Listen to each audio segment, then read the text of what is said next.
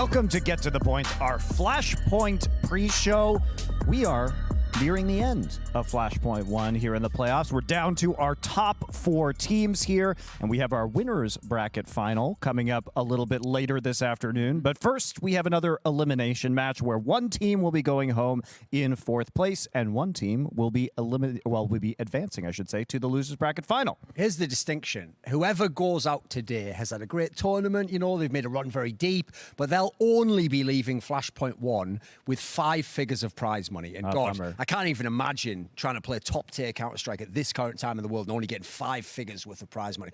Everyone else is going to get the 6 figures, of course, where they deserve to be, you know, top pro. There you go. There you go. Subtle enough for everyone? Just kick it off right on the nose, Duncan. Very good. Very good. Don't need to warm up at all. Let's take a look at our playoff bracket and how we got to this point. Yesterday, it was Havu and Cloud9 advancing. They will face each other today, and it was Gen.G and Orglis both dropping out in 5th to 6th place. In our winners bracket, Mad Lions and MIBR advance over Cloud9 and Havu respectively. Well, who also advanced, so we get to see that matchup. And now, Mad Lions versus MIBR, that's where we're going to start today because it's our second match, and we'll get back to more discussion about it before we start that one this afternoon. Now, for Mad Lions and MIBR, there's obviously, you know, a lot to discuss with these teams. I think most people would have thought that this is the matchup we'd have in the winners bracket final, given their performance, especially in phase 2 for both of these teams. Now, Mad Lions is on a 16-map win streak right now. They have only lost 1 best of 3, and that was their first best of 3 to Havu on land, their first match with Asilian instead of Hunded, and since then, they've fixed a lot of their issues. Are they going to lose a map today? Let's start there. I mean, even then, if you remember, in the final of the same group, they then got revenge. And they just smashed Havu when it went online 2-0. So, yeah, so far, nobody has really proven that they've got what it takes to take the Mad Lions down. I mean, the craziest thing is, I actually think that the flex that they did in that upper bracket semi-final, where they let their permaban of Inferno come through and basically said to Cloud9, go on then, pick it. So you want to play this map, and still beat them in like 1 million overtimes. These guys can do anything seemingly in the game. Like at this level, they have really just looked like the complete package. Everyone else has like a couple of good qualities, one big flaw. It's the only flaw you can even put against them is inexperience for most of them. And thus far, that has not actually been a factor in terms of their results. And, you know, I talked about this a while ago, and I asked, now we have obviously the HLTV rankings, which have been updated recently, but in the Thorin top 10 in the world, would Mad Lions be one of those teams right now? With the finish they're going to have here, I think they would probably slide in. It could probably be like number 10, number 9. I think they'll be in that position because obviously there's been ranked teams in the past that have played, that they've had good games against. EPL's obviously been online and it's split apart. So I think the thing is at the moment, we haven't got a lot of tournaments to rank from. So sure. If you finish top 2, top 3 at this tournament, as they're guaranteed to now, I think that bodes very well for you. Yeah, obviously really difficult considering that we're online and, you know, everybody's separated right now. We don't have a lot of those tournaments. Yeah, I definitely would have them top 10. All right, so Mad Lions stonks up. Maui? Yes. Yeah, I'd probably put them in the top 10 right now. I think 100 Thieves was the team that was kind of teetering on the edge right there, and they didn't have the best EPL showing. Terribly. Yeah, so I think that Mad Lions, by eye test and by the fact that they have already secured a top 4 placement or top 3 placement at this tournament, that they are probably by achievement going to be in the top 10 in the world. The thing is that with this team and their lack of experience, they've let a lot of games get a lot closer than they probably should have, especially against Contact. That's a game that just burned into my brain, how many overtimes that went to, how many mistakes we saw just as that game just went on and on and on. And it shows that when there is a lot of pressure, when players are kind of playing a little bit looser, maybe when Asilian can't just get everyone centered on the map, it just can be pretty difficult for them to close out games, and they haven't really been smashing teams as much as I would have thought that they would, despite how good they've looked on paper in terms of tactics and in terms of firepower. The one great weakness that they have going into this, and I think it was given away a little bit going into this match, was I think it was Bubsky. Off the top of my head, it was Bubsky tweeting about it, how Peacemaker was over the moon that they're going to get to play against MIBR. He said starstruck. Audition, some would say. Yeah, exactly. There's a coaching position open. I was like, just saying Peacemaker. Those jokes aside. It's not even a meme anymore. It might even be good. No, but that's the thing. right now we're seeing a Mad Lions that are capable because they have a structure that allows them to build confidence. They're getting results with a new in-game leader and a coach. That's going to give the rest of the team confidence to go in and start believing in the system. And look, they don't drop maps. They're just crushing through series. Obviously, sometimes a fight, but they're still getting the job done. That's only going to build more confidence. Now they're going to get their real test, because if Peacemaker holds MIBR on too high a pedestal, he might change how he plays the game. He might overthink things. And then all of a sudden, confidence may start to waver in the system. And that could be the downfall here for Mad Lions. Just tell him to patch me into the call. I'll sort that all out. Sort out. Yeah. Well, there's a lot to go on there, because Taco was saying the same thing with MIBR the other day, where it's like all a confidence game in their head right now. This is the battle between the two teams that need to just build up some confidence in themselves. Yeah, and speaking of Peacemaker, I have been told by the Mad Lions team privately that he's been doing a lot for the team overall. Now, we can say, of course they're going to say that, right? They're going to big up themselves, but they have made a specific point saying that Peacemaker is doing a lot of work. But it's been confirmed by the players as well now, and several of the players. So it's not just one player who's like, oh yeah, he's my bud. It's like, no, all the players are behind this guy and saying that he's having a big impact on the team. So you got to take it with something. There's got to be something there. Yeah, and obviously, like, his role probably increased with the loss of Hunden and the move to Asilian, so picking up a lot of the slack and really doing well here at Flashpoint 1. Let's talk about some more Brazilians, though, which is MIBR coming into this. Now, MIBR, powered up online, Fur in particular, has been doing excellent work, but they haven't had the cleanest wins. Even in the playoffs right now, 2-1 to Orglis, 2-1 to Havu. There's a world where Havu wins that series 2-0.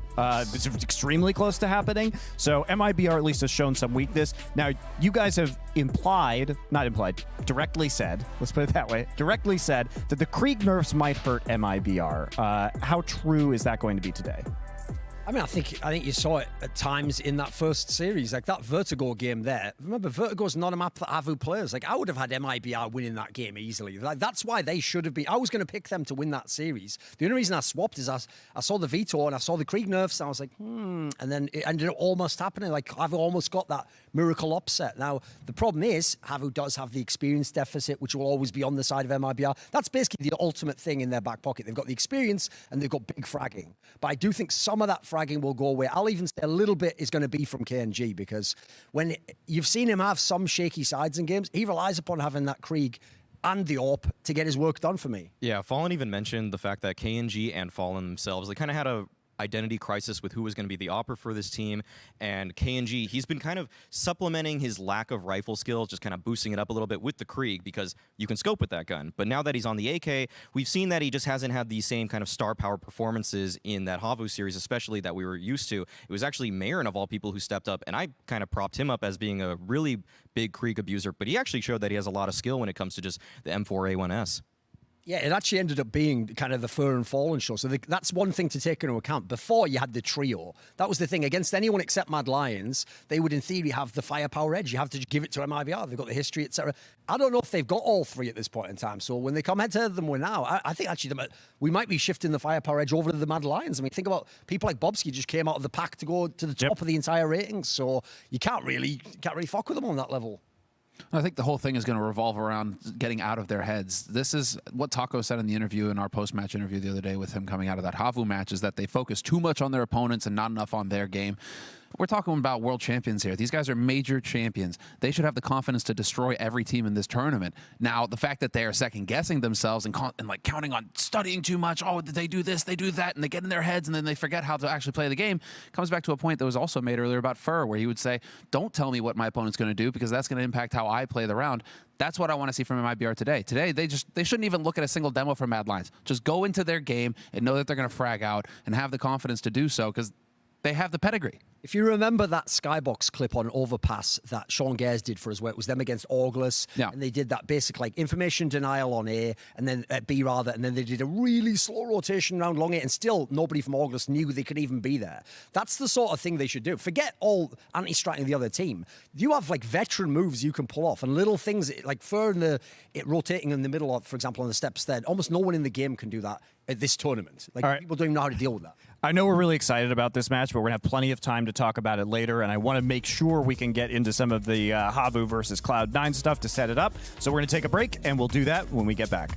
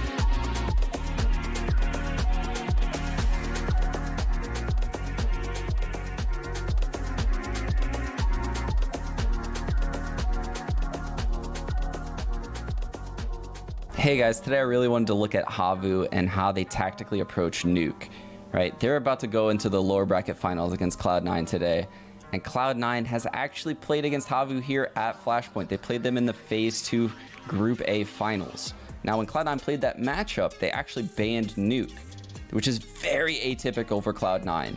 They always ban Mirage. And then Havu picked Mirage, of course, because it's Cloud9's permaban. They then 16-6 Cloud9 on Mirage. So in this matchup, I don't think Cloud9's going to play those funny games anymore. I think they're going to actually play Havu head-to-head on a map like Nuke. Havu's going to probably pick Nuke once Cloud9 doesn't ban it. And I wanted to take a look at why Cloud9 was so scared that they banned Nuke in that first matchup. So let's look at 2 rounds here that show you some of the tactical depth that they're dealing with going into this matchup. So you can see right off the bat, the Havu players spread out outside, and they're now doing the wall of smoke. They throw the molly for the middle smoke, send Dodo and I believe that's Saw down into the lower site, and meanwhile 3 players are holding the lobby. Zori with a deagle, no armor, and then we have Slowy and Hoodie there as well with the bomb. So this is Tessus here in front of the door. Zori's just taking some nice red-eye peeks, and pop, see ya. Okay, so that's a nice 4 versus 5, and something to note in the meantime was this lurk smoke in front of the door that Havu had thrown. We can actually go back and see. You can see they actually threw a Molotov down the vents to mess with the rotations, so that way Saw and Dodo didn't have to worry about a quick vent drop. So they have all of their I's dotted, their T's crossed, and now we're going to play out the round a little bit. You can see these 2 guys in the lower site have maneuvered around a flanker, and actually there's a second guy in this lower site as well. So they're about to come up the vents and do this really sick mid-game split on a player that's upper all by himself. I believe it's Hooksy, and then we have Farleak who's playing ramp, trying to desperately rotate back just in time. You can see they're just waiting for that door smoke to fade, and the second the door smoke fades, let's actually take the roof off of this bad boy. Poor Hooksy, just sitting behind the sight boxes. Slowy's going to get that one-on-one engagement in Hut, and the swarm is on. And at that point, the round is so over. You can see Refresh tries to come up the vent to trade the kill. Bomb goes down. They have the upper site, and the 2 CTs are retaking from a lobby. Round's over. Let's take a look at the next round, okay? So in this next round, we're going to see something completely different, right? And that's what makes Havu such a special Nuke team. They're so tactically deep, and they can literally do a wide variety of shots. So they blow open the door early round, Zori's picking out, and you're about to see a shit ton of utility used out here in this outer yard. So here we go. There's the lurk smoke going down, and that's going to allow all of these nades to be thrown. We have a smoke to mini, we have a molly towards secret stairs, we have a smoke going towards the windows below heaven. There it is. Let's actually put the roof back on. And a molly coming over to heaven as well. So they're basically denying all info outside. No one can peek anything. And Dodo has managed to lurk his way into this smoke, right? He's just listening. He's trying to hear what's going on, trying to get some intel. He's the guy that you're going to find lurking outside when you watch Havu play. And surprisingly, he's actually the CT that plays aggressive outside as well. So he's very familiar with these outside engagements around, the connector position. But in the meantime, the mid-game reads come from Havu here. You can see 4 people have walked their way into ramp. And Flames does the typical response, right? The ramp player leaves ramp when all of that utility is thrown outside. He probably throws a piece of utility, and you can see it's actually Nodios. He's below heaven, just holding for this push. Now, Havu's the type of team that's, I can tell they're calling this on the fly, right? Their in-game leader has full control. Saw's telling them to stick together, guys. Everyone just stay close, trade kills. We're just going to walk in the lower site, pounce on it. Dodo's knowing as the lurker, he's playing very smart in this outside site. So I'm going to pause for a second just to show you guys where Dodo actually backed up to. You can see he's on the mini wall playing a super passive angle. He knows if he dies, everything is ruined. So he's staying alive. Meanwhile, these guys lower site still walking up. And you can see they're about to get a plant down in a 5 versus 5 on Nuke in the lower site. Just absolutely insane stuff. It's such a rare thing to see a team get on plant in a 5 versus 5. And Dodo actually takes an even smarter position at this point. He plays the red box, and he's just playing for sound. He's just playing for sound. Teammates get that plant down right now, and easy kill in the back of Refresh. And again, the round's over. So there's 2 rounds where Havu has completely outplayed their opponents. I think this is the type of stuff Cloud9 saw. They realize, this isn't right. We don't want to go into this map, but they're going to have to if they want to make it through to the finals of Flashpoint. So it'll be interesting to see how Cloud9 deals with this. They just lost, yesterday against Orglis on Nuke. So now they're going to go up against an absolute monster who's won 6 straight maps on Nuke. Let's see if they can do it. As Sean Gares noted, Cloud9 did lose to Orglis, although it was 16-14, so a very narrow loss. And also, they started really cold, came back later on to make it a competitive map. But that said, I know you have some stuff to talk about, Maui, in terms of that matchup, because you also saw some weaknesses from Cloud9. Yeah, exactly. So Orglis's approach to the map wasn't actually nearly as tactical as Havu's. So what Sean's showing there, that's going to be just another wrench in the whole equation for the Cloud9 side. But I want to show a clip here, which is going to be basically Orglis's strategy and how that was able to work against Cloud9. And I'm going to compare it to how Havu actually runs basically the same strategy. So this is a pretty simple just A split from Mini and from Door. It's just Havu catching Genji on a timing here with a single supporting flashbang. And it shows just how easily Havu was able to do this against Genji yesterday. This is a half buy, look. Yeah, so they were able to do this with Tech 9s. They were able to recover the guns from Genji. And then they were able to play a very easy and successful post plant here. Pretty low actual tactical depth to this one. It's pretty much just a door pop with one person outside as well and one flash. And we're going to see next is going to be Orglis running a very even drier hit and how Cloud9 wasn't able to handle that. So we're going to see that in this round, it's the same exact split that Havu did, but they're not even using a flash. Orglis is just dry peeking out. That being said, Infinite might be a little bit better of a fragger than the players that were on Havu, so Orglis didn't have to rely on the flashbang. But it just shows that Cloud9 here, if they run into some of the same problems that Havu threw at Genji, they're going to be in for some trouble here unless they made some adjustments in just one day.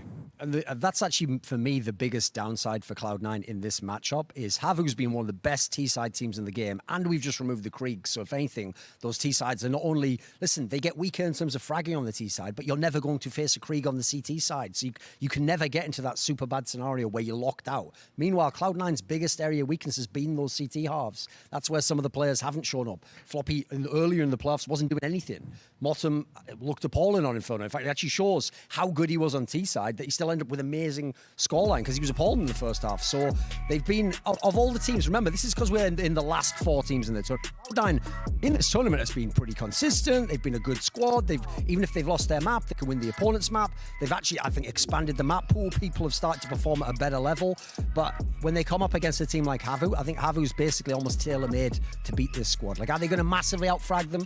No. Like, actually, Slow is like the second highest rated player in the tournament. Yeah. Like, Zori are going off every time. We also do have to discuss, like, Floppy really, really hard carrying them yesterday, especially on Inferno. Yes. MOTM struggling a lot. Your thoughts, Semler? Yes, that's the point that needs to be made right now, is that they are tailor-made in terms of beating them on a technical side, but then you have the intangible of the clutch that comes in, and that's what came back to bite Havu when they were playing against MIBR, with Fallen. You know, if you have guys like Sonic and Floppy who can just pull a 1v3 out of nowhere consistently, round after round, that's going to be a real thorn in Havu's side. So it's going to be very curious to see, because I think that's the key for Cloud9. Yeah, and looking at Havu as well, as we talk about this team, one of the most, if not the most pleasant surprise so far of Flashpoint 1. Now, bear in mind, they have only lost to Mad Lions and MIBR here at this tournament. And yeah, similar, they may have lost the clutch factor, but is that really too embarrassing when, you know,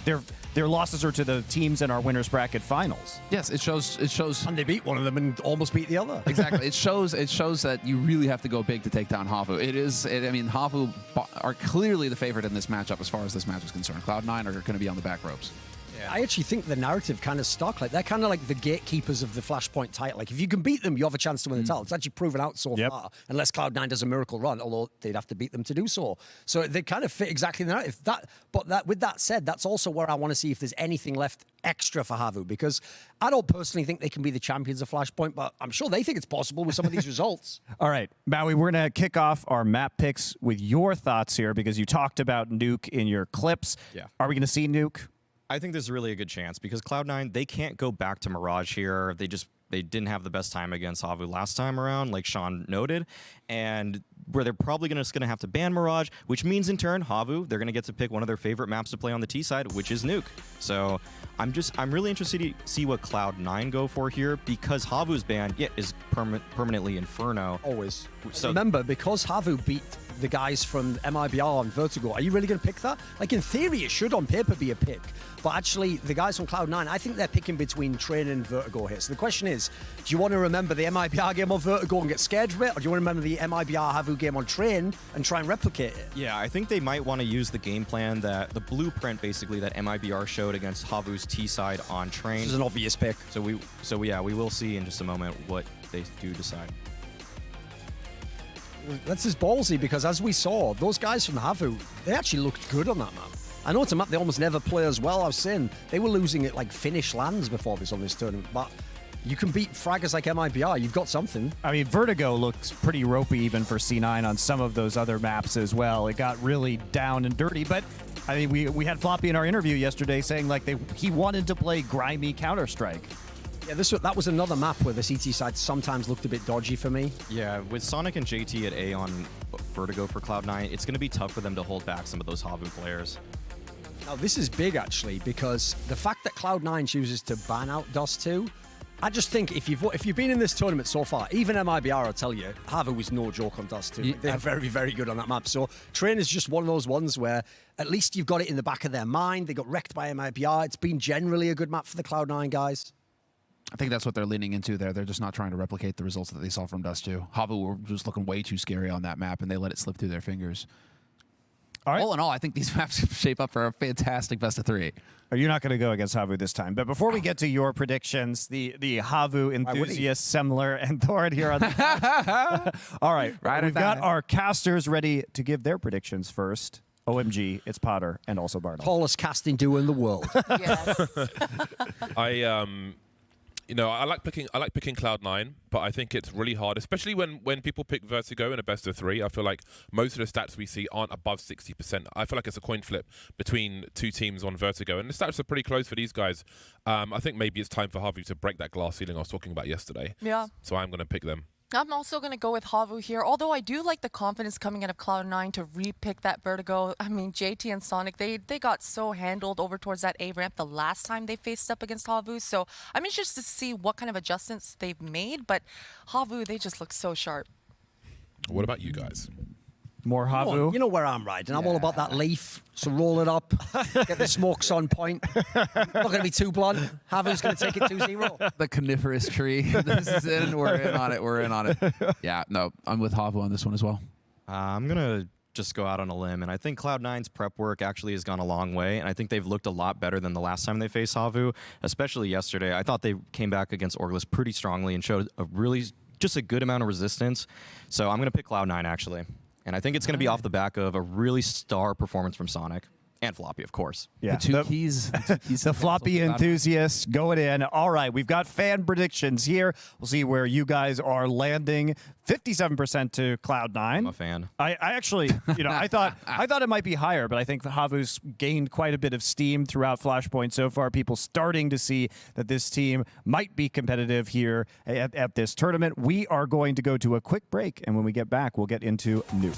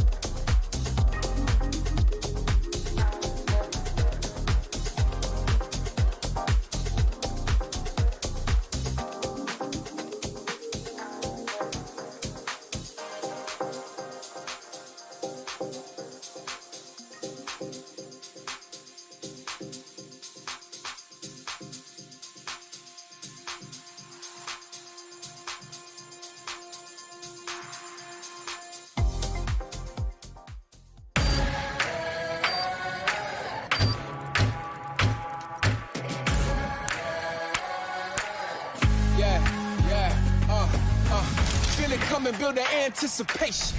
I'm charged up, they say I'm ready for greatness. If you think different, listen, you must be mistaken. We on level 10, that's where very few take it. The wait is over, we too impatient. A change on the way, gotta embrace it. Drop a pin, send the location. The direction could change, but when is the destination? Now look around, this is what they call greatness. Now start it up. Push it to the limit, I can never get enough. Yeah, now start it up. If you wanna see the future, then take a look at us.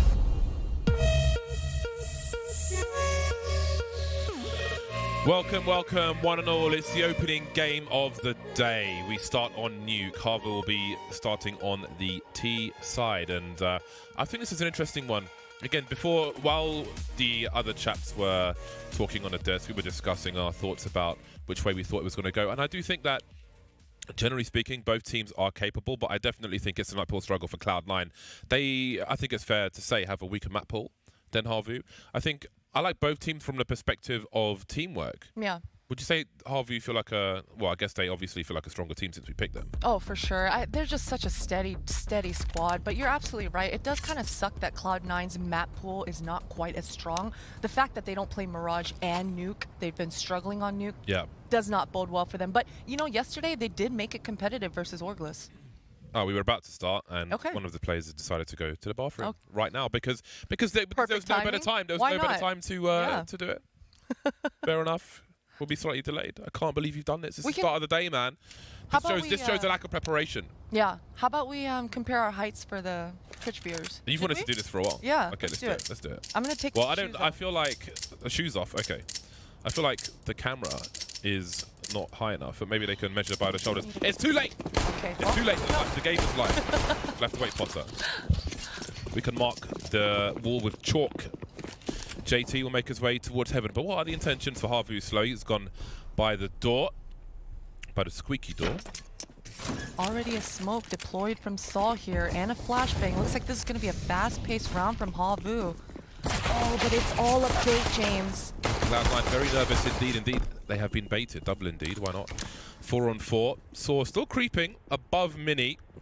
He's seen ahead, but has he been spotted? JT and MOTM, they're not sure where to go. Back and forth, being pulled from pillar to post. The Glock is being fired very fast so far. So good. He's got 2 1v1s, more or less, even though they were in the same place. MOTM turns around and dies, as does JT. Floppy and Sonic, they're just Wing all over the shop. Havu are ready for this. I mean, Cloud9 could still win this because it's a pistol run, but the indication so far is great for Havu, and the way Cloud9 have just been running all over the place in this round. Saw's position. There's no... Oh, Floppy. The spidey sense is tingling for him. Now he's in a 1 versus 2. He's got that kit and a lot of HP, but the time, James, the time is not on Floppy's side. He's got to put some pep in his step here to get to that bomb. And Zori, already with that insurance plan coming through to connector. This is so difficult, but that makes it so much easier for Floppy here. He's never going to find Zori's There's no position. way. Yeah. Back of the head, though. He could have done spin to win there, James. He could have, yeah. He could have got away with that, actually. Yeah. Especially with a Glock. It can take 6 bullets to kill somebody with a Glock. What a high-intensity strategy from Havu. I mean, they threw everyone off with all the utility. Generally speaking, as a defender, you never expect, if you're going to invest that much into a pistol round with only $800, generally speaking, you're going to bring all of your members towards that area of the map. But they just kind of waited Cloud9's rotations out. It was a beautiful pistol from Havu. I really like that. But this force buy from Cloud9, this might throw a wrench in Havu's plans here. Got a push in lobby already. Had this been heard of all the spam. Slowy's made his way downstairs. MOTM may chase. We'll see what they choose to do. Slowy's waiting. And that's a good spot for a Mac 10. Waiting for players to come down the ladder. Cloud9 will avoid it. Cloud9 made to look like headless chickens in that first round. I've not seen a pistol run like that in a long time. Not a good indicator in a map which I think it's fair to say Cloud9 are expected to lose. They still have 5 players alive though, and again, they're just moving together. Pack leader. Trade. Yeah, at this point, Cloud9, their focus is not going to be to get to the bomb. They've got armor, they've got some pistols, they just want to get some kills. Kind of put a dent in Havu's economy here. And get some headshots on the board for themselves as well going into this gun round. To try to prepare for themselves. I like this. I like the the pack unit of Cloud9 towards the secret here. 4 Mac 10s for Havu. I am noting late. This is cool for Cloud9. I like this approach where rather than just lose loads of weapons, they'll concentrate into one place. But again, they can just reset the situation. We can have a direct replay of this round next round. And I like that. I wish we would see this kind of thing more, like this decision from Cloud9. Because often you'll see 2 or 3 people lose weapons here, and then they're just a lot weaker next round where they can reset and they've got all their normal CT positions once again. Definitely so. Cloud9's got that economy game down. Yesterday we saw that enabled them to actually make some comebacks in their series. You know, it's all about that money. Once you've got some money down, you can start posturing for yourself to make the map a little bit more competitive. And I like the thinking ahead coming out of Cloud9. We haven't seen much of it in Flashpoint 1 so far, James. Well, it's I was going to say never too late, but sometimes it is, because we are in elimination stages. There we go, got there in the end. There was a brief TeamSpeak crash for one of the Cloud9 players, but it was resolved promptly, and here we go again. So it's more or less a reset, maybe lacking some utility here or there, as Cloud9 won't want to spend too much, because it's really about the rounds to come. Well, they've been outmaneuvered towards Mini, but again, it's that lobby push. Zori's holding on to things for the time being, but he has been taken out 2-on-2, and this is, again, what can happen if you hold on to what you force fought with in that round prior. 2-on-2. HP is with Havu. Mac 10s, though, with Cloud9. Very dangerous. Sonic and MOTM both low. They'll need more than one shot with either of those weapons. Oh, the flashbang. What a great Molotov. Almost flubbed it from Dodo, but this is going to slow down Cloud9 here. Yeah, Dodo with that Galileo, he's just going to make quick work with Cloud9. As you mentioned, James, it was a nice attempt coming out of Cloud9. Now this is where it's all gonna kind of illustrate for us what Cloud9's defenses are going to look like. It looks like OC's got that AWP right off the bat. It's going to be interesting to see if he takes that AWP over towards that ramp to try to get a quick pick. We saw a lot of nice lobby crunches yesterday, or if he's just going to go to the default onto the rafters to watch that outside yard. 3-0 start for Havu. This is the perfect start for the T side. Flashes into A. It's going to be a fast one to break, it seems. Will they go to the water bit? No, looking to clear out the A site itself. Floppy unable to get anything done, and his team have been isolated from the site for the most part. JT down to 13 HP. It's a spray from Saw. Very, very aware. Not the start Cloud9 we're looking for. One would assume that this round is over already, which means it's a low fragging start for Cloud9. Again, that does raise the pressure when they do win a round. Oh man, that round started so fast, and you saw Cloud9 member through that connector doing so much damage, and even the splash damage from the utility. But Havu, man, they just get into the bomb site, no cares given. They don't mind the splash damage, James, because their only focus is just to get spacing in that instance. And that round was so fast. Yeah. Cloud9 already have to save. Yeah, it was good that decisions were made for them. Again, great utility work from Havu. Floppy isolated on the A bomb site. Of course, there's various things for Cloud9 to worry about at the beginning of the round. Pressure on the outside, pressure towards the ramp. Havu played their cards right. The numbers game, the awareness from Saw as well. And again, there's lots of detail in their executes, as we saw from that video from Sean Grills before the match started. So Cloud9 will buy around what they have saved. We can see the M4 on the floor for JT to collect. The utility is quite reasonable as well. So it's attempt number 2 in terms of buy rounds from Cloud9. Cloud9 need to make sure that they stop Havu's aggression here. Make them second guess themselves. Because last round, 3 members of Cloud9 didn't even shoot their guns before the round was already over. Ooh, and MOTM already taking half his HP and damage done. Yeah, he's made his way towards the garage, so they must know where he is. He must be trapped in this position, but he still has an angle on Mini, which is something. And we'll see what Havu chooses to do in that respect. You can smoke off the garage, of course. Oh, that was so close from Slowy. JT just living life on the edge there. It's not comfortable, is it, for Cloud9? It's not slipper time. Where is this smoke gonna go to? Seems like it's another outside Just smoke. the cross smokes, interesting. I suppose maybe he has further purpose in his position, which is why he's doing it from there. Oh, okay, we've got the close variation. So they could try to pitch Mini, but again, they've got no smoke in garage, and they must know MOTM is here because of the damage they did earlier on. So this is very interesting what their approach is. Now they could pop flash the garage here, but no, they're gonna just walk close to the smokes, make their way to Secret. Hoodie's been taken out by OC in the meantime. There's 33 seconds on the clock. OC holding on to the ramp. He still has support from his teammates. So now we've got a 3-on-5 for Havu as they make their way towards B. There's nobody lower for Cloud9, and as I say that, Sonic makes his way. 20 seconds, and surely you want to get a second man down here. Oh god, he's given some sound cues away now. With the time on the clock, they're gonna know he's here, but OC makes his way towards the ramp and covers his back. 4-on-2 as Sonic's taken out. 8 seconds. Can they even plant the bomb at this point? Looks like they might be going for damage. Oh, they got it. Just about trying to tease the shot from OC to take him out. Saw he knows he's got to make a forward play to have any chance of winning this round. There'll be a pop flash from his teammate, but that's all the utility they have. Looks like they'll be going for, well, just have to frag out really and win the duels. That one will be lost, so this could be a strong round from Cloud9. Maybe now it's a question of damage for Saw. He's got an off angle, 2 headshots immediately. The 180 spin again, Saw! That's absolutely ridiculous. It was a 4-on-1. Floppy's the only survivor, the only man to tell the tale. That second shot from Saw was so crisp.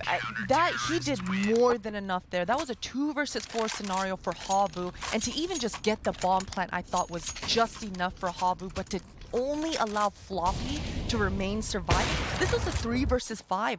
5 versus 3 for Cloud9. They had all the advantages. OC with a nice ramp hold, baiting Sonic on that ramp, and man, Saw, this was a great loss, but a great win for Havu here. Yeah, he definitely is an overachiever in that round. Sets them up very nicely. If they can win this round, it'll put Cloud9 on their arse for the foreseeable future. MOTM spraying. Hoodie gets taken out actually, so maybe there's a chance here for Cloud9 to keep the numbers high. And look at these deletions. Floppy. There's 4 damage by Havu, and they've lost 4 players. That's 1 HP. That's 1 HP per man. Floppy just said, no, this is my door, you're not getting through it. And Dodo's feet does get spotted from Sonic. Nice upper hold from Cloud9. Now that they've slowed Havu's pace down here, I think Havu's going to have to respect that upper hold. And once again, this round should be slowed down just slightly. A lot of utility. The money is looking okay for Havu at the moment. But Cloud9, they're starting to get a grip on this match early on now. They can just set their feet down. Look at this buy from Cloud9. I call it a buy. I mean, what do they buy? They've got 4 AKs. You can't buy those.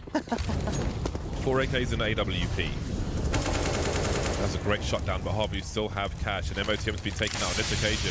JT's got some work to do. You can see players making their way downstairs. The bomb will just about get there as well. Completely blind, and that compromises Sonic's position. He's thinking, do I have to go down towards B? Timing on Sonic. Okay, OC's got his back, of course. As per usual, OC, man with a plan. We've got double smokes in one position, which is never what you want to see from the side, throwing them, of course. But that'll give Cloud9 some extra time later on once the bomb's been planted. Resmoke won't be coming in, but Hoodie will hold on to the position. OC looking for the flicks now, but won't quite get there. Man, disadvantage for Cloud9. You can see OC just showing lots of presence, but he can't fire that too many times more because Dote's looking to swing on him. Oh my god, how's he missed that one? 2-on-2. They've been given a chance, Cloud9, but where are the remaining players? OC looking for more flicks. Got to be careful. You never know when that peak's coming in. Oh, he's just about showed himself onto the pistol. How's he still alive? Hoodie must be nervous. Both Cloud9 players pretty tagged now. Floppy with 19 HP. Hoodie can just hide. Saw can swing for him. Floppy's not going to win this round. That bomb's too far ticked. Maybe he can hold on to the AWP, but he's got to run and maybe try and retrieve it afterwards. Oh, that flick from OC was so close, and after he hit that flick at that ramp wall, I thought it was so doable, but Floppy, oh my gosh. Okay, that's good that he survived with that AK. Because as I said, the economy is good for Cloud9, but it's not the best. Very brutal game of Nuke so far. 2 rounds from 7 on the C2 side. Not ideal. You would imagine that it's only going to get worse for Cloud9 once the side switch with how good Havu have been playing of late. So they've really got to rack up these rounds. They're on the buy once again. Grenades are starting to go down for Cloud9. But they are still in with a chance. So money could be broken for Havu here as well. So this is a key round. One of these teams going to be broke after this. I do note, though, that Floppy's got 6.5 grand. Yeah.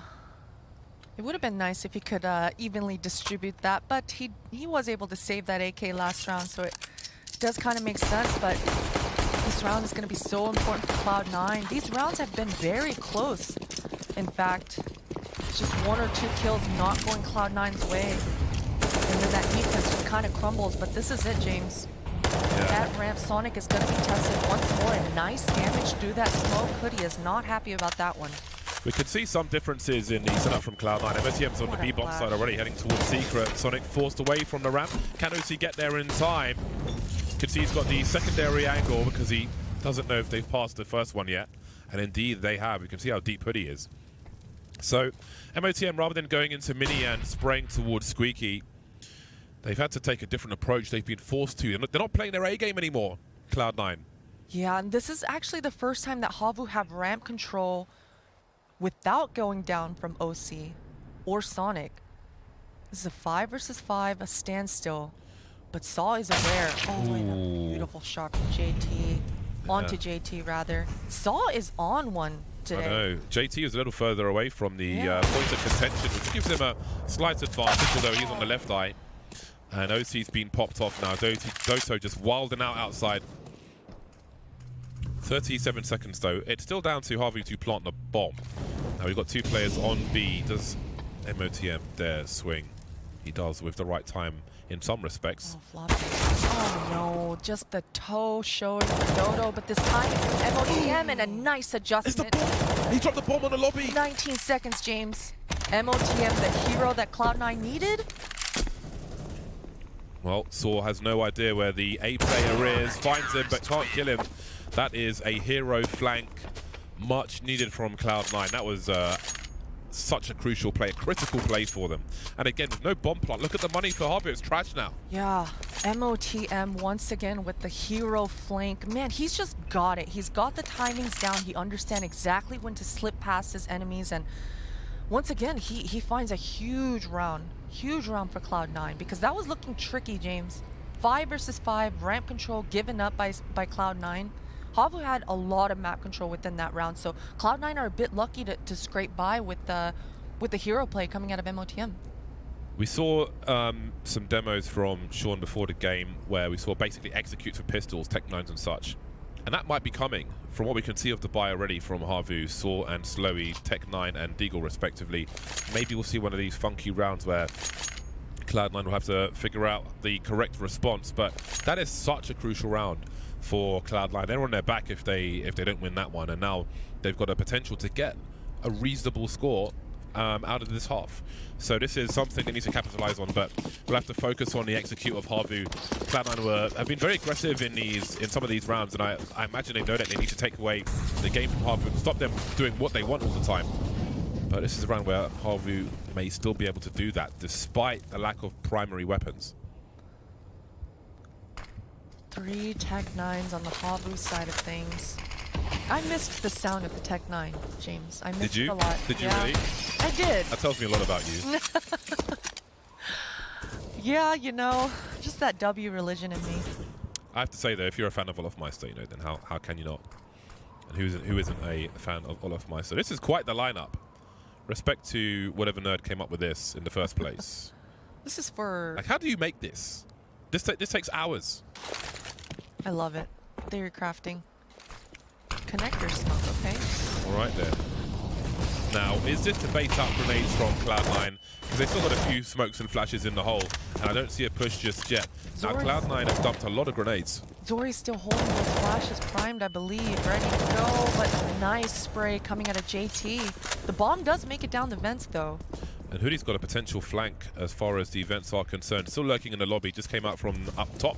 MOTM makes his way downstairs, 35 seconds. Havu really taking their time. They've got good position, but they're starting to lose players. Hoodie's flank has been eliminated. But the bomb's been planted, and Saw's on the flank as well. Tech9 comes into play, and now he's got himself a rifle. It's a big position taken away as well as Cloud9 look to approach from the vent, and Floppy's looking to flank the flank, which could be very important. But now Smoke's up, and Saw has repositioned. That takes 2 players out of the game. And Dodo has a Molotov here as well. This is looking really good for Havu. Oh boy, there's a tap from the Tech9. Playing it like a piano.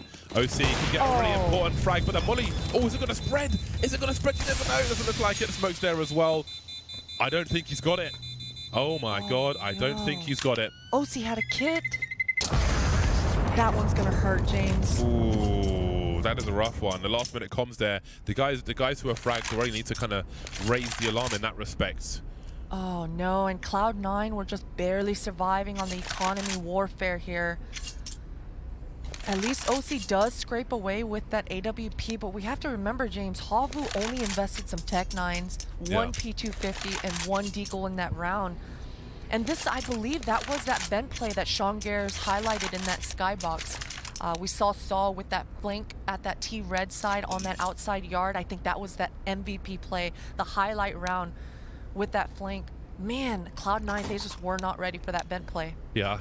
So I'm sure Sean will be frothing at the mouth with pleasure at at that round. So we've got another TeamSpeak timeout. So there was a recent TeamSpeak update, which apparently has caused some people to crash here and there.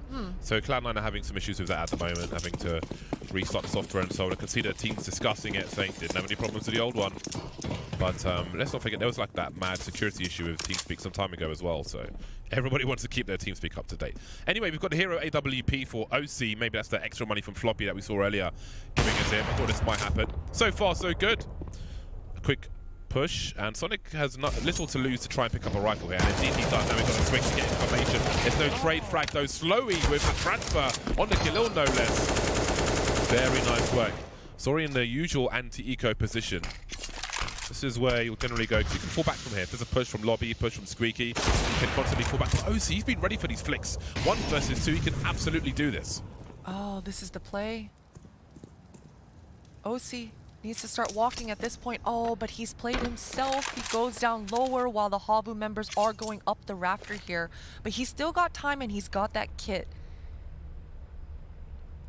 But at this point, James, I think unless Havu give OC just a free kill here at this moment, which I doubt they do, OC's just going to be trying to look for a kill, I imagine, because going up this ladder, it's going to be way too clenchy here.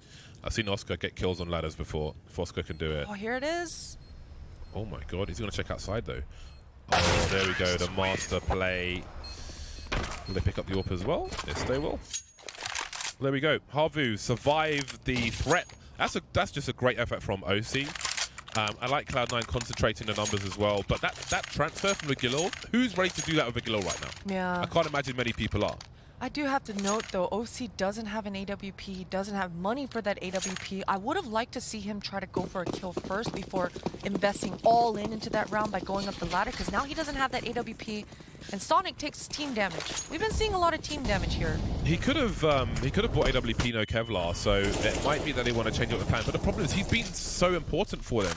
He's almost the top fragger, especially towards the ramp with that AWP. So it's interesting. Oh, another push from Cloud9. Oh no, Hoodie's got the perfect position for it. The max in, no less. And that's a nice upgrade for him. Bonus money also. And that leaves JT alone. So it's just unfortunate, you know, you make the play at the wrong time and it can look terrible. But at the right time, it could do a lot. Cloud9 tried to bamboozle Havu. I'm sure that they thought Havu would never expect a lobby crunch 2 times in a row in a match that matters so much. I like the type of psychological warfare that's going on in this match. At the moment, Havu have been flanking Cloud9 on multiple occasions, just spread out across the map. So I understand the logic from Cloud9. You know, they want to try to take over some map control, but Havu, they read him. Hoodie with the MAC-10 takes out 2 rifles in that ladder, in that table. That's, you know, he's well positioned. He's very well positioned for a smoke push. He prepared himself for it. Again, right place, right time. Credit to Havu, 8-3. Won most of the recent rounds. And back to the old faithful. Straight into the A-bomb site, looking for the CTs. And maybe trying to figure out how they're playing. They'll decide where to go. Slow will be allowed to go deep and find out what's going on. He'll find no one else in the A-bomb site. So there's the information. Get some mollies up towards heaven, and surely they will simply make their play into A now. You can boost on Hut to get into rafters, but there's rarely a safe-ish opportunity to do that in a professional game. So on the flank now, they're well positioned, but he could risk losing a rifle. So now they may have a rotation to protect that rifle, but it has been collected by Floppy. Oh, okay.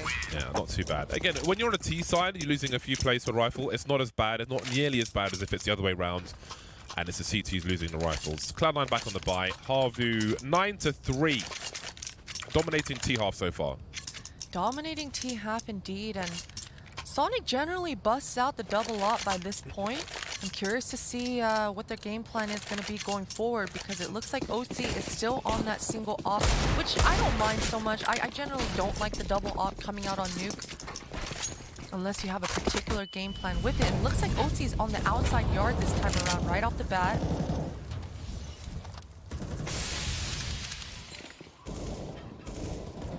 Just holding a sliver of an angle at this moment. But MOTM, he's creeping up these secret stairs. He's got to be patient. Cloud9 have been getting caught off by pushing Havu on multiple occasions at this time.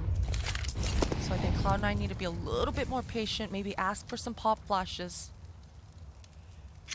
Havu completely changing the pace. We'll see how long Cloud9 can hold on to their utility for these sentries. May be very important later. You saw they were baited into dumping all their utility on A in a prior round when they had the pistols out, Havu. The wall of smoke comes out at the minute mark. Looks like they've got smoke lined up for elsewhere as well. Not sure if that's for Hell. I presume not, with the smokes covering many to Garage. There's that pop flash play from MOTM to start off the round from Cloud9. This is perfect. Now it's a 5 versus 4 advantageous situation for Cloud9. They just need to kind of turtle up. But this smoke is going to be huge. It's going to push OC out of that Raptor side. He does flop that shot. It's all going to be on JT, but they know he's here. Well, now they're all dead. OC to the point of no return. Down he goes. I'll give him some cover. And he could do this alone. Sonic will come to save him as Slowy goes round the angle. Unlikely round there for Cloud9. Looking dangerous, especially after those 2 entries on the A bomb site. I think most people are expecting... I would imagine that Cloud9 are expecting to, in most cases, to win this game in 3. Mm-hmm. Which is, again, why Vertigo is such an interesting prospect, because it really does feel coin flippy in terms of the stats for most teams at the moment. Again, there's another TS issue, so whoever's having it, they're going to install. They're going to get that rollback going and install the older one quickly. Slowy's trying to help them out. Yeah, so that's unfortunate. But that was a beautiful round from OC. I love the fact that even though he got smoked out, he did jiggle peek, get a shot off, and it doesn't even matter that he missed this shot because he knows exactly where his teammates are. He decides to jump out that Raptor, get on the ground, and go for some more pop shots, and that just draws those attackers that are trying to get into the site. All their attention is going to be focused on him, and that enables JT. We saw that he got a kill by Tetris, then his mate over on top of Hut Raptor got a kill as well. So I like the triangle defense coming into Cloud9. And each player did their job and maintained their responsibilities. It was a nice upper hold. Yeah. On Cloud9. And all these rounds are much needed. And of course, while they're probably expecting to win it in 3, there's a chance they could do it on Nuke. Probably a better chance than Mirage. And it does look like we'll have a second AWP coming out finally for Cloud9. So we get there eventually. For the late rounds, they'll try to change things up, which can always be good to catch your opponent off guard, although I feel like all the cards are being held by Havu for the most part on Nuke. Vertigo is going to be real interesting, though. It will. And look, if I'm Cloud9 here, I'm in it for the long haul. I know that we've got 2 more maps after this, and even though you're down on a CT-sided map in Nuke, 4-9, you knew coming into this that Nuke was your always auto veto. You knew that Nuke was not a map that you felt comfortable on whatsoever. So this is more like a warm-up. It's like DMing, getting yourself into the match, into the series before you go to Vertigo. Yeah, and in the short term, there are issues for Cloud9 in terms of, well, any veto, because they essentially don't play 2 maps at the moment. But again, they're building, so for the long term, that will, I'm sure, change. But we'll see if they can survive Nuke. So they have installed the 3.5 version of the TeamSpeak client for floppy, I think it is. So we'll see if he'll be all right with that. Of course, for Ventrilo. I was never a fan of Ventrilo. I feel like the UI was horrible in comparison to TeamSpeak. Yeah, it was our only option there for a little bit, though. Well, here we go. 2 rounds left in the first half. 2 AWPs out for Cloud9. Initial harassment from Havu once again. Squeaky doors blown off. Just a constant threat. But look at these mollies being readied for the A bomb site. I think one more grenade towards Mini as well. But this time, Floppy will deliver, as he often does. OC still on the high ground, 3-on-2, both orbs still alive. Sorry, they will cause problems. He'll bounce the smoke towards Mini. So the A play is possible, but they're still going downstairs. This is the play. MOTM and Sonic, they've got to respect this upper play, but okay, at this point the jig is up. The reload gave the game away there. Yeah. Havu are still in an advantageous position here. 2 versus 2, this is everything. Oh, okay, well, that turns around real quick. Yes, it does. And MOTM can go and collect the other AWP as the bomb is defused. That reload really caught Havu off guard, I think, really fast, because that rotation came in so much faster from Cloud9 than I think Havu members were expecting. So MOTM calling that it was lower fast to his teammate in Sonic really enabled that retake to happen. And this last round is going to be everything for Cloud9. Because a 9-6 half is not great for Nuke, but hey, you win that pistol on T side and all of a sudden the score could be tied. So if Cloud9's T side prep work, which I'm sure it was good, then they can make this a competitive Nuke. Opted for the AK rather than the second AWP, so it will be the solo for this round. Get the squeaky doors blown off. Now, there's enough, that smoke's shallow enough so the CTs can see the vent, they'll know if anybody's gone down, but Toto's made his way towards the garage. Let's not forget, I forget who it was, maybe MOTM who had off angles, but OC knows what could be compromised, and he has his angles. So it's Havu's turn to get baited. Slowy low, slowy dead. 5-on-3 for Cloud9. Maybe they'll be happy with 6 rounds out of this. They are an underdog after all, but they'll have a lot of work to do on their T side. And JT is aware of that vent play from Slowy at this point in the last round of the first half. So good on him to stop Slowy's vent shenanigans. This shot from Saw, just a 1 tap onto Floppy.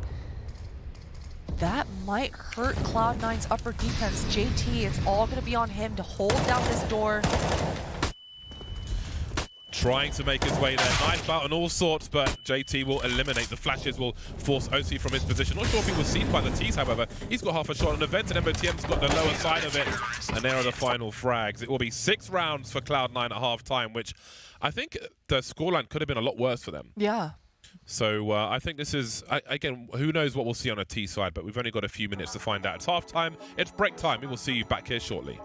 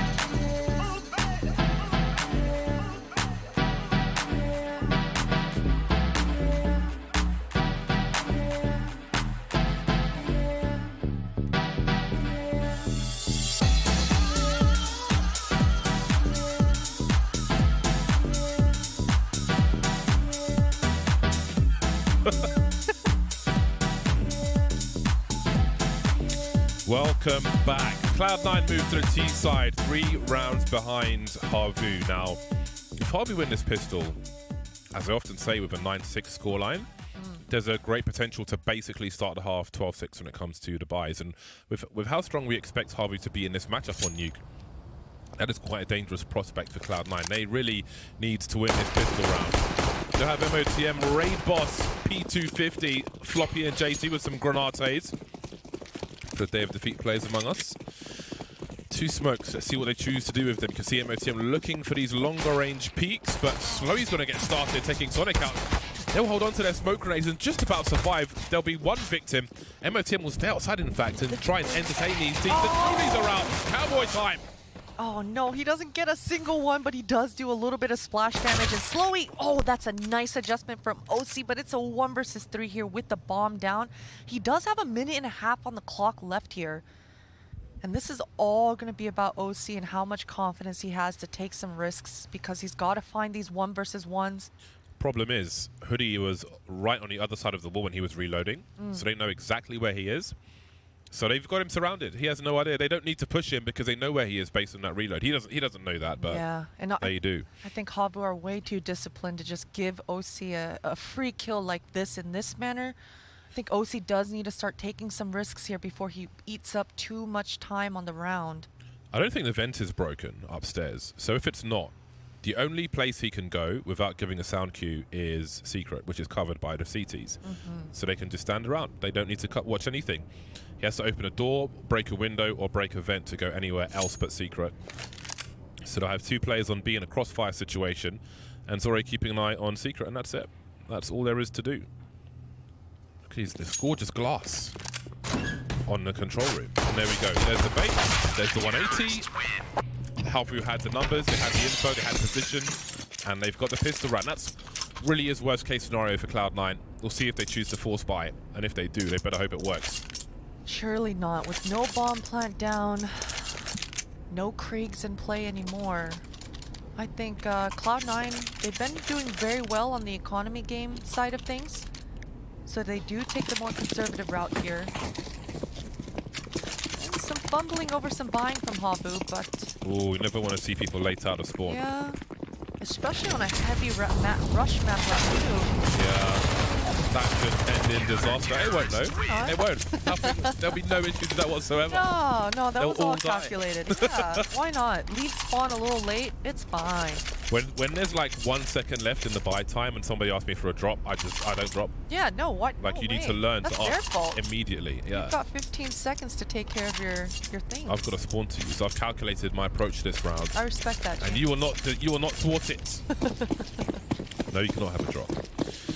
The 5 AK-47s are out for Cloud9, trying to stop Havu getting away with too much. And Havu's got a crap buy because it's their anti-eco buy, double MP9, which is okay depending on your position. The Scout and the FAMAS. Not Improve FAMAS, let's not much forget. utility on the Cloud9 side of things either. They've already used all of their smokes, only down to 1 flashbang. And as I mentioned, I don't think Havu are going to give Cloud9 the type of duels that they're looking for. Look at Doto's position. Based on those grenades, Doto is in CT spawn. Yeah. So if they try to make a play towards Hell, that would be very fun to watch. A lot of information to be had there. But what does that mean for the remainder of Havu? Their heaven is covered. We see JT starting to make an approach now. Dodo. Oh, he's starting to move forward. He's got to land that headshot though, and he does. Now he can just hide all the way in the back. Keep an eye on the ladder, and what can they really do? Cloud9, not a whole lot. You can see the creeping. Jack in the box. Oh, if he hit that. Oh, now they've lost track of him. But in the meantime, oh no, there he is. Sonic and OC remain.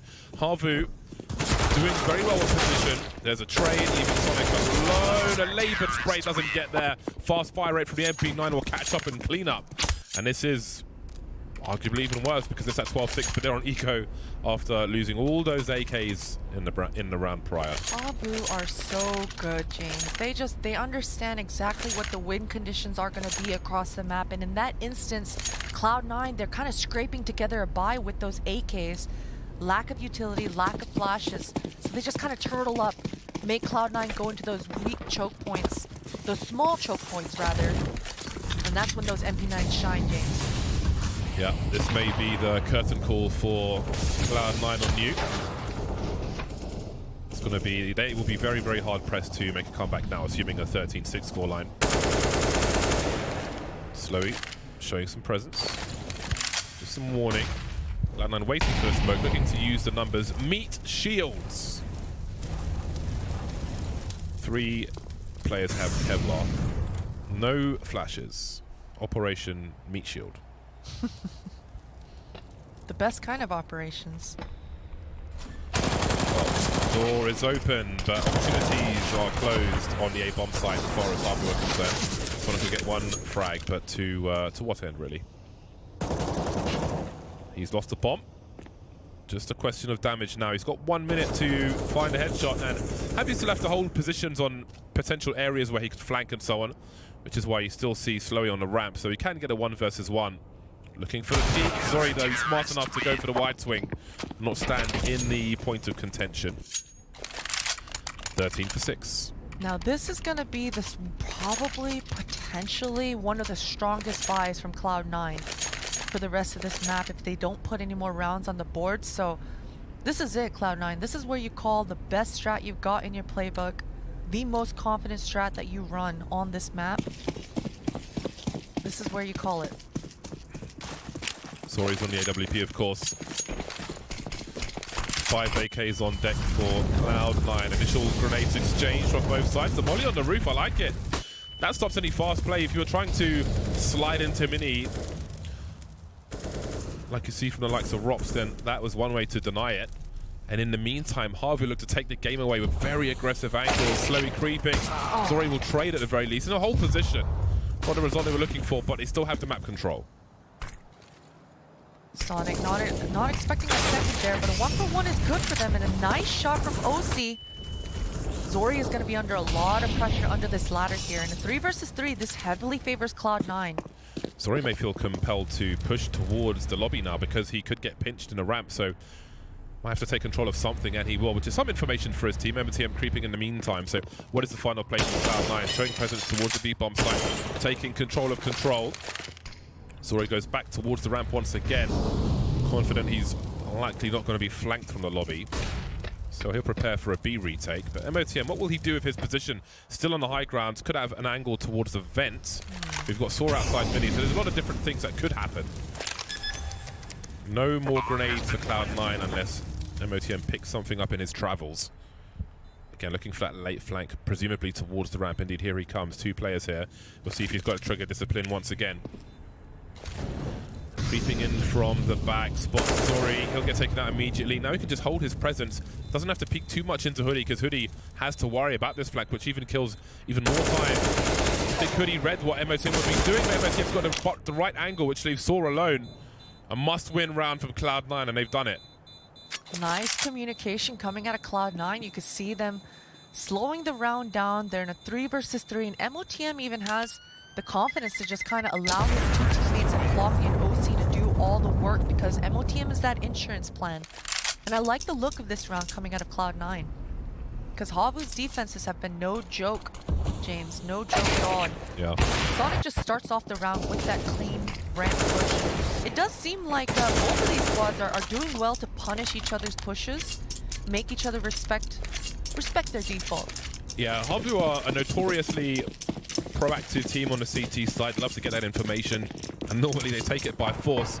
So far in Flashpoint 1. It's an interesting scenario on the ramp. Reading that MOTM will just lurk with a passive angle, but Hoodie chose the wrong entrance into B. Zori's going to be successful this time. Slowly delivers the kill, so Havu will not be deterred from their shenanigans. And now they've got the man advantage. Only 3 players remaining for Cloud9. JT with the only significant map control now has made his way towards Secret, so surely he's going to do something for the team while they make presence towards A. Man, Havu have been double pushing ramp. I believe this is the 3rd round in a row. And although Sonic did somewhat punish it last time, hey, they do it again, and this time around... Because surely they wouldn't do it again. Yeah, exactly, and it's just those mind games, right? And Havu kind of come out on top here, but this is still a 3 versus 4 for Cloud9. And this Molotov is gonna... Oh, it's a flashbang. Here we go. Woody's going to get a multi-frag, but he can't quite do it. It's 2-on-2, however. The trades are here for Cloud9, as they often are. They're two-man setups on. Oh, he tries to get up early, Saw. At least he's run distraction. He's got the info as well for Doto. His spot's won by a default. Looking for the CT vent player, but can't quite land all the bullets. What a recovery from Cloud9. I love the call. I love that all three of them just grouped up together, did a dry hit out upper, and made sure they got those trades.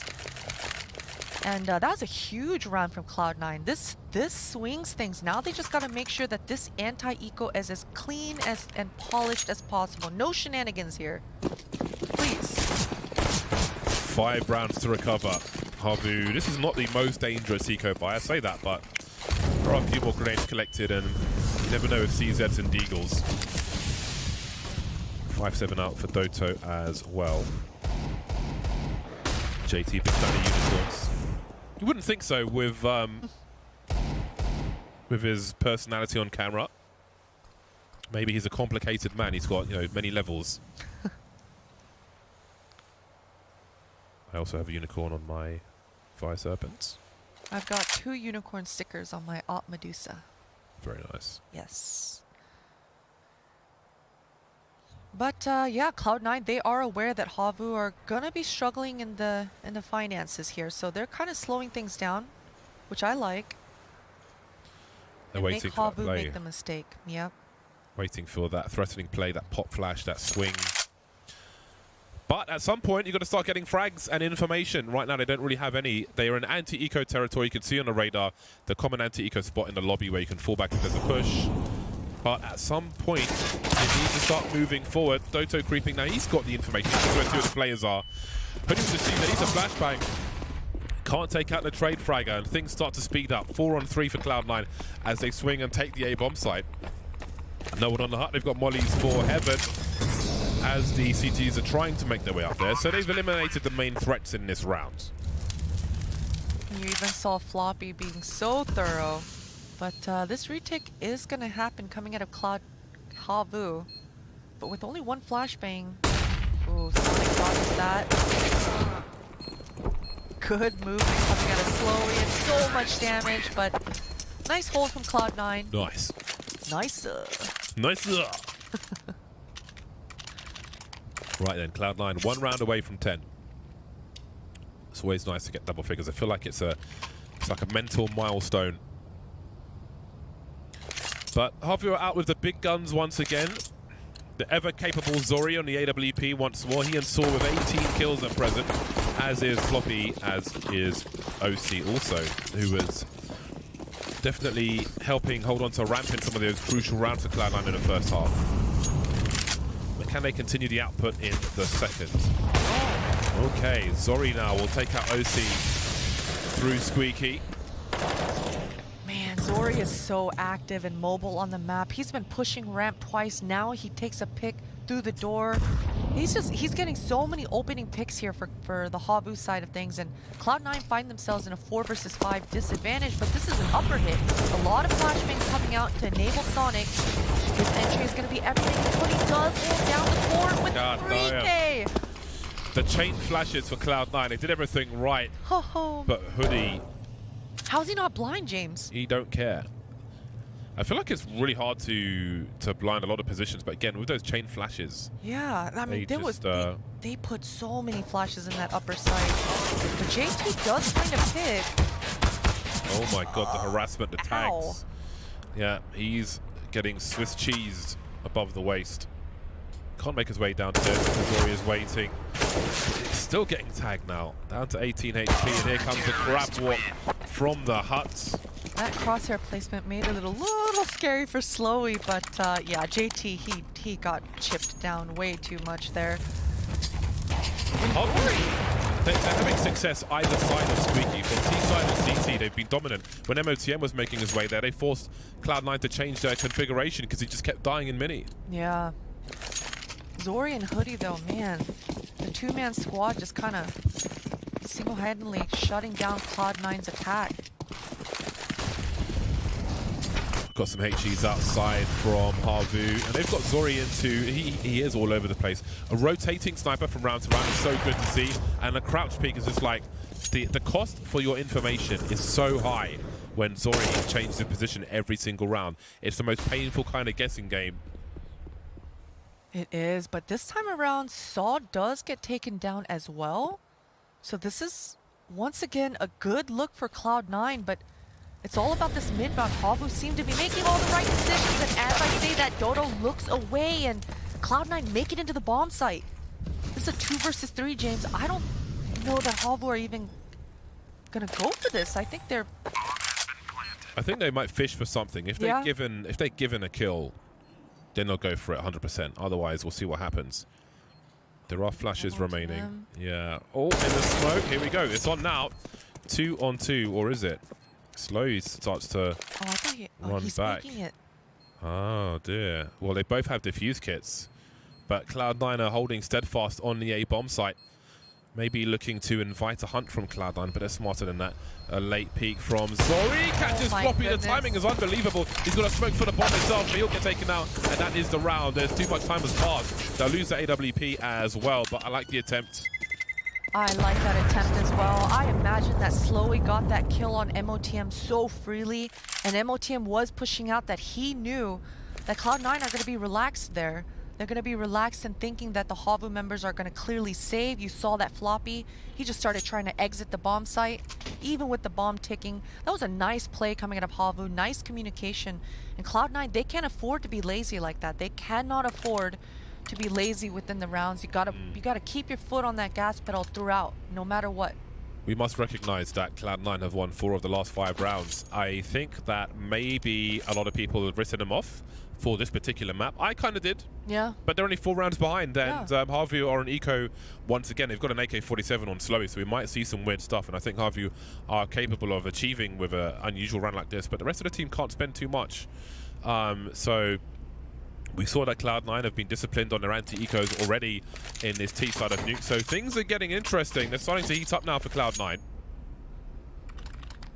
Everybody is fragging for both teams as well. Zori on 21 frags now. It's been really enjoyable to see him rotate his position with the AWP, but now he's got a P250.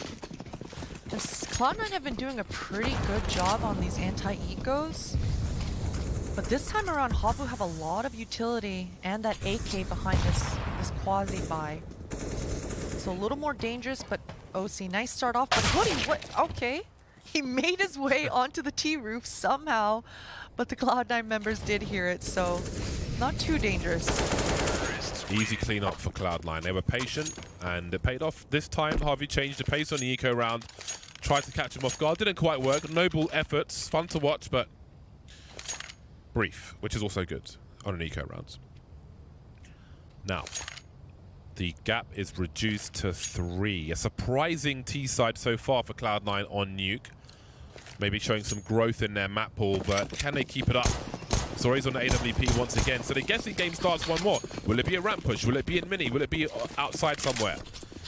Many questions to be asked. Squeaky's blown off once again. No AWP there just yet. Hoodie's up on the high ground, considering dropping a smoke, but he'll wait. Try to hold on to it for a little longer. Now, Zori is by hell from what I can see on the X-ray. So again, a different position every round. Footsteps heard in lobby, so Havu know there is some presence here. They may even hear that bomb drop on the floor. So maybe they'll concentrate more on A.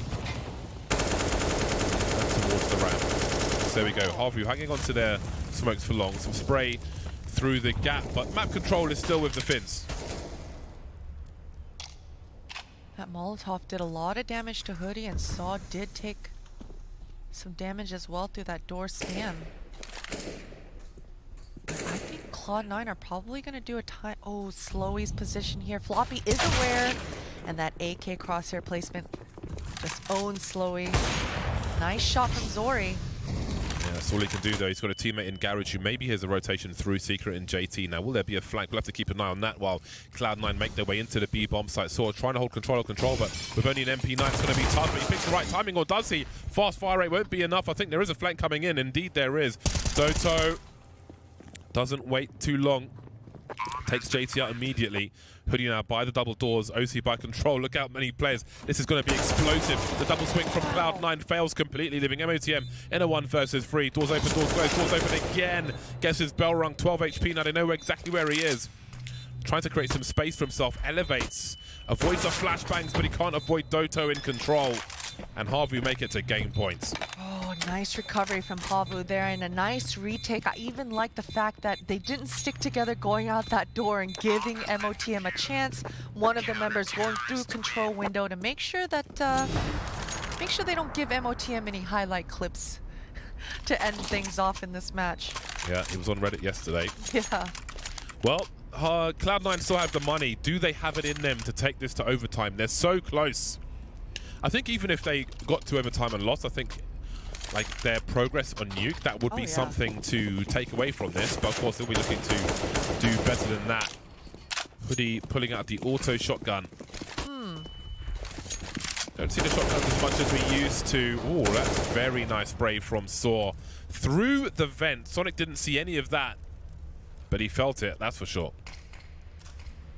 He did feel that, and man, Saw he's been on one on this Nuke match so far. 19 kills to start things off with, and Cloud9 find themselves once again 1 man down, only 4 members alive. But this is a fast-paced secret play. But Slowy, he hears all of it. He knows. That grenade is devastating. The timing of that is impeccable. And look at the grenades, they're just buying time. Cloud9 know these are buying time for Havu to get into stronger positions with the information they have. And Havu just blown the doors off as well, deliberately. Well captured by the observer. So Havu are setting up for the late game here. And Doto's on the flank as well. This is a masterclass for round from Havu. The transfer, everything's been shut down. Turn off the BCs. Floppy now 1 on 5 without the bomb. He's got so much to do. He has time. That's the only thing he does have. Not going to retrieve the bombs just yet. Looking for rotation perhaps. Creating some space with some utility. But he's got so much to do. Doto with a little hop, skip to the right, repositioning. And with that A1 makes work of Cloud9's T-side attack here. And a little whiff gives Floppy a second chance. But with only 20 seconds left on the clock, this is going to be rough. That auto shotgun might end things off here. Just right this Go, Floppy, go! Oh, he lands on his head and he can't quite find the angle. A noble effort from Floppy, but that round was really awesome to see from Havu. Yeah. Just setting up like it's like the B bomb site was their staging area. Just remove the doors and so on and turn it into where they'll all get slayed. But they've got everything covered. And the flanking, secret, everything. That was really satisfying to watch. A good effort from Cloud9 late on their T side, but not enough. Havu take Nuke as probably expected. Thoughts of the chats on the desk after the break.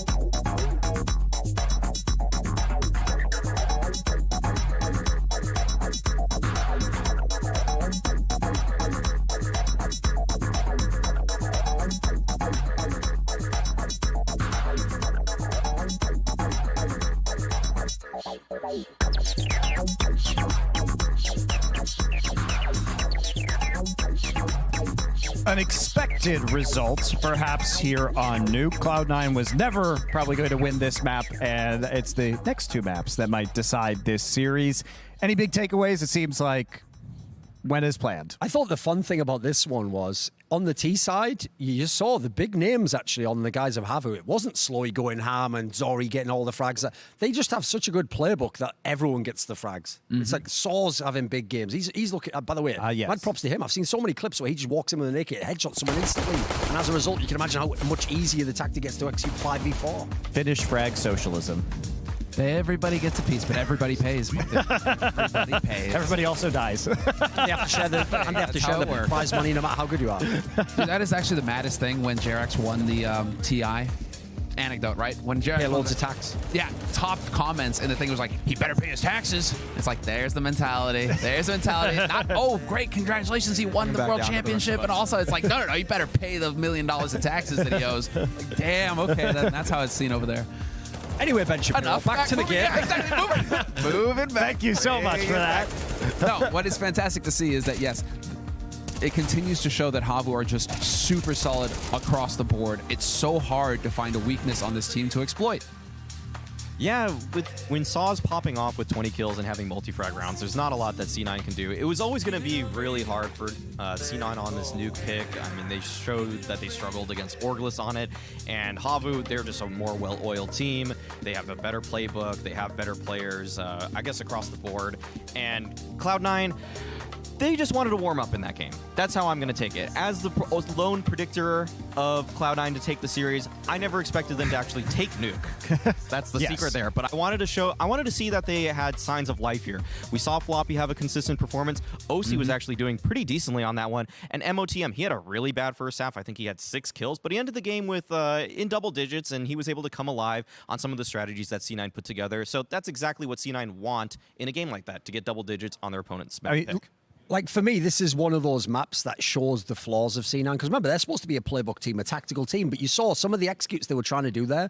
Like, a better team wins that upper execute every time. All the flashbangs come in. I think you get the first kill. You still lose to just a guy spraying you down like an old 1.6 highlight movie or something. Then you have that round where Slowy tries a really audacious push-up right just beneath the radio room. Normally that gets a guy in the back for free every time. Floppy kills him, you still lose the round at lower. Like, it's the execution at the end of the tactic that's it sometimes falls apart for Cloud9. And I would just suggest it's because it's not one of their main maps. Like, it's the other maps they're focusing on. Well, I mean, and as we look at this too, it was a very similar style of game to Nuke, where they had a weak CT side, started to make a T side comeback, but couldn't quite get it over the line. You meant against like against Orglis. Yes. Yeah, sorry, There you against Orglis. Moving on, let's cut to it and talk about Saw, because Saw is a player who we haven't had a lot of discussion about as the IGL for this team, but I've noticed that he actually is putting himself on the board in terms of frags as well, which seems like it's going to be a huge upside for Havu. Listen, mad respect to this guy, because he's obviously reprogrammed himself to overcome Asimov's law of robotics. You know, he actually can harm humans now. It's incredible. It was the iRobot reference. You knew that it was going to come out at some point. All right, so Nuke's in the books. I don't think we need to revisit that any more than we already have, considering... Play the whole match back now, starting from round one. We're I going to don't watch wanna the whole watch it. thing. Anyway, I do want to watch the next map, though, because what's so interesting to me about this is we saw in our Phase 2 finals when Havu and Cloud9 played each other that this was Cloud9's map pick. Now, the theory at the time that we were running with is this is them trying to maybe see what they can do on Vertigo.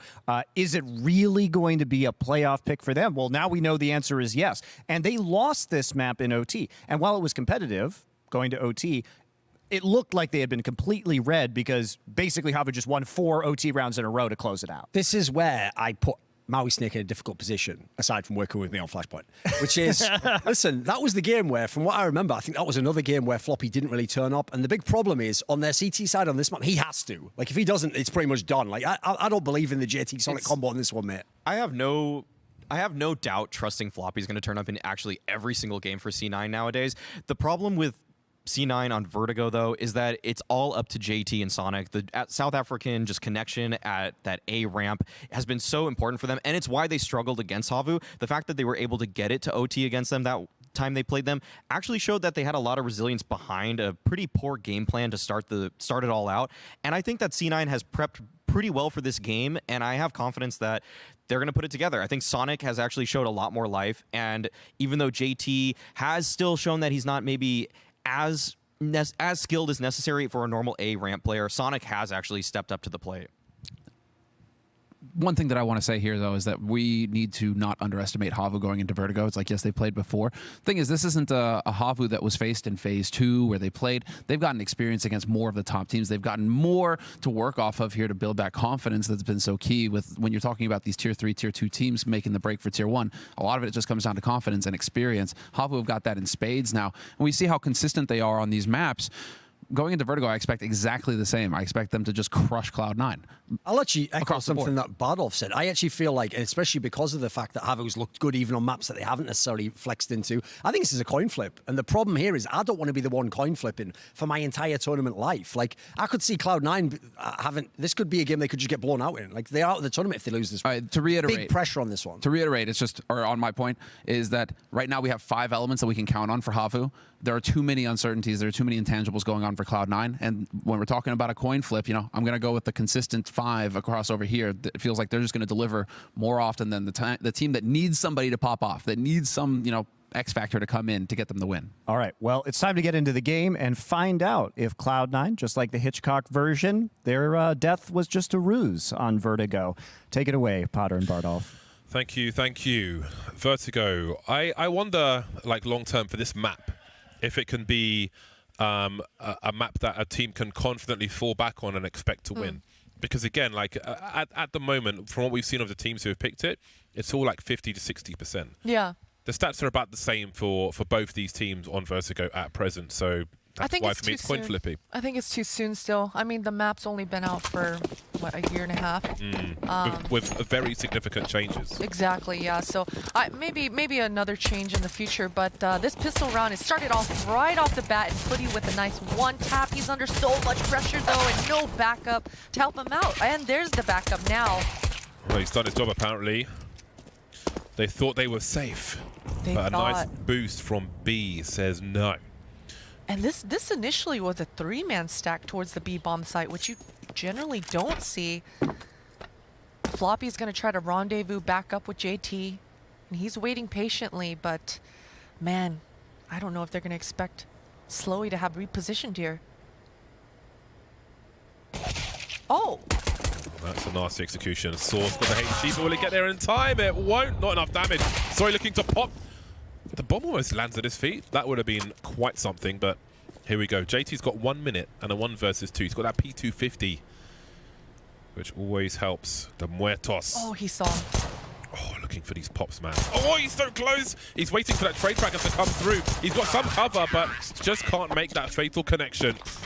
Comeback was on until it wasn't. Until it wasn't, and man, both of these squads with some really nice pistol round shots, but Havu with a little bit better teamwork, coming in with the backup. Dory with that boost gets 4 kills at the end of this round. Really nice. Put them in the right place. Great position to win, Havu. Sorry, finishing off the job. I love the sound of a silenced USP. It's so satisfying. You know a headshot is coming when you hear the silenced shots from a USP. Yeah. Now we've got a fast fire rate of the MP9. 3 of them. Doto with the M4A1S. 2900 now. Let's not forget the UMP from Slowy. I've been looking at these MP9, SMG stats a lot today. Especially like UMP versus MP7 differences and so on. Long reload for the UMP, so Slowy better deliver. Indeed, he will, putting out the pistol, and Hoodie's here to clean up. Another nice anti-eco round from Havu where they lose absolutely nobody. And the AKs are out for Cloud9. It's like the second half of Nuke. Now this is a round that Cloud9 really want to steal away. But okay, Havu, they are upgrading. Getting rid of a lot of their SMGs, well, 2 of them. Zori has opted into upgrading into that AWP. I imagine he's going to be going towards that A ramp and trying to find a quick pick for himself. 3 kills so far for Cloud9. They'll have to change that in this round before the money gets out of control for Havu. We'll see what the variance is like towards the A bomb site when those late plays come in. The late mollies, the late smoke grenades. Now, that is not an incendiary you see every day. JT's seen no one. He's got 41 HP. That is quite the incendiary. Yeah, and I think he was even kind of blind and thought he was probably outside of the flames, but... It's good because it does give... it's an investment into information as well for Havu, because Zori can hear that it's connecting. He only hears it with one player, I do believe. So maybe they can fish and hear more. Another molly, and Sonic touches that one. Now, do they read that there's more players towards A? I think they do. Slowy's fallen off the map on the B bomb site, but in the meantime, everybody's on A for Havu. Here's a swing, trying to take the game away. This is a really interesting round from Havu so far. The bomb's been dropped now. Don't need any more information than that. There's still time to rotate, though, for Cloud9. But again, it's so hard to mask your sounds on this map. You can hear everything. And it seems they will suggest it at the very least. Walking and running, what choice do they have, really? And this is why it's such a difficult position late game, because this can all be heard, and the CTs will get there faster. But only Doto's rotating. Yeah, the rotations are coming in pretty slow for Havu. This is a chance for Cloud9. And there it is. Now, all of a sudden, it's a 2 versus 2. Floppy does get that bomb down, and... Oh, this slow rotation might bite Havu, but it's all going to be on Saw. He's probably going to wait for Zori to kind of draw some distractions with that AWP. And, oh, he misses that shot on the Sonic. Wow, what a nice recovery from Cloud9.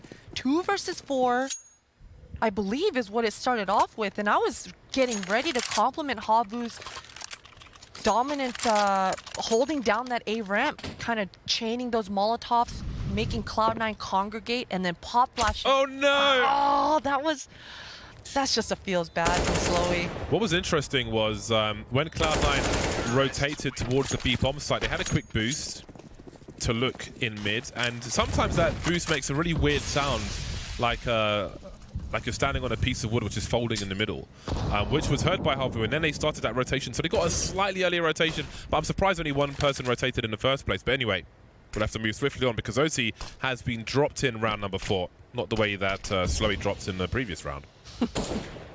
A little bit different. This came off the back of a headshot, but yeah, nice opening from Hoodie. And another peek from a plot flash. Ooh, MOTM is lucky to be alive there. I do wonder if the purpose of those incendiaries on the ramp behind the smoke and so on was to find out how many players were there and then make that forward pop flash play that Havu made later on. That was a really interesting round.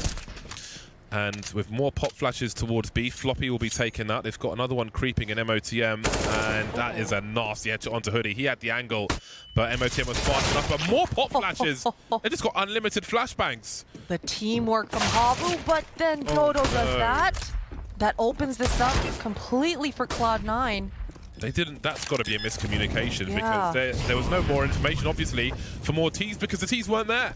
So they've really given the bomb site away for free, and now they're in a post-plant situation, Havu, which they should never have been in. No kit, no smoke. All of a sudden, once again, Havu find themselves on a back foot here. Pop flash play for JT, and you got to survive here, JT. Make sure you play the bomb.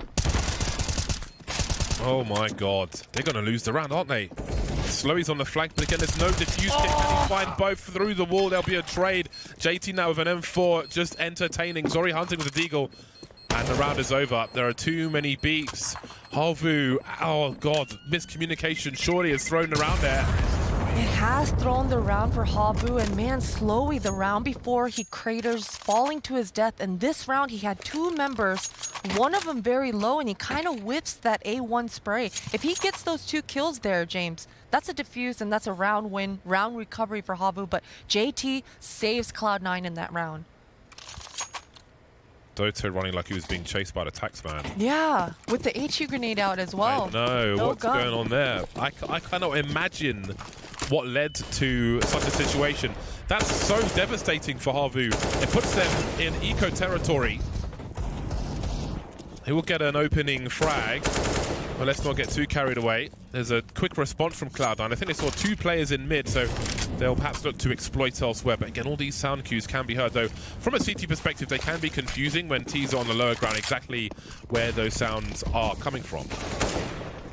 Hoodie's the first to get taken out. We've got 2 rifles here for Havu. Still in play. Only the rifles now. There's one of them. Saw with the Galil. We've got Zori on the high ground trying to run distraction, but Sonic will clean up the rest. This could and should have been so different, especially with Cloud9 on the back foot. But here we go. And now Havu, I mean, they're gonna buy here, but I imagine, but it's not gonna be as strong of a buy as I'm sure they would have hoped for in light. It's gonna suck. Yeah. No op on AWP, lack of Molotovs to kind of dominate that A ramp and make sure that they make Cloud9 go where they want them. So this is another huge opening for Cloud9. They've got the better buy, they've got the better utility, and a weird flashbang from Sonic. I like this. Well, that will allow his teammates to move forward. He'll actually get an assist on the kill by JT onto Zori, so that's nice. Worth the risk, it seems, edging off the side of the building. 5-on-4 for Cloud9, looking to capitalize on what they've been afforded by the mistakes of Havu. Has slowly been spotted. Well, saw him. Waiting for the flashbangs to come through, and again, a teamwork from Cloud9, one of their strongest elements. 5-on-3, this round is over. Havu scurrying away towards the A bomb site. Maybe still triggered by that previous round, but gotta let it go. Again, at least it's happened early. Unlicensed sports psychology. If you're gonna mess something up like that, do it immediately. Don't do it late on where it could cost you the entire game. Cloud9 with some pep in their step. You can see that their game plan is a little bit more polished here today on their T side of things. Going into these sites with a lot more conviction. Sonic with that nice set piece to allow JT to have that opening on that A ramp with a nice double flash to open up this round. It's a really nice look for Cloud9 coming into things here. They just look a lot more polished here, James. Yeah, definitely put their efforts into Vertigo.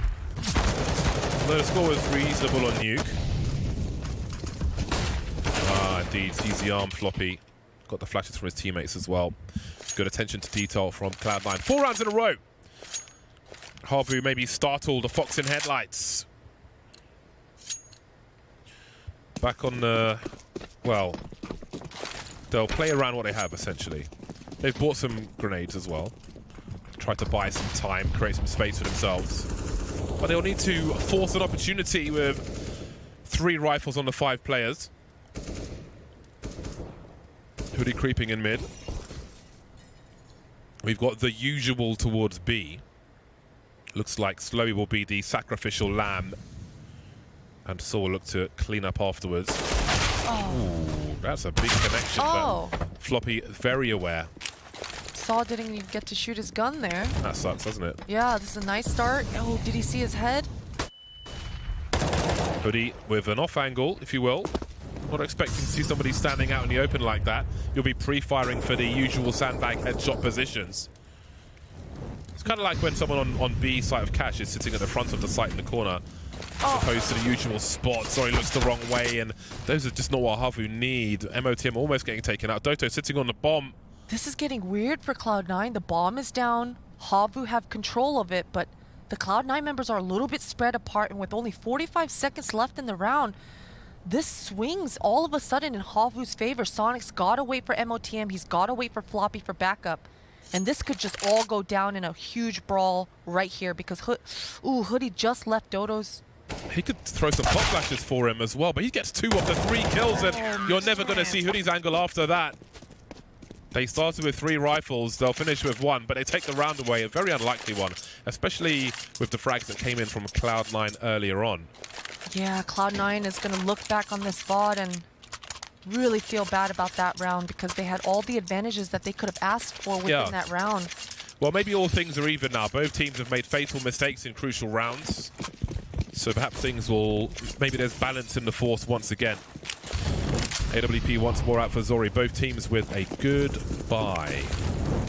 Cloud9 looking for a faster round maybe towards this A-bomb site. Doto hopping into position. He may even get 2. How do you communicate that? Well, I think we may have seen something through the flames like a KFC executive just about surviving with 5 HP. That's a very obscure reference. You can Google it if you want to. 3 Cloud9 players on the ramp. Still got incendiaries for Havu if they look for information once again, but maybe that opportunity has gone already. Oh, Slowy. Oh, so precise. Floppy was not expecting that. And now all of a sudden Cloud9 are down a man with just 2 smokes and a flashbang here. Oh, the headshot immediately from Zori. So nice when you get that second bullet afterwards. And then there were 2 for Cloud9 at Sonic and OC with 57 seconds on the clock. Slowy just he's just living a dangerous life. Yeah, he wants to be on the edge all the time. Surely he doesn't drop off again this time around, but there's no way OC expects this because Slowy was just pushed up in that position. So they're in for a surprise here when Slowy decides to pop out. He'll take that duel. Why not? And he will deliver. Sonic has lost the bomb, creeping in the smoke. He's got so much to do. 28 seconds. Kind of has to go this way if he doesn't want to give a sound cue up, but Zori's ready for it. Just emerges at the right time. 4 players survive for Havu. We've got a game on our hands, that's for sure. We certainly do, and it all started off with Dodo just kind of jumping through the Molotov on that scaffolding towards short A and picking off, making sure Cloud9 do not gain that space. And it was a nice defensive hold from Havu over towards that A ramp. But Slowy, he's such an alpha. Going up onto that A platform twice and taking on 2 individual duels, that's risky. That's risky business. But Slowy, he's got the confidence to do it. Now we've got 3 AK-47s on the CT side, so no double dink required for those players. And that can make a hell of a difference in those duels. Zori on the AWP, and Cloud9 looks like they might have a hero AK on MOTM. And some pistols. The buy is still coming through, so we'll see what they have to offer. A back and forth affair, a swingy first half. Mistakes made by both teams. But now the score is tied, but not for long, obviously. Especially with Cloud9 with just the 1 rifle. It would take a hemorrhage for Havu to lose this round. JT's got a smoke and a flash.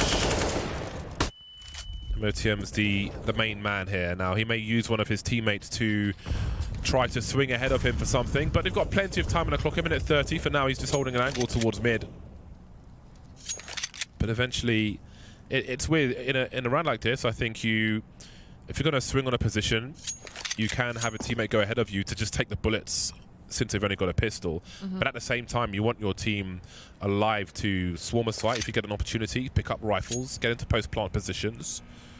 So some are expendable, some disciples, but some you want to hold on to. We can see a very aggressive position. That blue laser from Zori down the ramp will surely claim a life. It's got backup as well from Saw. Running distraction from A, getting shot from B. Very simple stuff from Havu, but very, very effective. Leaves Cloud9 with only 3 players. The AK is still in play, but now you've got less players to swarm and only a few players to swing. MOTM starting to get tagged. Zori very deep on the flank. Oh, he just about missed that shot. Now we've got an AWP. But we've lost the rifle. Lost the AK. See if JT can collect anything.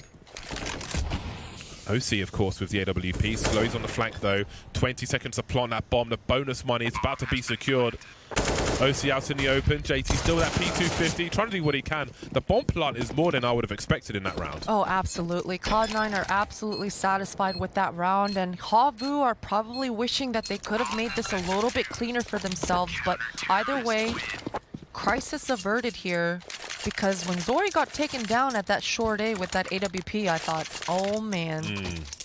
The round became wide open at that time, but once again, nice recovery from Havu to make sure that they don't lose grasp of that round.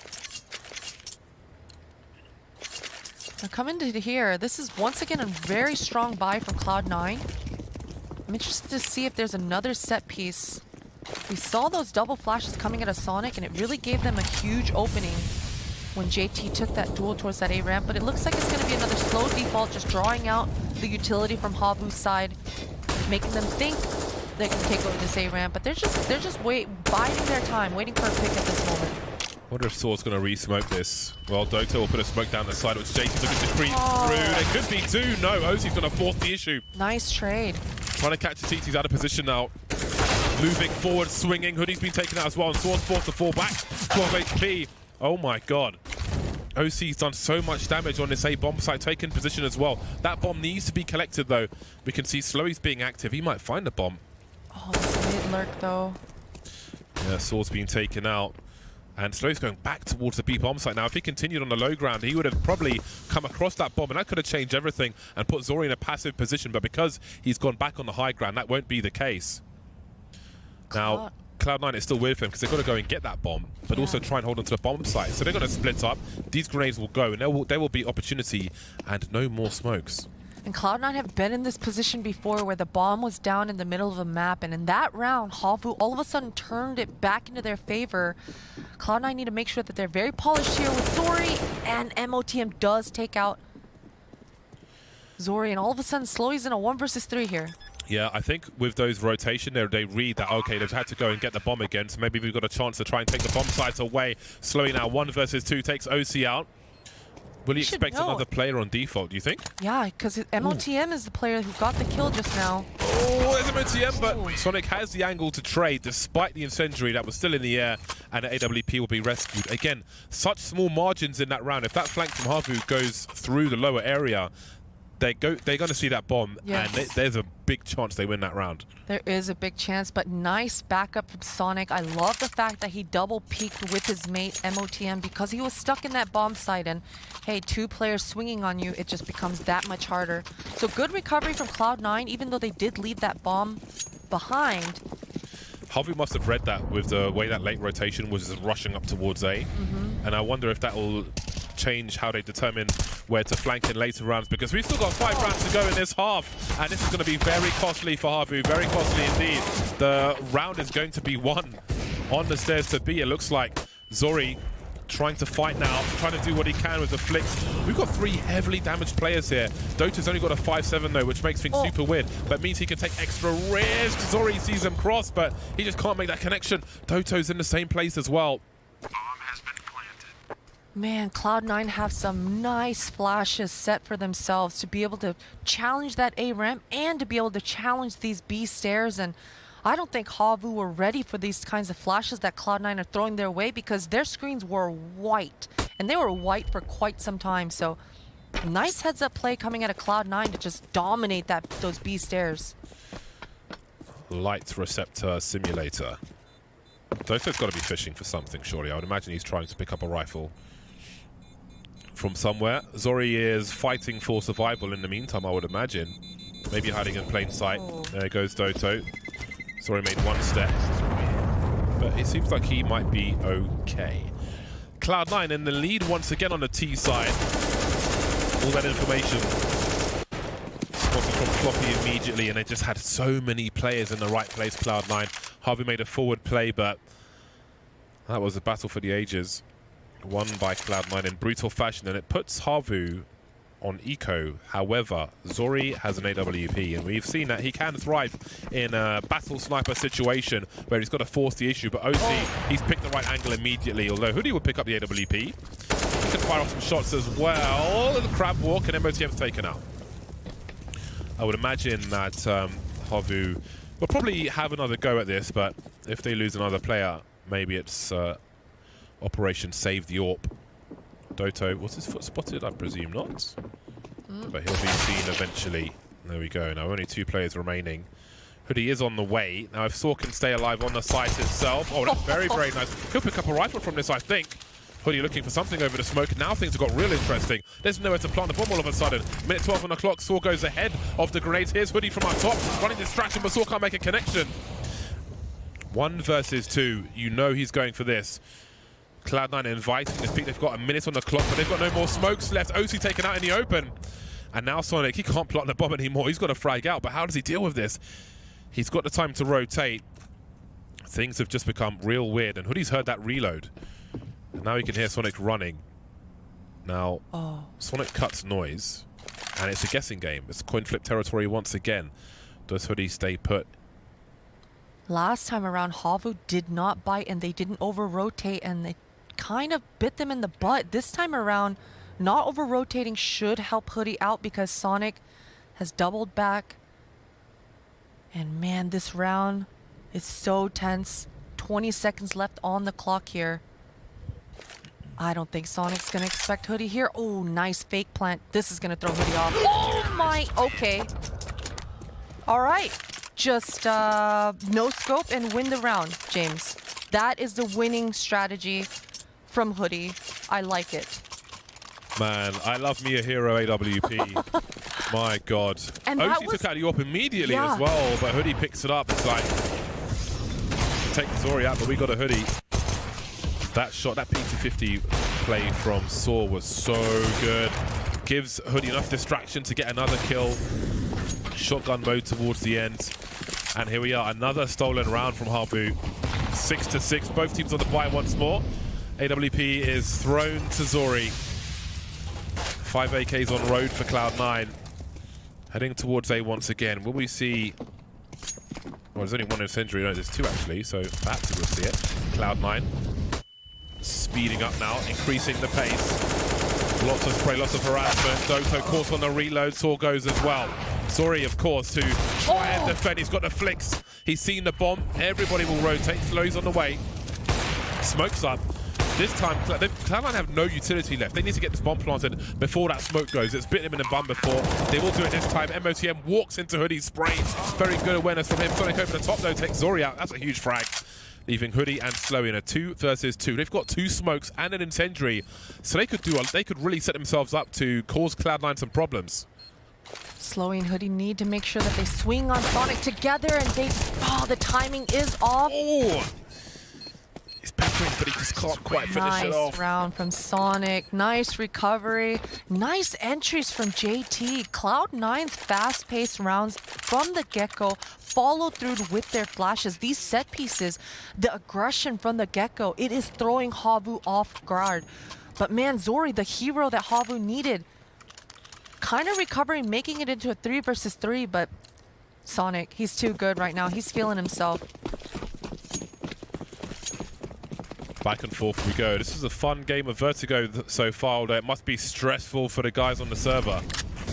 Now we've got a hero who's silenced M4. JT admires the smoke at close distance. He is just on a fact-finding mission with the MAC-10. He'll be traded though. So now they know where the rifle is, and at least 2 of the remaining 4 players. The bomb will be collected. They'll head towards B. It looks like Floppy has an angle. Can he see Slow with this Deeg though? Looks like he will choose to fall back. He's got a flashbang to bounce with the sealed gird. I'll do some damage, but that's it for now. Molly's deployed by Cloud9 as Havu make their way over. It's a longer rotation for them. They're making their way towards CT spawn now. Hoodie and Saw leading the charge. Sorry, having a look through mid. And things start to slow down. Maybe Havu considering holding on to their Kevlar and such.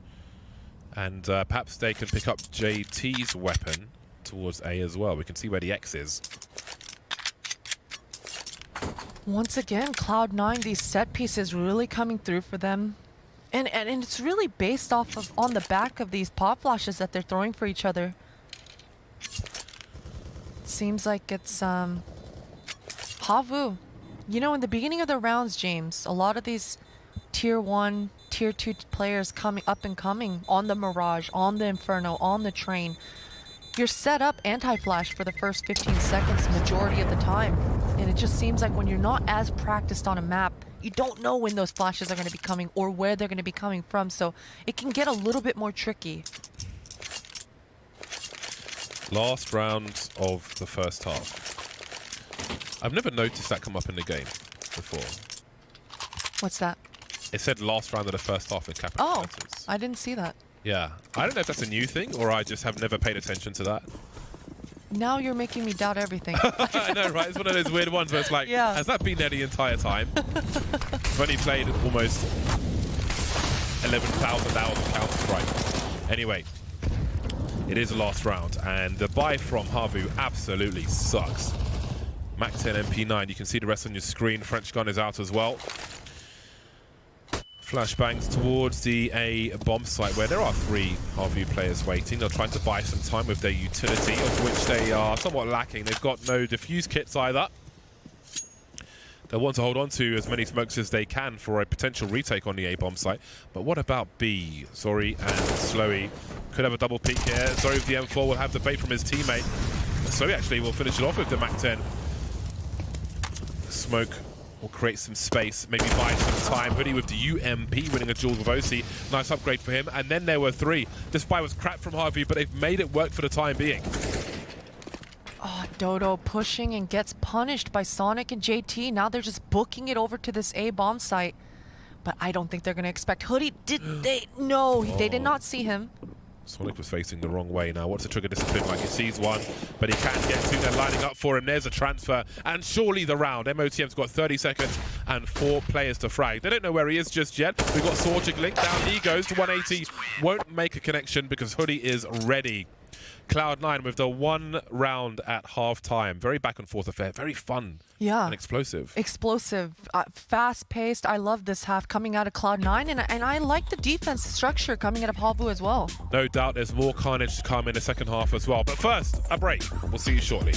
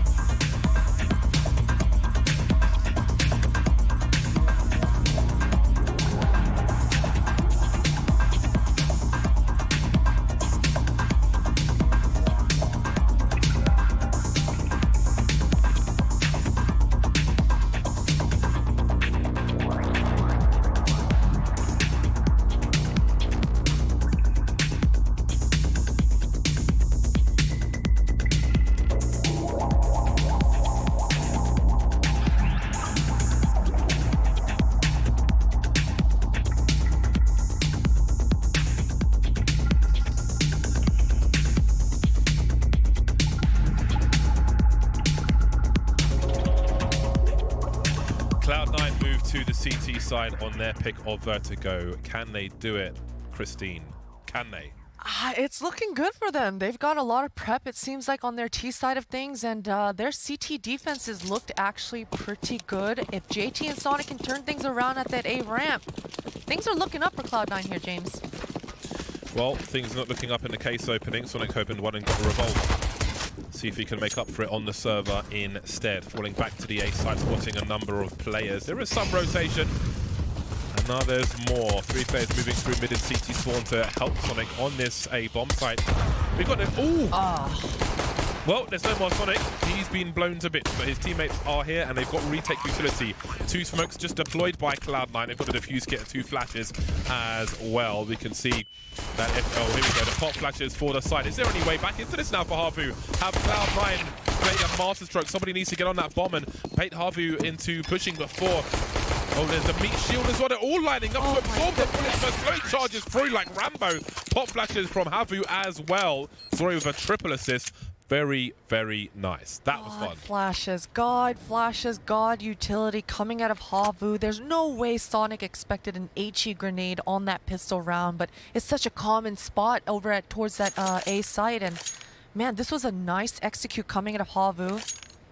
It's really cool because we can see Cloud9 are pretty studied on Vertigo for this matchup. However, Havu had those flashes as well. Yeah. It was nice. A wall of smoke from Cloud9. They had a wall of humanity in front of the diffuser, but as pop flashes for Havu, they go through that smoke, and Cloud9 will do the same to no avail in the second round. Minimal damage. We've got Glocks versus USPs. What's going on?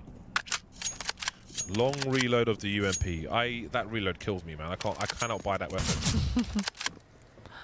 Saw trying to do his best to back up slowly there, but he had the bomb, so he didn't want to commit too heavily. But nice recovery once more, and slowly he just farmed up so much money in that round with that UMP. And Cloud9, this is a lot of rifles on the board, but not a lot of utility to back them up. But these 2 Molotovs should be everything. Floppy, I imagine he's going to be going towards those B stairs to use his, and OC towards those A stairs.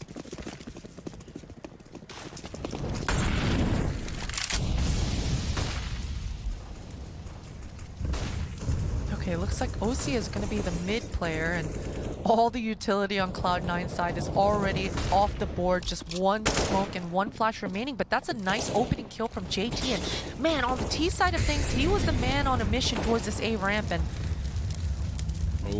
Oh my god, that was so fast from Slowy. JT maybe feeling he needed 2 to make up for the lack of utility, but now we've got that 4-on-4, and there's no more aggression to be done with Cloud9 in terms of pop flashes and so on. It's all gonna be dry. MOTM's got a smoke, and that's it. That's all there is to shout about. How do they even take position in an aggressive manner, Cloud9? Hope and a prayer. Once he's dumped this smoke, if he even survives, he saw the head. Does he repeat again? Sees 2. That's a lot of information. OC might be the player to jump through. No, he's falling back, and yeah, that B-bomb site, it already falls just outnumbered, outgunned, MOTM all on his lonesome. Oh boy. Oof. It's a rough Spam one. through the smoke, yeah.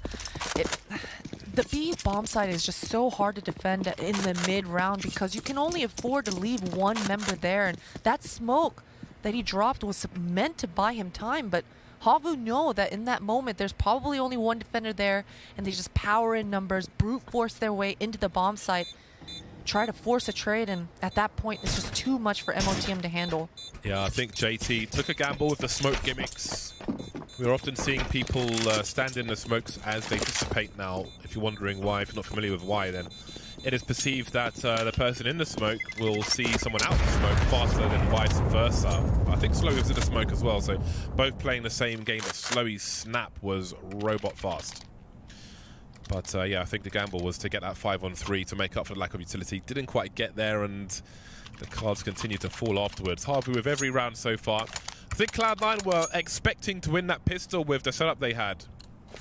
So this is maybe them taken by surprise.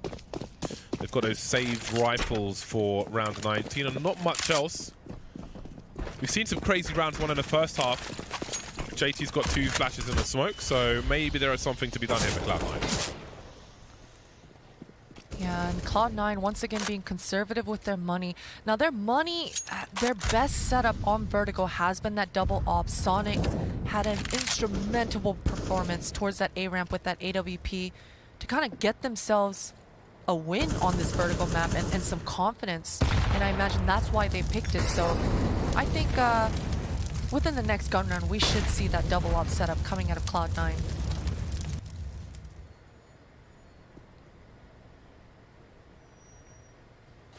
Oh, the nice timing. pick. Indeed, and that is a 2v1, which you would imagine Cloud9 will come out on top of. Floppy delivering to Havu. Will see that there are 2 players in mid and in 4th position. Now there are 3 players in mid, so they've got a good chance at the B bomb site. Slowy's on a flank towards A, however, so maybe the idea is to call the rotation, and boy, have they done that. The smokes are up, and now they're on the way. How long will it take for these sound cues to be heard?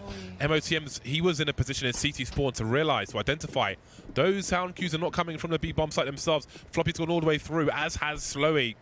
Surely catches somebody off guard. JT taking that with a pistol. Sees the elbow, and that's enough to land a headshot. That's nasty. Great post plant now. Cloud9 have got a smoke and no defuse kit. They need to find the frags. Oh man, 2 versus 2 all of a sudden. Floppy and OC though, they both have armor but no kits at this time. If they can find a clean kill here, and there it is to initiate it. Floppy, but he's so low, and that trade does come out for Havu. At this point, OC is in such a pickle, but this makes things interesting for Dodo, but I think Slowy probably saw that OC doesn't have a kit on his back. I think he may have seen him come off the bomb on the kill cam. Yeah. Before, yeah, it might have been a little too fast with that, which is why Dodo does not peek at all. And in these moments, you know, it is really important for your dead players to remind your alive player. I'm sure that either Slowy or Saul was calming to Dodo. It's a save round. They don't have a kit. They don't have a kit. And in that moment, it really changes the dynamic of that clutch scenario. But yeah, nice recovery from Havu, because things were looking like they were putting themselves in a pickle. But that insurance plan from Slowy, that backup of the backup, he was already in those forward positions towards A. He cleared it out. He brought his teammates back over and was able to bring Havu out of that pickle. 11-8 for Havu. This is the pick of Cloud9, having conceded nuke earlier on. So this is a must-win for them. But they've won nothing on their second half so far. They have got a big fat 0 on their CT side. They are on the buy once again, as you can see. Sonic will have the AWP. I wonder if this is spawn related or something, because OC has the M4A4. So we'll see how this plays out. But I mean, maybe it's just not wanting to switch positions too much, because we've seen that Sonic can get a bit wild around those sandbags and so on. He can be a battle sniper on Vertigo. Last time we saw it, it was successful. Sometimes it can invite variance. JT with some wild plays as well. Oh no, oh, no indeed. It's going to take out both, and that might just be the round right there. Oh, the timings.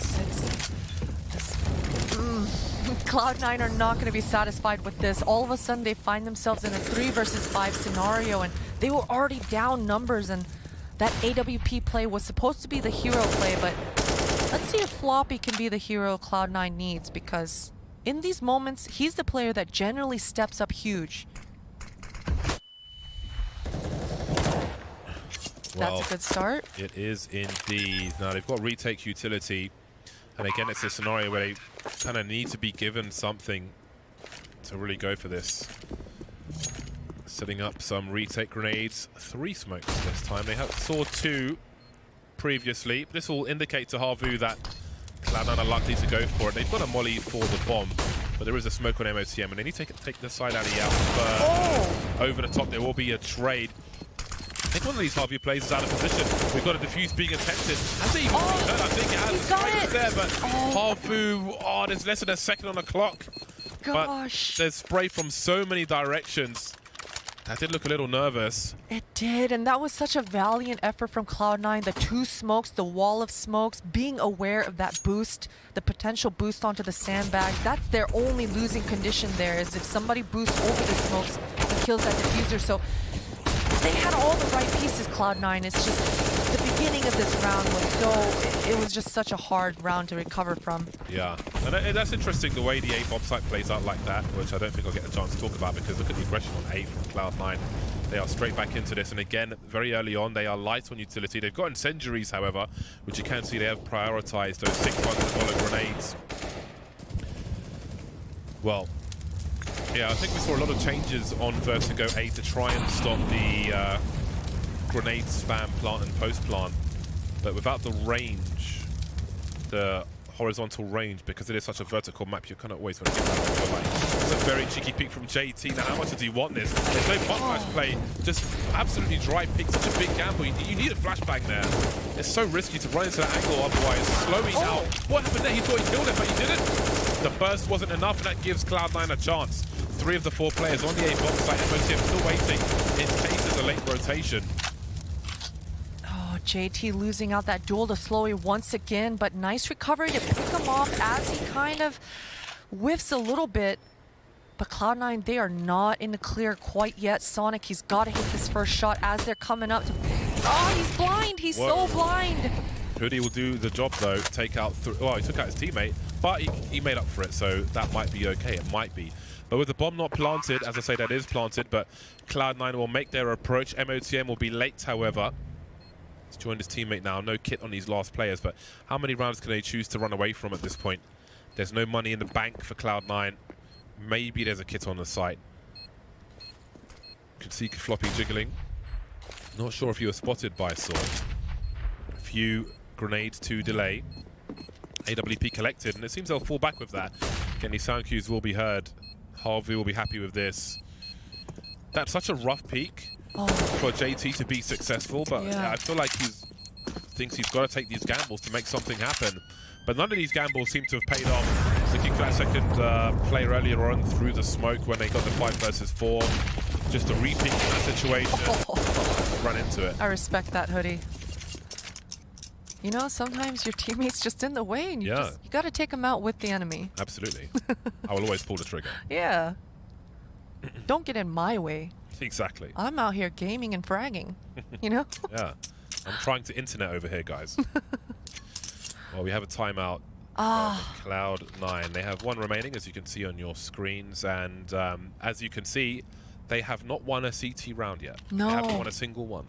And it's what you were talking about, James, that the duel that JT is taking towards that A ramp, you know, it's a duel that he kind of has to take. He wants to make Havu respect him towards that scaffolding, but you're absolutely right. He needs a little bit of help. He needs some utility coming his way, or he needs Sonic to take a deeper angle with that AWP and be the first point of contact so that JT can trade him or catch someone unawares. But at this point, it's almost deja vu from the last time that Havu was on the T side of things, is just kind of bullying JT. And they need to recover. They need to have a secondary game plan. Ooh, and a nice little run boost slowly. Oh, and Dodo follows it up, and this is just so fast-paced. No one from Cloud9 is even near this bomb site whatsoever. What a nice call coming out of Cloud9. They've been putting so much pressure towards that A, and now Dodo is already pushed near the CT choke point. Seems like Floppy is the expendable risk here. If he dies, then maybe the round is over. And I think they might just be backing up anyway. I was wondering, because a lot of situations like that, you can get yourself into a situation where you might get enough out of the next few seconds to lose everything in that round. Yeah. As opposed to save 4 rifles and move into the next one. You've lost position, just give it up, and you know, fair enough. We've got so much we could take into the next round. And they will do that, Cloud9. And once again, such a nice call from Saw and the Havu side of things. I mean, even in that timeout, you and I were discussing what Cloud9 can do, what kind of adjustments they can make towards A, how can we get JT more involved. And I'm sure that's what Cloud9 were discussing. So Havu throw a wrench in the works and just call a fast B play. And as you saw, James, there was only 1 member of Cloud9 there. And Havu, in this moment, they've got so much money that they force the issue. They try to wipe out the Cloud9 members, not allowing them to save. But Cloud9 do a good job to survive there, and that's exactly what they needed in order to give themselves a chance at not letting Havu just blow them out of the water here, because this score line is kind of getting out of hand for Cloud9. Yeah, and all those kills for Cloud9, from Havu's point of view, it doesn't matter. That hunt is entirely free. Even now, Saw's got 10.5 grand in the bank, so that is the luxury of the T-side pressure. When you win every single round, you can do whatever you want. JT, again, is...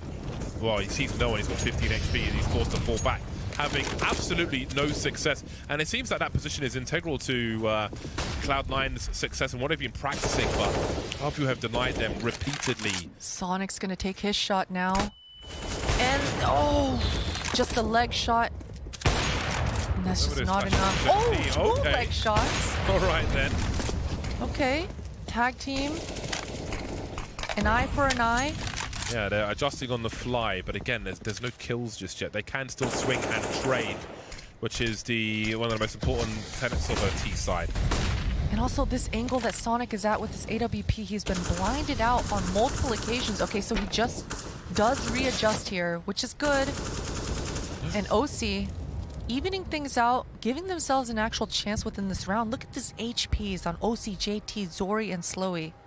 Yeah, Sonic's been creeping around the wood panels and trying to punish those tracers with more tagging. JT looking to get more aggressive now. Sonic takes a shot towards Zori on the sandbags. And there's another pop flash, and Slowy will be able to bring his crosshair back in time. Pop flash wasn't quite perfect there. You can see he had enough time to see it coming, look away, and look back again and get the kill. And now Havu are slowly just inching forward and getting position. Stereo frags on Floppy and OC, and despite Sonic's efforts, again, not having the fatal connection still gives Havu their numbers. And now what do you do? Another 4 versus 2, another round. They may not win a round in this half on their pick. Holy moly. Holy moly. And that round was looking okay for Cloud9. They managed to hold off Havu's aggression coming forward, but Saul, he's feeling good, James. We saw it on Nuke. It's carrying over to this Vertigo, just taking his time, and he one-taps. Slowly heading towards the 30 bomb as well. 26 for 15, having a great game. And the struggle has been real for Cloud9. And I still, again, I do think that Vertigo is a gimmick pick, especially when you're relying on it. Like when the first map is almost a given for your opponent, it's a gamble pick. It's a gamble pick, and it is an indicator for me of map pool problems, which they have at the moment, and that's okay for the short term, as long as they build for the long term. But in the short term, we have seen no indicator that they're going to have a comeback in this half. They haven't won a single round, as we said. They have not won a single round on their pick. They had a setup for the pistol round, but Havu had them outmaneuvered. Perhaps checkers versus chess. JT has been pressured so much in that alley position, with great results for Havu. Match point now. They look to storm forward in the bracket. 10 Cloud9 packing. 4 Cloud9 members here. Oh no, JT gets taken down once again, but Floppy and OC, they brought Floppy over this way for the backup. Even if they win this round though, how many rounds is this good for? They can't run this every round. And here comes the swing. Floppy running out of bullets, running out of health. 2 on 2. We've got a creep from MOTM, but down he goes. Slowy's so ready. He's so good, James. Slowy is so good. And now for this last round, potentially, of this Vertigo map, it's all on OC's shoulders to keep Cloud9's dreams alive. And he's only down to 9 HP, no utility, no kit. And Havu are just doubling back to A, man. They are reading this game so well. OC has already over-rotated, and he's wondering where the heck are these guys? Everybody could hear each other's sounds. OC heard them rotating, they had OC rotating, and the dance begins. OC coming in from the back. Sorry, we'll have a quick check. Look at that peak. They're That's so nasty. good. Yeah, the bait and switch. Yeah, and now there's a crossfire. They've dropped the smoke as well. Flashbang. He'll see the trajectory, so he's got half the information roughly. Now, where is the trade fragger? He's got a chance at a 1 versus 1 if he is smart, putting himself by the back wall to avoid the jump peak. Trying to invite something. But surely he's going to get pinched, and there it is. Havu with a clinic on the T side. Every single round taken on Cloud9's pick in that second half. Slowy is a man on a mission, James. You know, yesterday in the interview, he mentioned that you guys don't compliment us and tell us we're mechanically gifted, and he's trying to prove his point, and point taken, man. Point taken. He's on fire. Yeah, that was a great game from Havu. They continue to just put their names on the map as an organization, as individuals, as a unit. And in that respect, there'll be plenty for the chaps on the desk to say. After the break, stay tuned.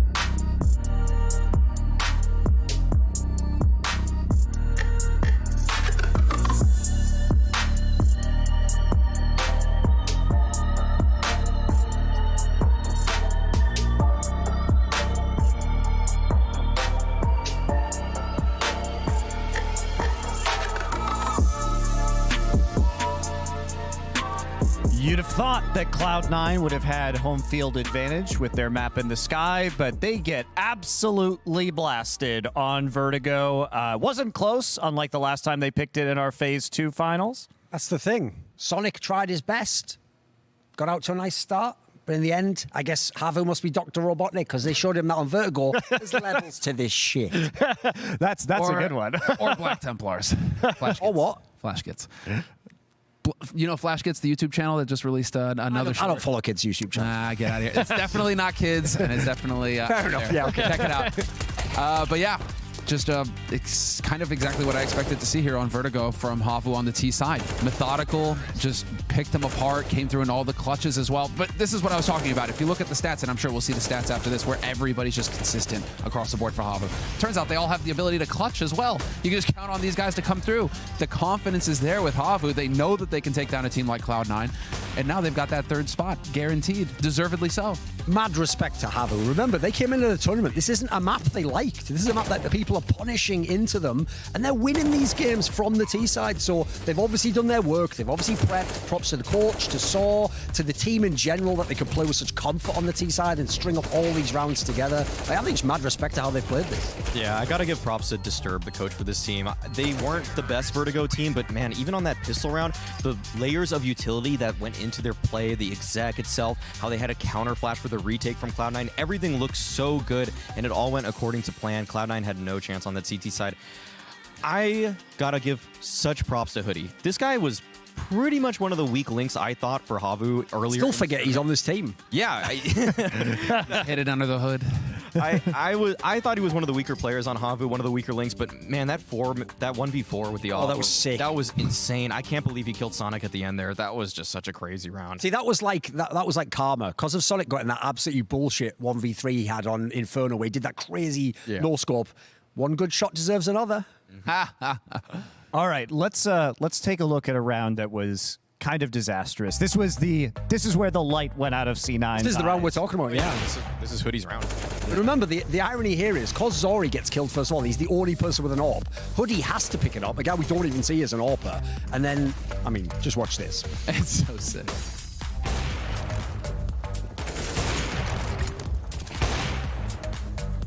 This is 1v2 at this point in time. Bomb goes down.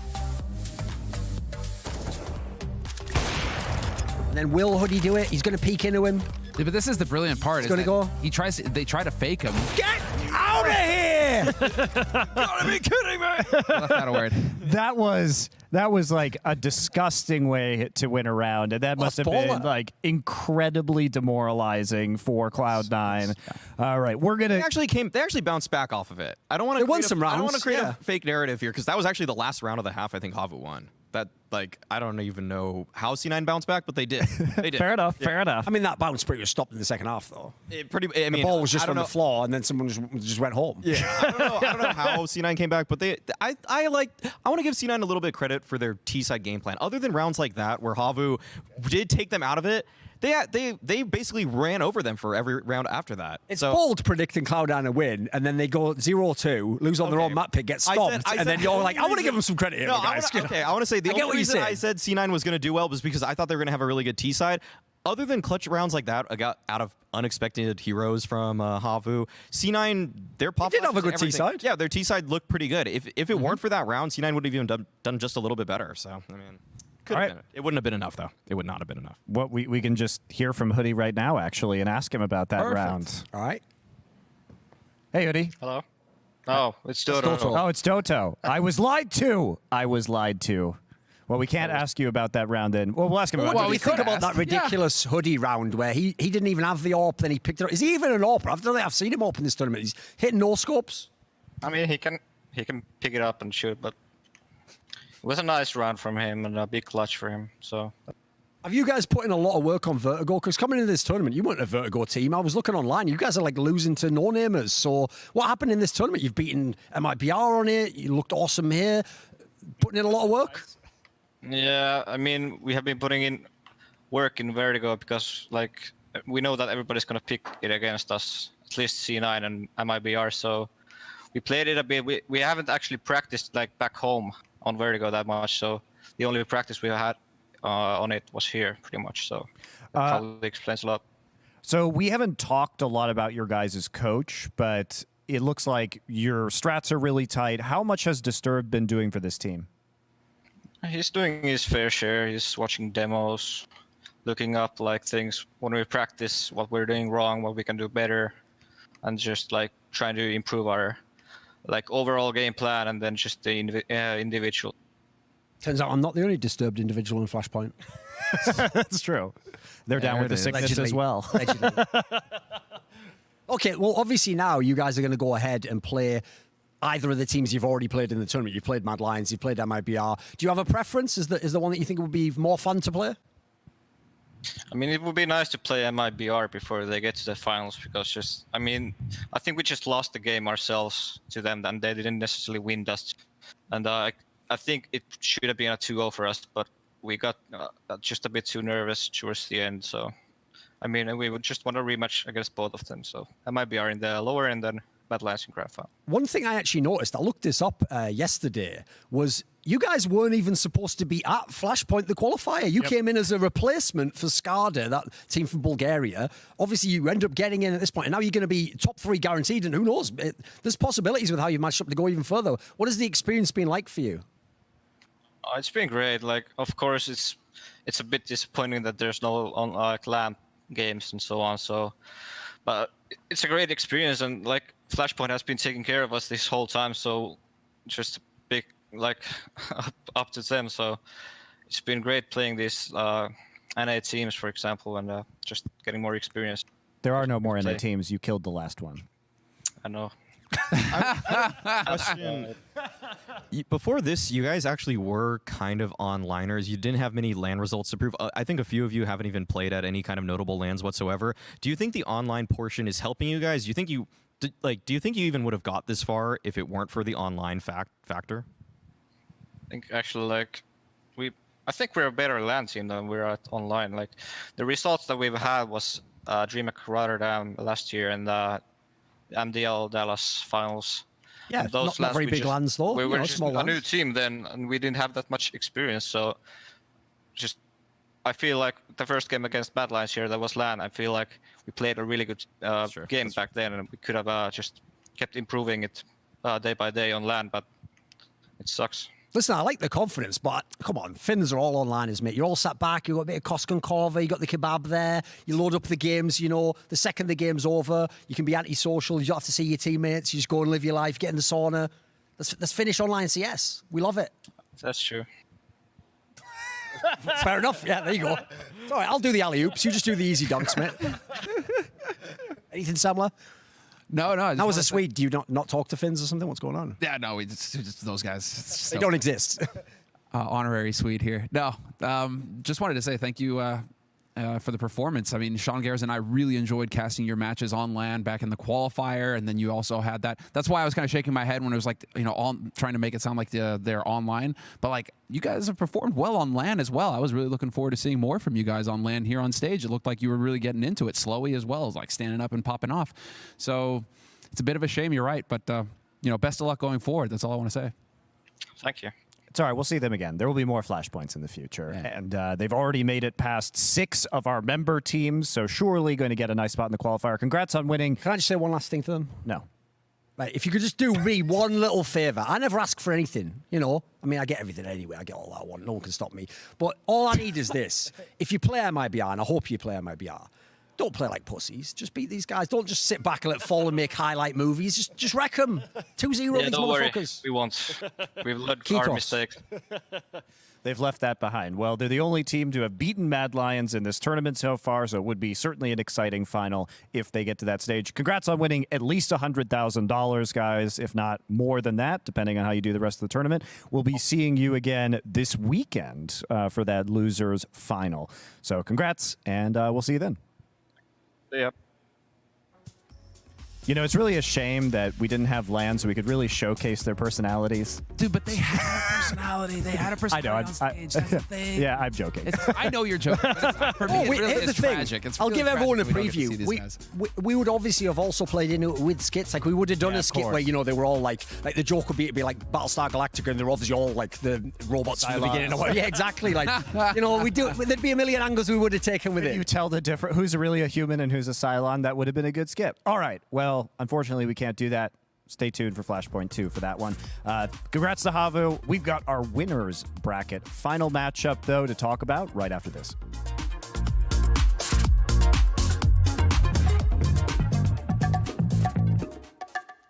Flashbangs, smokes, and AKs, the tools of the trade in CSGO. However, the coin of the realm is information. Now, CSGO, like poker, works on a currency of information.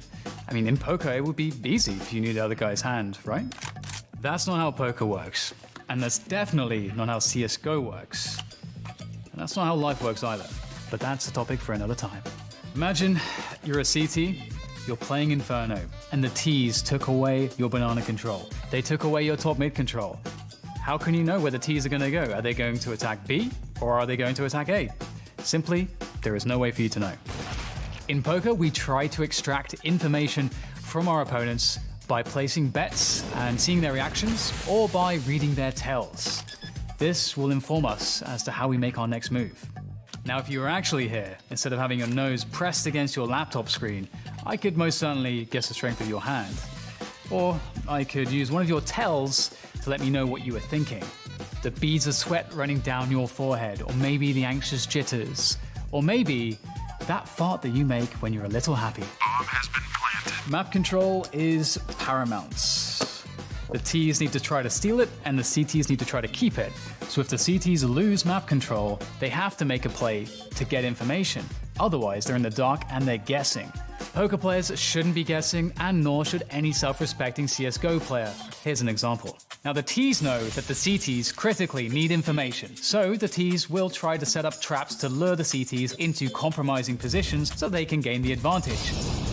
Well, Dapper setting up to flash him through, maybe. He's at least got it in hand if need be. Yeah, you can see Look at it. those three little nerds all playing anti-flash. Nobody wants to get flashed. Well, it was worth it. Now, the incorrect response to this, as the CTs, is to just sit on the site, twiddling your dicks, while the Ts to take the entire map because they'll simply have too much advantage. Look at them try-harding. Ugh, it's filthy. I heard you fart. Bomb has been defused.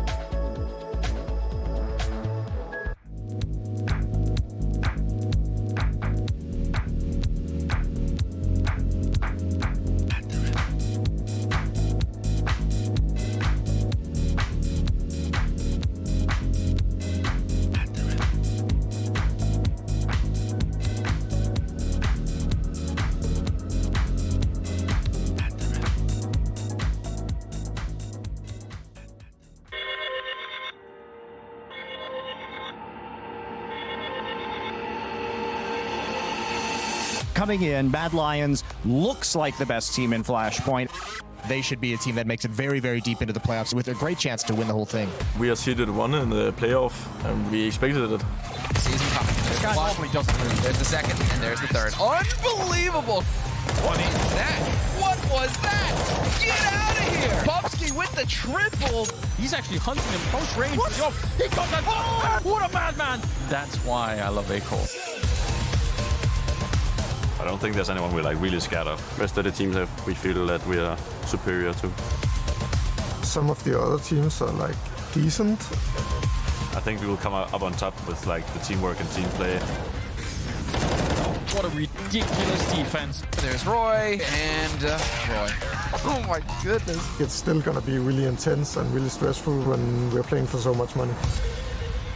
Mad Lions kind of the standard that every other team has got to measure themselves up against. Every piece to this Mad Lions lineup shows success. We have 3 guys who are performing really well right now. Here's Bubsky, he's got 1 and 2, and he somehow converts on Saw. He can see nothing, and he gets a kill. He's so hard to stop. One more kill, and that's the ace. And there it is. Clutch once again from Shush. I think we all played really well, and we all like stepped up a lot because we played so much as a team. It's soon over, but we still have to give it like one final push. We are gonna come in prepared and ready for all matchups and everything they do. We're coming in as strong as we can, and we'll do everything we can to take home the first prize. Yeah, we'll definitely win it all.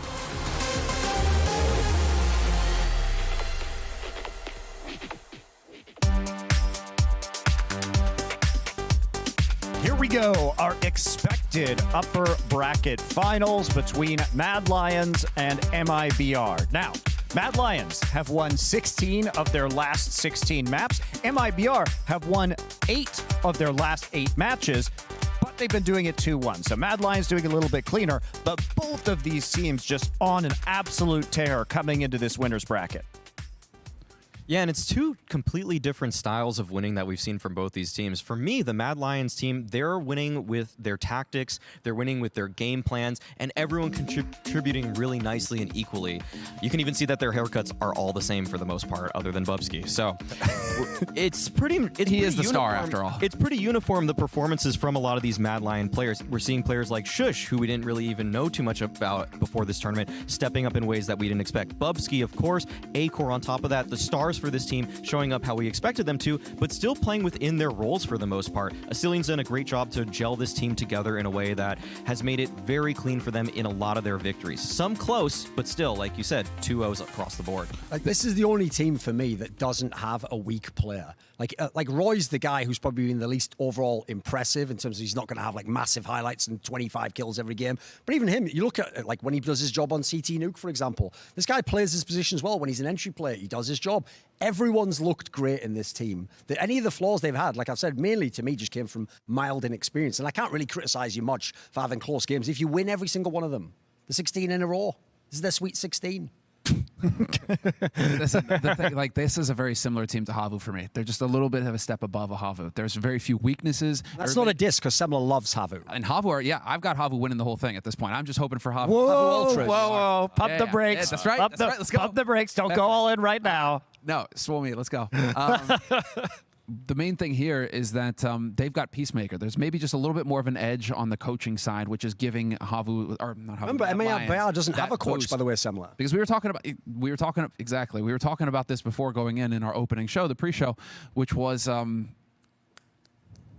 Peacemaker. Asilian and Peacemaker working together as the duo, right? You have the leader that's bringing his experience into this roster, giving that injection of confidence into the players. They believe in the system. And then you've got Peacemaker also bringing that additional confidence and that experience that he has from other rosters that have competed in Tier 1.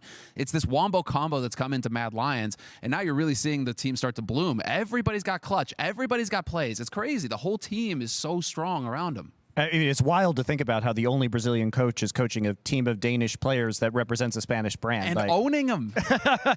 It's also fun, too, because for Peacemaker, he must have already spent years like watching this team throughout all their iterations previously. So he will know this team inside and out. And this is his chance as a coach to really like show his stuff. This is going to be the real roadblock, though, or let's say the speed bump that they could run over here is that if Peacemaker, he shows too much respect to the boys from MIBR, because apparently he was a bit over the moon about they get to play MIBR. This is MIBR. Obviously comes from the Brazilian scene. Long history there. So I'm just hoping that Peacemaker trusts in his game more so than trying to adapt his game to what MIBR are trying to do. And there is actually one piece of good news, aside from, listen, the whole intangible of like who has the experience. And because when you have that whole angle of like they were major winners, it's like that was literally 4 years ago, and Cold Zero was kind of a big part of that, and he isn't here. So, you know, that's like saying, Samuel used to be a brilliant caster back with Anders back in there. It's like, yeah, what have you done for me lately? Just went so, Overwatch League, by the way. So here's the thing. Here, let me get back to my original point. Here is the point that actually goes in MIBR's favor. Look at that cackle.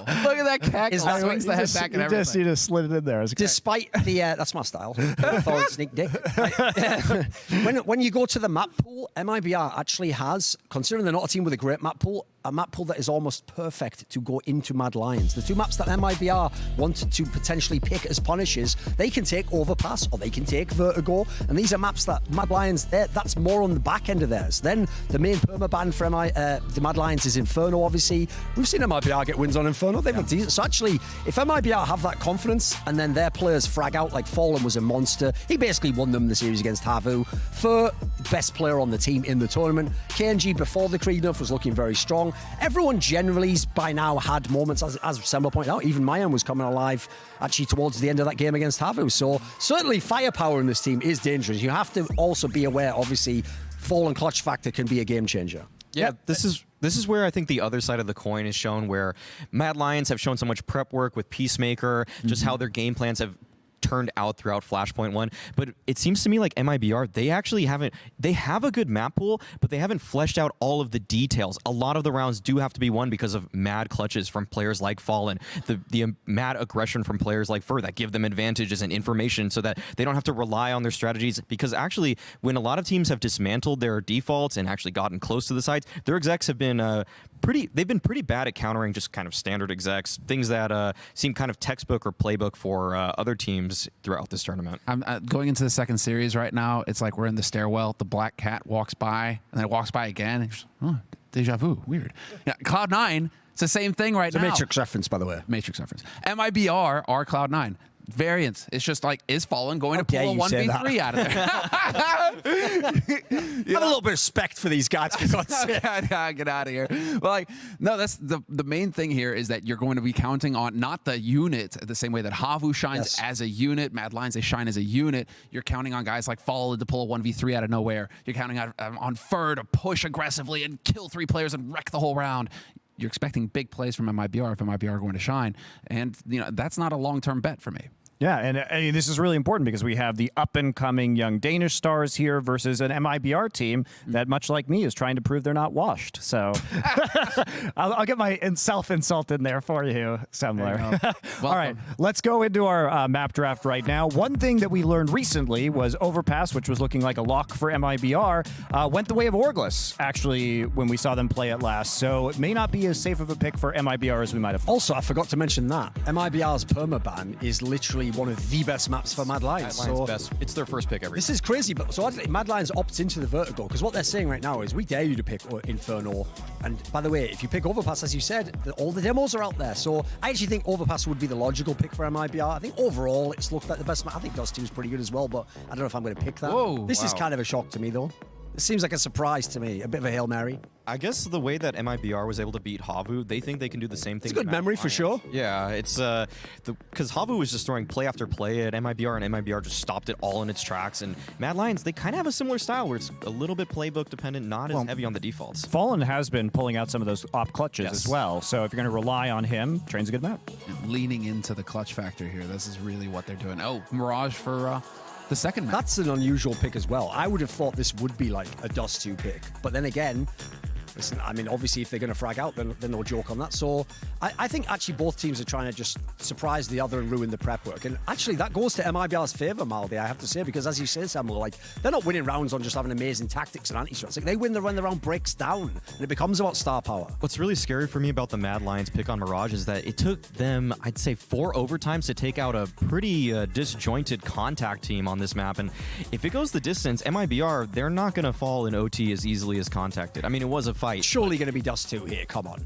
Because remember, the perma-ban in the past from Mad Lions was infernal. Like, listen, even though MIBR's had their problems on it, I don't want to play a third map in the upper bracket final of $1 million tournament. Let's just go to Dust 2. So if it gets to Dust 2, by the way, this could be an amazing series. I'm just crossing my fingers now and hoping for Dust 2. Let's hope. Because we saw how MIBR, they struggled to close that map. This is going to be such a sick series. Let's get down to it with predictions. And of course, for our caster, we have a Malding man for the Mauled Lions.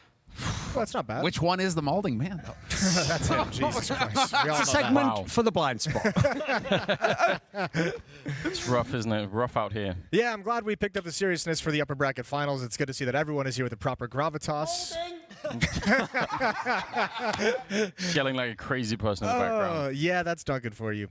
Yeah, Mad Lions MIBR. I'm taking Mad Lions. Wow. Yeah, I know. I feel bad about it a little bit. Not really, but a little bit. A little bit. Yep.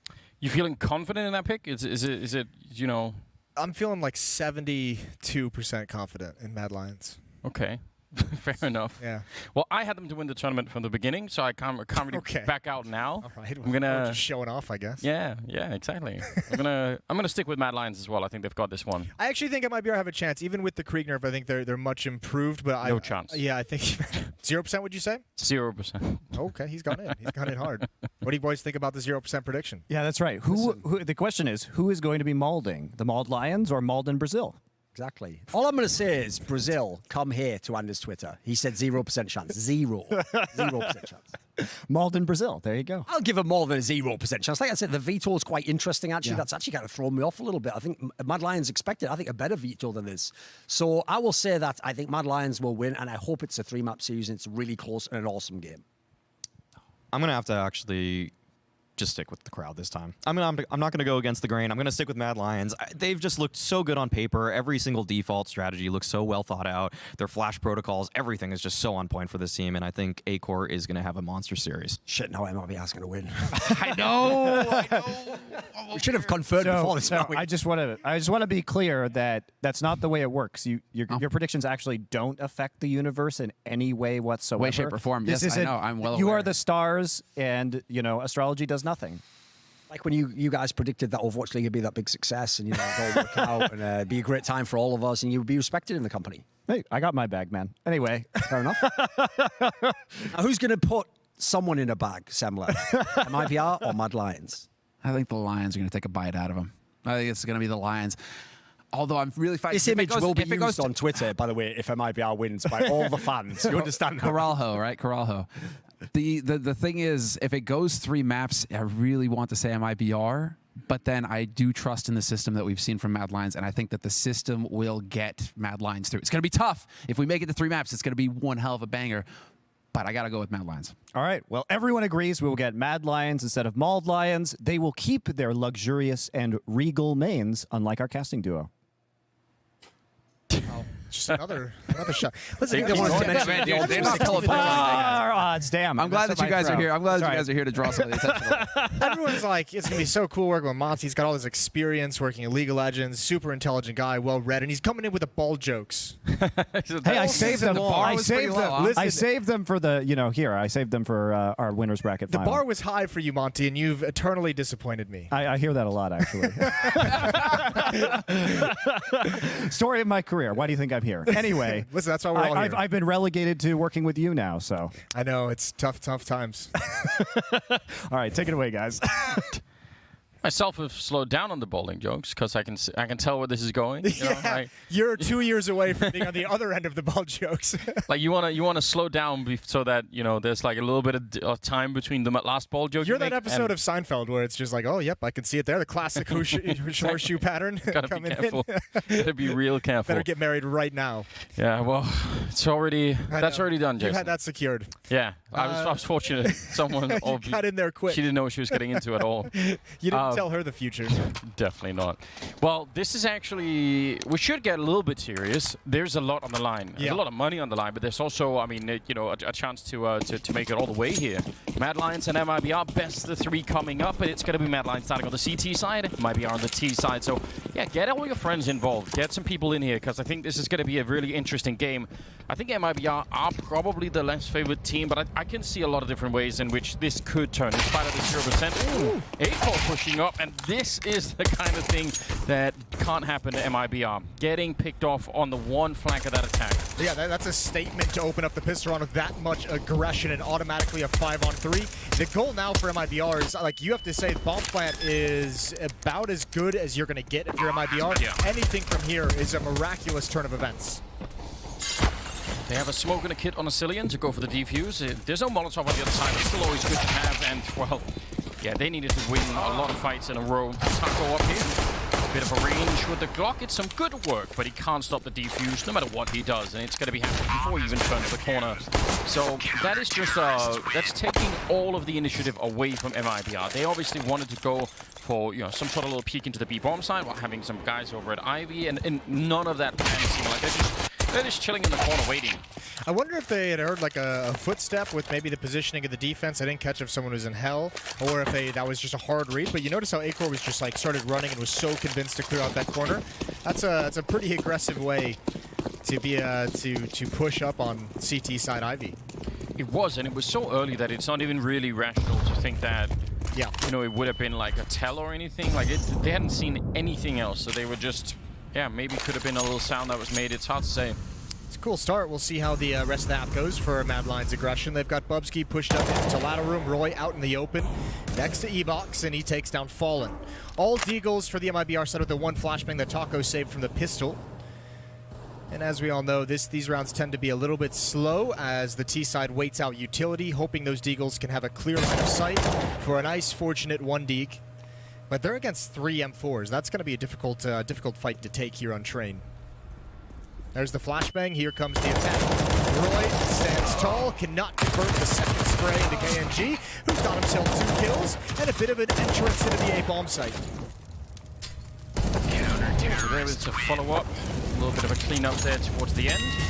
Did cost them a couple of players, but they'll get to save the M4s, and I think that's sort of the main thing here. Yeah, all you lost was the 2 SMGs and the armor on the rifler, so 2-0. Good start from Mad Lions, and here comes the AK-47.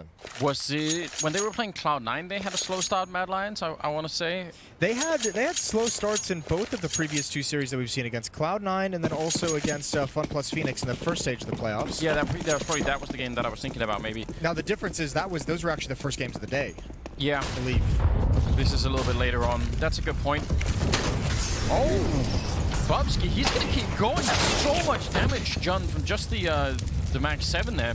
I can't believe he had the stones to stay on that ladder and try and wait for the reload of the Max 7. Good nade. Wow. What a conversion from Acor into the upper bomb site. Shush had no idea it was coming, and neither did Acor. Neither of them had the intel. Which is a little bit alarming. I mean, yeah, that's a fine enough position to be in up on the train there. We're going to find Roy as well with a nice kill. What a great third round here for MIBR. You love to see this. Answering back and not letting the Danes get too comfortable. But we'll find the last one on the Cillian. And MIBR on the board right away. So we're talking about Mad Lions potentially not having such a slow start, but MIBR not really having one either with that round. I really like to see that. Some great aggression. I can't believe Shush just was so unprepared for that hit down lower ramp. Taco's already swinging along the wall into the bomb site before they even realize the attack is underway. And it's crazy to think that Bubsky coming up that ladder spotted, what, like 3 players at the very least? That should have put the defenders on notice. Perhaps it was just a very nice timing of the hit for MIBR. And they've got their first offensive round. Again, plenty of bodies in the white halls walking towards box halls. I mean, the position that Shush is holding on the train is meant for someone to come out upper, because you're so hard to see when you're coming out upper, because you're actually partly blocked by the whatever that weird fixture is on top of the actual bomb train. But nice headshot from Shush, and Bubsky will be there on the crossfire. So at least it's a trade. They still have that M4 on a Cillian and armor on everyone, so we're going to be very careful here. The Molotov will force them back, and it will be a bomb plant. And MIBR, I think, with a decent chance to hold on to this plant. Yeah, I'm wondering, actually, are they going to go for it? They're streaming out, and that's going to be a double kill. Cillian can get nothing done. 3 kills in the round for Fur. He does eventually fall, so it's costly, but Mad Lions has fully invested into this round. They've got nothing really in the bank. Acor, 1,600 for the AWP. He might just want to save that M4. Yeah, I would definitely recommend that as a play as opposed to doing this. It seems like it's gonna not work no matter what. Yeah, he doesn't have a kit or really anything. He's just putting on a lot of pressure. This is his style of Counter-Strike. He does tend to be incredibly aggressive, but we'll see if it's gonna cost him. He's at least lured them close to the bomb, so no, they're not gonna go up with it. They're still gonna be able to run away, I think. But I mean, he gave it as much as he could here. That's really trying to maximize the outcome of the round, and definitely a high risk involved in that. 2 for 2 now. It was all tied up early on in the game. That's 2 nice timing hits towards the inner bomb site, just right down the lower ramp. Even for the 2 for 2 trade, MIBR is happy with it. First starting off well, 5 and 3. KNG is right there with him. Fallen and Mayern still some goose eggs up on the scoreboard, but it's all good. It's still early. It's really early. No problems at all, especially as Mad Lions only have that M4 in play. The rest are all USPs or 1 Deagle on Shush. So I wouldn't be too worried about it. They're pushing up, though, outside of B, which is very cool. There's I mean, one of the conversations we could talk about in this save round, although let's see how this aggression pans out. Taco looking for this. Oh my no. dear lord, what a shot from Shush. Taco almost threw a grenade on them that would have probably at least made them hesitate to go up. Fur is going to get shot in the back. Roy was on top of him, and the shadow wasn't showing, so Fur just had no idea. Good damage from Bubsky, although they're still going to lose the entire A site here. Shush going to be showing up with an AK a little bit late. 2 of them are low, and let's see if he can find an angle for that grenade. It doesn't really seem like it. This round actually felt doable for Mad Lions. Yeah. For a moment there. That opportunity closed real quick. I was going to say, the conversation that we had yesterday in the post-game show at the Blind Spot, this game actually has, you know, across all of us who were there at the bar, 4 MVP candidates in our minds. There's Fallen, there's Fur, there's Shush, and there's Bubsky on Mad Lions, and even Acor. So you could even put 5 in there. Although yours was the Acor toss-out, and that was for, you know, personal biases. Yeah. Not that he hasn't been fantastic, but, you know. I'm just saying, I weigh sexy Counter-Strike really high. And Acor plays the sexiest Counter-Strike, I can imagine. Does he? Yeah, it's like a dangerous kind of sexy. Okay, it's the kind of sexy of like the, you know, the crazy girl. Yeah. Yeah. That's exactly what it is. Okay. I think it's amazing. You know, you could definitely get hurt doing it. Right. Might end up in the hospital at some point. Like, it's not a long-term thing. No, but it's probably worth it. But it's probably worth it. 6th round, though, and Mad Lions are at least back with a little bit of money to work with. Got that AWP on Acor, which is one of the things I am definitely going to be looking for. There's one on Fallen as well, and he has not been boring throughout the Flashpoint series so far. With that weapon, I think it's been great watching him do a lot of work. Shush pushing up in front of the Molotov. This is an incredibly cool play. If you're coming in on the T side, that's going to be hard to read. Taco will read it, and a great headshot to take him down.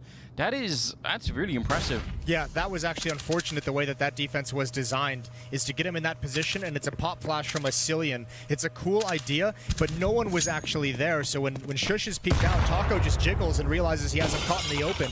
That's a very nice sequence from Taco to hold on to Box Hall's control, and that's going to force the defense to thin out. Look how centralized they are. It's Roy in ladder room, no one's watching Ivy, and Mad Lions after actually shifting 2 more defenders to the inner bomb site. So B is going to be stacked, but A is going to be an easy take. Yep, and they're all out there. He spotted 1, and when he came back for the follow-up, there was 3 people waiting for him. Some decent shots coming through the smoke, but I don't think it's going to matter, and I think they should actually save. I'm kind of shocked they haven't called that already. 5 on 3. You're not going to be, you're all going to be trying to retake more or less through the C connector. That is not worth it. This is great stuff for MIBR. About to have a 4th round, or will already have a 4th round here. This is the problem with Mad Lions and some of their slow starts that you referenced earlier. Against a team like MIBR, it's going to be infinitely more difficult to recover than it is against a Cloud9, than it is against a Fun plus Phoenix. For sure, but I don't even think this is a slow start, actually. I think this is a good game from MIBR's where you're... Yeah, I actually think so, because look at how just there was so much determination in what they were doing. Their push up outside of B, that's not Mad Lions being slow or anything. That was just Taco saying, sit down. Yeah. Which is great. What a cool play from him. And that 1 kill does so much. it forces the entire Mad Lions team to go into B, or they make that, they call that risk. And as soon as they take down Roy here, the round was won. The way that even Roy was backing out of ladder room, it felt like they were trying to get all 4 players to the B bomb site and just go for a ride or die. Like either they come here and we might win, or we probably win, or we just save. And they just couldn't get away from it. I was surprised to see that second player join up with Roy on the bomb train. Another investment for Mad Lions. Out of a loss, they've lost 4 in a row, and their economy is about to be destroyed. But Acor's got an AWP. So we can find a space for it. Gonna go all the way there. Make it a bit of jump across. And not sensing anyone in team A, and he's just gonna be falling even further back to help out at the B-bomb side. Some amount of damage being taken from Mad Lions already here. They doubled up in ladder room. Taco just drops a nice, friendly little HE grenade from top ladder. He's playing a very important role, as he does in pretty much every map on the MIBRT sides. But he's controlling Box Hall's aggression. Ooh, pop flash beacon towards main. Bird not blinded, but he can't convert over. It's Fallen. He doesn't want to peek too wide, considering there's most likely an AWP covering this aggression. Oh! Got him right through the wall. Doesn't need to peek. One more flashbang over, and it's a Cillian close-up. Spraying through, he's giving away his position. What a great aggressive take from MIBR. A 3-on-2, but Acor is zoned in. Man, that was a cool shot right through the wall. You love to see that. Acor, though, this is where he's really, really dangerous. They have to catch him at the right time because he loves taking those fights, especially in high-pressure situations. 38 seconds, and he's up the ladder trying to take a bit of a look. Not finding anyone here. And sure, she's going to hear them outside now, and so will Acor. They're going to come back. They could have a very, very dangerous crossfire. I don't know if MIBR know yet that that's happening. Shush is waiting out here. Going to be a bit of a smoke, and that will stop the bomb from even going down at all. KNG in a 1 versus 2, and he had no chance. It wasn't even a smoke, sorry. It was just I think a flashbang to try and help him out. It landed under the train as well. But a 4-3, and MIBR, in spite of the man advantage in the early victory there in Team A, not able to make it out of the round. Yeah, not a bad call whatsoever. That's just unfortunate spam. I'd like to know how Acor actually picked off Fallen, because Fallen was watching the ladder flank with his AWP. That was a heads-up duel won by Acor. Not sure if the flashbang from MIBR into ladder room actually blinded Fallen a little bit, maybe distracted him, but either way, that was a big fight to win. Good positioning from Acor. After checking for the Hull's fall back, and again, oh, he's out in the open. How is he alive? How is he going to get away with this? He almost doubles them up as they leap, but he is so low. And certainly at this point, Mad Lions has to think of abandoning his position. Spam coming through, actually. Cillian is there to try and help him out. They've lost Taco and Fur on the other side of the map, so they have to reveal down at Ivy. They finally take down Acor, but... This is right off the bat. It is brawly. Look at the way Mad Lions is challenging for everything. Some very awkward missed shots have created a difficult scenario for MIBR. And Bobsky just running to take that fight, not even a little bit scared of it. The bomb is there. I would say now it's time for Mad Lions to cool it back down again. 4-on-2, not really worth trying to fight in T-spawn of all places. And while all that's going on, you have to think, I'm assuming Mad Lions got aggressive towards the B bomb site, towards box halls, towards above ladder. For those kills to come out so early in the round while Ivy aggression is going on. It's about to be 4-4, so Mad Lions respond very quickly. Great amount of confidence shown on the CT side. Nice shot from Fallen. Catching Bubsky. That's a long way to the end of the round here for Fallen if he has to try and take all the fights. This is... Fallen could do one of those masterclass videos on opping on train. Just look at the way he's using the ladders and jumping back and forth just to gather information for the peak. He's heard this flank coming in. He has to know the general area of Shush, and he's fighting to be able to save this off, and he's got it. He's found Shush out in the open, and now he should be able to get away. Yeah. Incredibly well done. Rifle is worth a lot to them at the moment. Plenty of money for Mayan to try and drop for a teammate. Could be Fur there to pick up an or an AK instead. So actually saving the AWP is massive. Yeah, it's huge. It's going to allow him to have another buy here. It took way too long for Acor to go down again. He was stuck awkwardly for a moment as he tried to be aggressive. It even looked like there was a moment where Acor could have had a 2-for-1 because they actually stood on top of each other, but we'll see. MP9 on Shush. I don't know if they're expecting, or if they just didn't have the money. I think they didn't have the money if they wanted the grenades. jump out from Mayan to try and see if he could find an opening. It's such a cool play when you can get out there and create that space, but he ran into so many grenades and the Molotov on top. He was never going to be able to make it. And the op. And the op. It was everything. As if he needed more issues. Bubsky and Asilian are low, but unfortunately it looks like MIBR is attacking away from those positions. Asilian out towards Ivy, Bubsky playing in connector. He's actually rotated to the B bomb site, so it might be an easy follow-up kill. And no down one coming the ramp up we go. high ground yet. This is a big problem. Shush position is very, very hard to stop if you're coming down on that lower ramp. Unless the flashbang is perfect. Well, first setting up for it, I think it actually will be a close flashbang, so if they can flash Shush and take down Bubsky before Shush can get back into play again, that's going to be very interesting here. 50 seconds on the clock, and they're going to go for it. There we go, setting it up. It does nothing at all to Shush, and he'll be able to do a little bit of damage at least. There's the return from Bubsky, and that's really just what they wanted. The fact that he gets the follow-up headshot just makes it almost a done deal here. Fur with 40 seconds, and he's got the bomb, and he's, instead of going for the plant, going to try and see if he can win the round. Straight up fights Acor. Now he's trapped back here and running with a grenade out. Oh, what a shame. It's such a cool idea for Fur. Playing for the whole round instead of just going for the little, $800 bonus. Yeah, well, that's the most Fur thing you'll see. Yeah, I mean, he's always going to go for the win like that. A very aggressive player, and actually, I think that was a cool decision because there was a real chance. Yeah. Unfortunately, didn't know that low HP player. Nice round from Bubsky considering the HP that he had from early on. Yeah. To get a couple of nice kills. Even Asilian with that final one with low HP himself. That was the one that really screwed Fur. He didn't know that he was wrapping around High Train. So 5-4, and MIBR's out of money. 3 in a row for Mad Lions, and they have restabilized. And now it gets much more difficult for MIBR on the attack. Now you're going to be going up against a Mad Lions team that has all the utility, that has the AWP every round for Acor. It would be a huge benefit in this round if MIBR is able to get 2 to 3 kills. What a shame. I like that play from Taco. He was trying to see if he could just find a random timing to sneak down that sidewalk when no one was watching. Yep. Which you can definitely do. Yeah, we've seen it frequently, especially early on in rounds when there's really only one defender. So Shush in the bomb side, Bubsky far back. Shush is dinked, but continues the spray.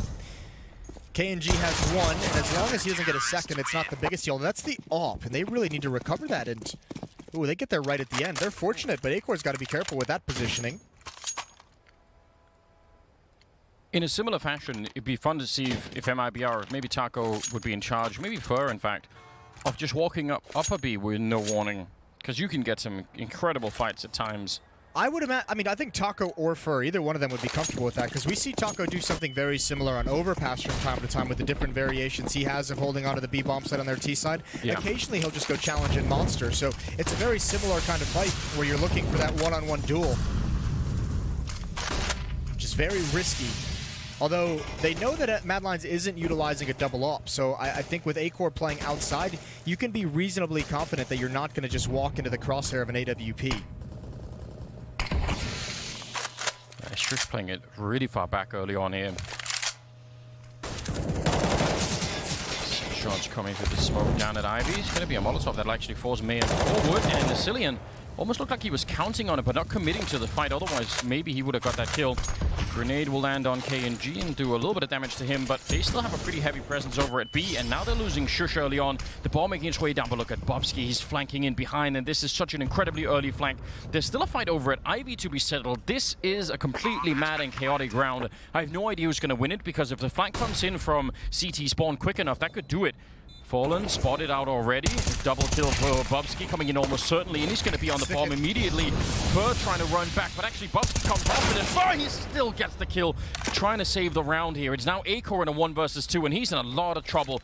Unless they show themselves, I don't think he can find this. The deep grenade won't even kill Fur, and Acor going down to KNG. What a round from MIBR. Yeah, that's a crazy recovery after the backstab from Bubsky, and it's unfortunate. If that's a little bit quicker and he's able to stop the plant, I think that's way more aggressive, but the fact that they recover from such a hectic situation is super impressive. This was a round, look at this entry. They're just walking in, and we noticed it right at the start of the round. Shush was playing so far back, and whether that was designed, thinking they wouldn't come to B, or whether it was because of the pressure towards Ivy, he wanted to have a fast rotation. That's a lot of space. Taco this time, we just mentioned maybe he'll walk out upper ramp, but a difference in the attack this time, it's just march down, see what you get, and he got an early headshot entry. Beautiful stuff. 6-5, but a very, very good chance of making it way more than that. Money not looking good for the Danish side at the moment, so probably gonna have to take at least a bit of a timeout, maybe buy some deagles in this round. But that should be in. 1 deagle. All right. That's interesting. Thought maybe Bubsky would at least also go for 1. Maybe he's not a deagle player. They also don't have much of a losing bonus, so I think he's actually saving to get an AWP for Acor in the next round. I think he'll have to drop that over. Because I think they're only going to get, what, 1,900? 1,400? Yeah, it's not going to be that much. Bit of an awkward timing in the beginning to take down Fallen, but they will recover the AWP there, and Roy will be found. So 6-6, tied up. This is such a good first half for MIBR. They're on the T side of train, already getting 6 rounds. I'm super impressed. Fur at 10 kills, KNG at 10 kills, but nobody is doing badly on this MIBR side. There's no one who's completely fallen off the chart and is not contributing. Same is kind of true for Mad Lions. I think we've got the beginnings of a very cool series here. Yeah. I think we do as well. Especially the way these two teams have been actually attacking each other. Now we have that double op. Bubsky with 1. He's going to have that in CT choke 1. Acor, ooh, that's a great peek. Puts a stop to Fur before he even begins. And he can peek that again later on and back up Roy if he needs to. Such an important kill, because if Fur gets all the way down there, it takes so much control away from the CT side. I like the idea of the boost, but unfortunately falling off it means Roy is going to be hearing it, and he's already looking for it. You can tell he's looking up to try and see over the smoke. He knows something is happening. Flashed it almost into the smoke, and yet they're a little bit paranoid. That flash almost gave his position away. He's still going to get the kill, and he'll be traded right away. Fallen goes down to Acor, and now Mayan coming out of main alone with his teammate being over at Pop Dog, and Taco, yeah, he's on his own right here. This double up setup is doing a fair bit of work for Mad Lions, and that's dangerous. I mean, if they get the rest of the rounds here, Mad Lions, and make it 9-6, that's gonna at least make them feel pretty good about the end of the half. Well, the fun thing is going to be what MIBR's response is to the double op, because they didn't actually see it coming until, you know, Bubsky just battered him with it. Yeah. So now you actually get the chance this late to switch up a tactic, switch up a strategy. This is just good shooting from the Mad Lions offers, but look at these clips. There's no smokes in their face. There's no flashbangs. There's no kind of a set piece to block those lines of sight off for the AWPs. And again, that goes down to the fact that MIBR did not know that was coming. So a nice defensive switch has netted them 1 round. How much more can they get out of it right at the end of this first half?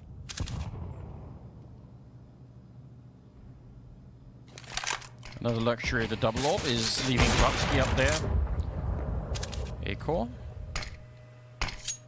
Thought maybe he would look for the boost. It looked like he was at least aware that that could be a thing. He's trying to see if he could just spot the feet of someone coming through. Bubsky gone down. That's Taco again winning that fight.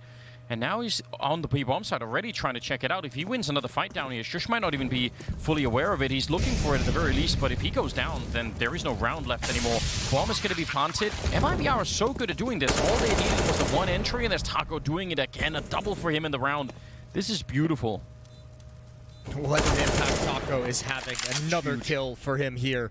That is magnificent. A triple kill for Taco in the round, and that's going to take, I mean, maybe not the full double op away. They're going to hunt down Acor. Look at all the red dots just streaming towards his position. There's 1 round left in the half. The double op has depleted the entire economy of Mad Lions. They do not have a losing bonus building up whatsoever. So even if MIBR throws everything at this, it's going to be a victory for them. Fallen with a peek. I don't know if they saw Acor get on top of this box. No, I don't think they did, but surely... Well, maybe they did. Maybe they did. Oh dear. Let's see that peek from Taco on Bubsky at the upper ramp, because that was a thing. That had to have surely been just an immediate 1-tap for him, a pre-fire on the angle. I mean, Taco is going to that position every single round, right? Like, he's just so trained in playing that part of the map at the moment. 7-7, all tied up leading into the 15th round.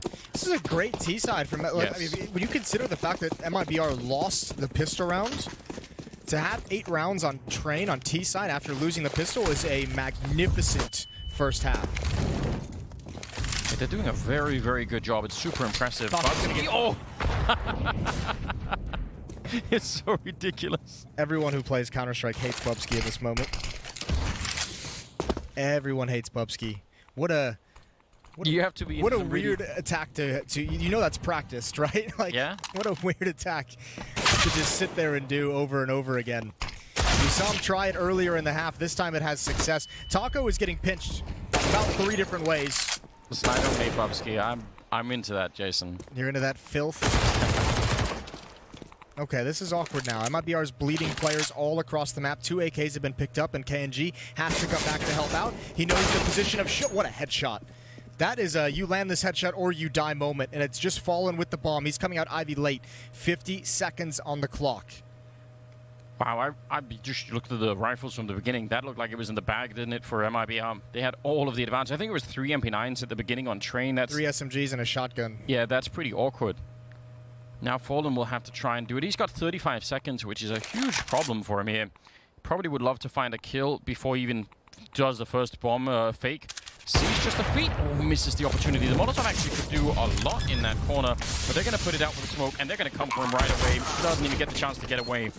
8 rounds for Mad Lions is actually not that great. I think MIBR are going to be celebrating a lot. It's not great. Yeah, MIBR are certainly telling themselves what a great hack we've just had. I don't think they'll focus on it now, but that is a bit of a bummer to drop this last round in that fashion. What a great job to give yourself that advantage going into this final round, but a better job from Bubsky. Converting to the AK-47, adding 1 more kill into it. So 8-7 for Mad Lions. Not the worst thing in the world, but they have a really tough task ahead of them in the second half. Yeah, they do. I'm really impressed by Taco and entering into that B-bomb side. That was cool. Yeah, Taco has been criminally underrated for a while now. Either way, we're going to see if MIBR can complete their solid performance here on Train, the opening map of the upper bracket finals here at Flashpoint. We're going to head to the break, and then we'll be right back with that second half.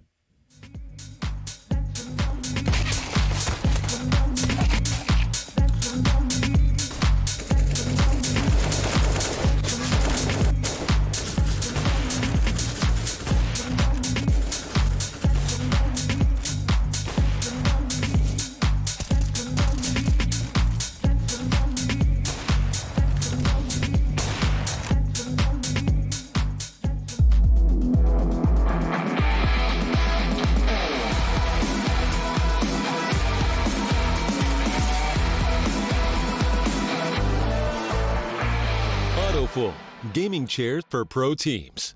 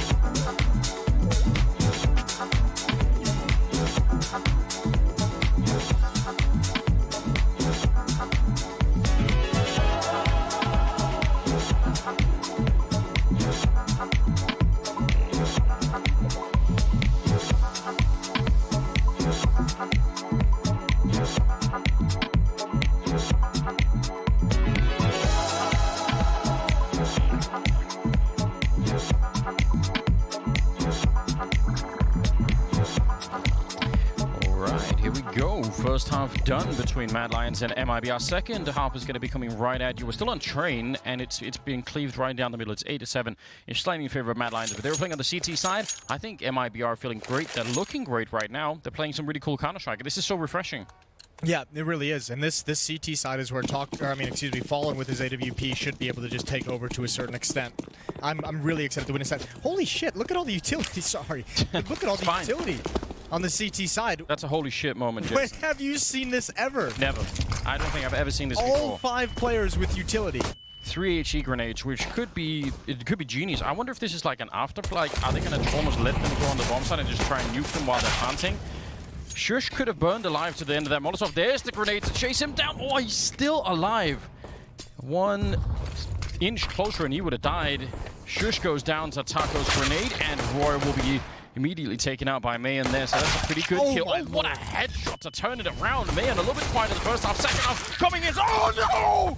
He got that one as well. The quad kill to close out the pistol against Mad Lions. We are going to need to see some replays. Listen, it's good that he got the quad kill because we can say unequivocally that this whole 5-man nade stack thing didn't really work out the way it was designed. Whether it's for a post plan, whether it's for that Ivy play, the grenades only, they had to use a Molotov and 2 HEs just to kill 1 player. So I think that's going to be an interesting conversation point. I kind of hope, I'm just going to figure out what the plan was.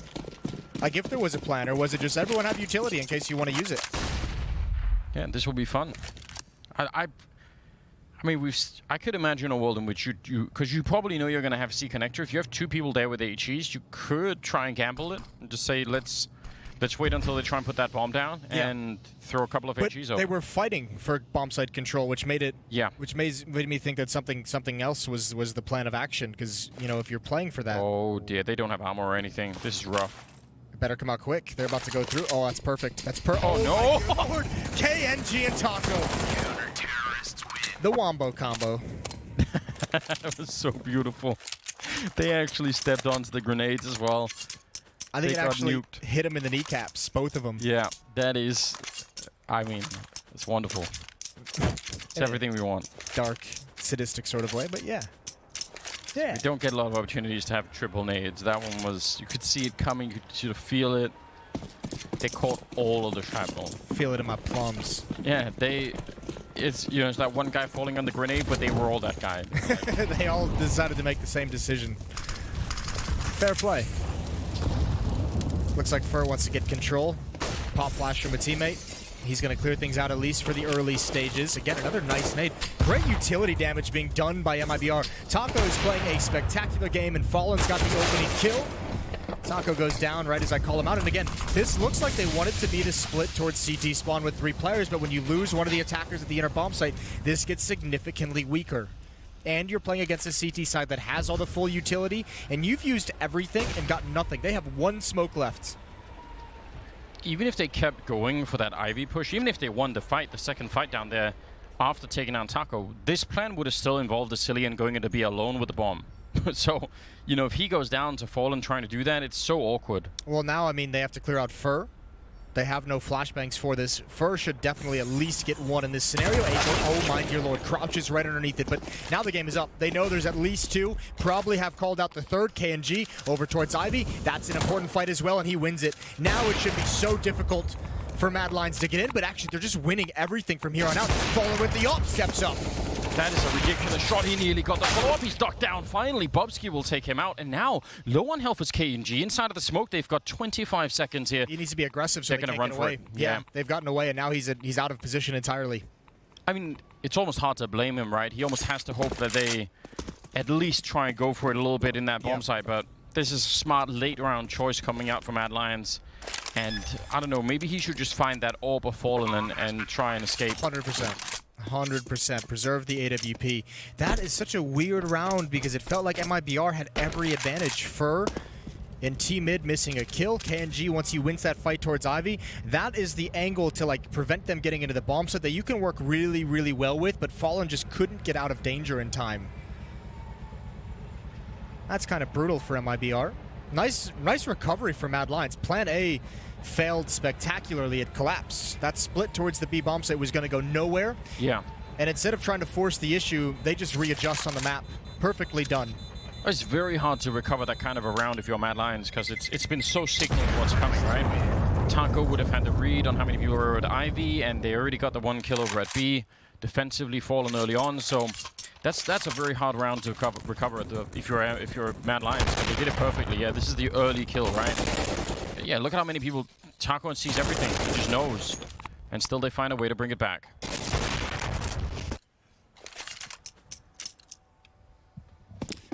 Nine to 9. We're all tied up. Double up set up for MIBR. This was a defense that Mad Lions switched to at the end of the first half. MIBR bringing out very early in round 4. KNG is going to be the AWP rotating to support Taco when he calls for it. Taco's utility damage has to be pretty high at the moment. 460 utility damage for Taco in this game so far. 180 on Fur and Fallen, and nobody on Mad Lions is above 100. Is above 60. Not just utility damage. Good kill there on Shush. Looked like a moment of danger when the flashbangs might have worked. They're going to try and see if they can maybe go for this A-bomb site. They're getting the return kill on Main at the very least, but look at Fur moving up. And if he catches Roy here, it's surely the end of the round. He probably should have right then and there. I'm surprised that wasn't a kill. No. Bubsky sneaking in, and he can crack open the whole site, shooting him in the back. Oh, what a turnaround for Fallen! That was a 180. They could have lost the round right then and there, but that was a spectacular kill. They might still. Fur needs to get that one. He does, right in the side of the head for Roy. Asilian's made it into the bomb site, and that is an egregious mistake from MIBR's defense to leave Ivy open, but Fallen adds 3 kills in the round and recovers the situation. That is almost unforgivable to have that many players outside with no eyes on Ivy, and it almost destroyed the whole round. Yeah, definitely a wake-up call, but seeing Fallen with that shot, that is not an easy 180 to be making. It wasn't like his teammate got killed and then he was ready for it. His teammate got killed. He started getting shot in the back and then he just spun for it. That is really something. 10-9. What a close game we have early on here. Pistols all across the board for Mad Lions, so real chance now for the Brazilian side to start to pick up maybe a little bit of a lead here. Maybe get a bit of comfort in this second half, which has been just a battle all throughout. Oh, Roy. Yeah, he knows. Not going to go for it.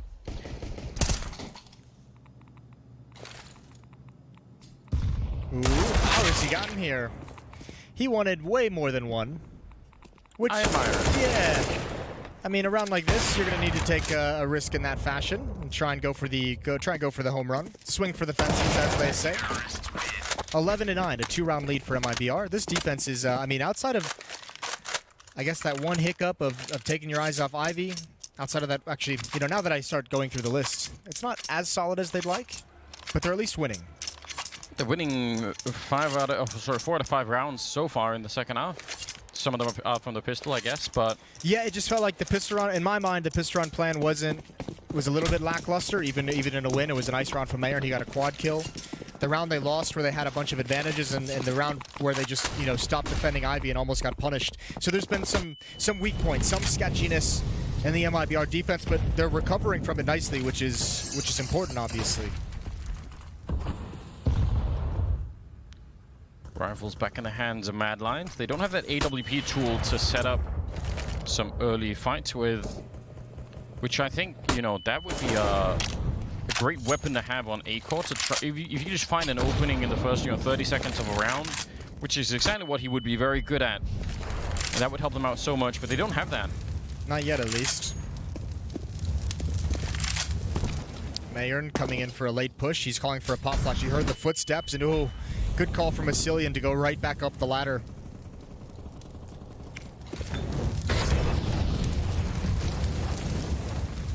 Dangerous situation for Mayern. Oh, he's going to run through as they're on the ladder. I actually think that's such a cool play, but they both jumped off it at the same time, and he just couldn't handle that. I still think that's very interesting. He maybe could have caught both at the same time there. Great returns coming out. Fur with the double kill and Fallen standing tall. He is so sharp with that AWP right now. It'll be Fur with the triple to close out the round. KNG at 18, Fur at 17 kills. They're playing such a cool game. And Fallen right there at 16. What a way to lead into this. No bomb plant. And once again, no money here for the Danish side. This is starting to look like a really, really good map for them. Yeah, starting to look very grim for Mad Lions. Fallen with the AWP and Fur playing in that fashion, keeping the space in the sandwich of those trains. I think Mad Lions has to try and find some success towards the inner bomb site. At the moment, they've tried a couple different variations of attack towards outside, and it hasn't really worked all that well. At this point, you need to test your chops against that B bomb site defense. The only real time they've tried to attack B was the split from Ivy. Yeah. And then I think they've tried with maybe like a pistol on the ramp or something. It's been With that triple nade that came out, it was like unarmored pistols. Yeah. Oh, he definitely saw a shoulder there. Wanted to go for it. He's going to push in front of the smoke. He was reading that. That's way too experienced. And that's kind of Fallen you like. Not only reading the play, but then, you know, aggressively attacking the play that he knows is coming. Some of the swagger coming back in Fallen's gameplay. And KNG's there to mop up Shush. It's just a Cillian, 35 HP and a Deagle, only 5 kills. And MIBR is going to put a stop to it. All 5 players survive. The money grows. You've got 2 players, KNG and Fur, that are 10,000 or more before their buy. MIBR is feeling very comfortable. They haven't used a single timeout yet. They're just marching to victory. And Acor can finally get an AWP if he wants it. I think this is so cool. I really enjoy this. I think this kind of opening we've actually seen out of Fallen throughout the the whole tournament so far. He's been doing it a lot to varying success, I'll admit, but he's been like trying to reincorporate it back into his game style. Because there was a while when like it is a confidence type of opening, right? You actually have to feel like you're going to be able to win the fights, and he is right now. So. Yeah, this is my favorite version of Fallen by a really long stretch. Yeah, I mean, this is one of those maps where it still feels like you get that old school Fallen quite frequently, and we're seeing it more and more, which is also a lot of fun. But I mean, overall, this is a very good team effort out of MIBR. There's no one player shooting up the scoreboard. You have KNG and Fur at 19, Fallen at 17, Taco and Marin at 13 and 12. Everyone is contributing at the moment, and that bodes very well for an MIBR team trying to make a late push for the Flashpoint trophy. Taco is lucky to have not gotten his head ripped off there. Yeah, it's hard to disagree.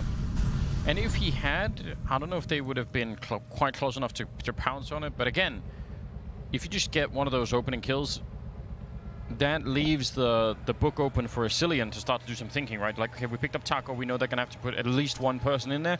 What options do we have then? Now he's just playing with a bit of a blank slate at the moment, making it tricky. 3 people on the inside bomb side at the moment for MIBR, and they're gonna go. If they go aggressive, I actually think it's amazing. Taco's moving up there, because if you're gonna have that many people, you need to at least know. And Taco knows. He's just checked the corner. They can start to fall back. Oh, this is cool. This is very cool. Defensively, this is such a nice plan. 4 people in the A yard now. Taco would have advanced warning if anyone showed up. Fallen. Quite confident in taking this fight. He knows he's got 3 teammates that are covering main and Pop Dog at the same time. They're out of utility, though. They're out of Connor Molotovs for when the set piece comes in for Mad Lions. They're lining up all the smokes right now, and here they come. There's no Molotovs to drop into the choke points for MIBR. It's going to be all fights, and Fallen has to give up his angle in Ivy. Good nade to chip down Shush and Cillian, but he's out along the wall, and Fur is creeping ever closer, just looks away.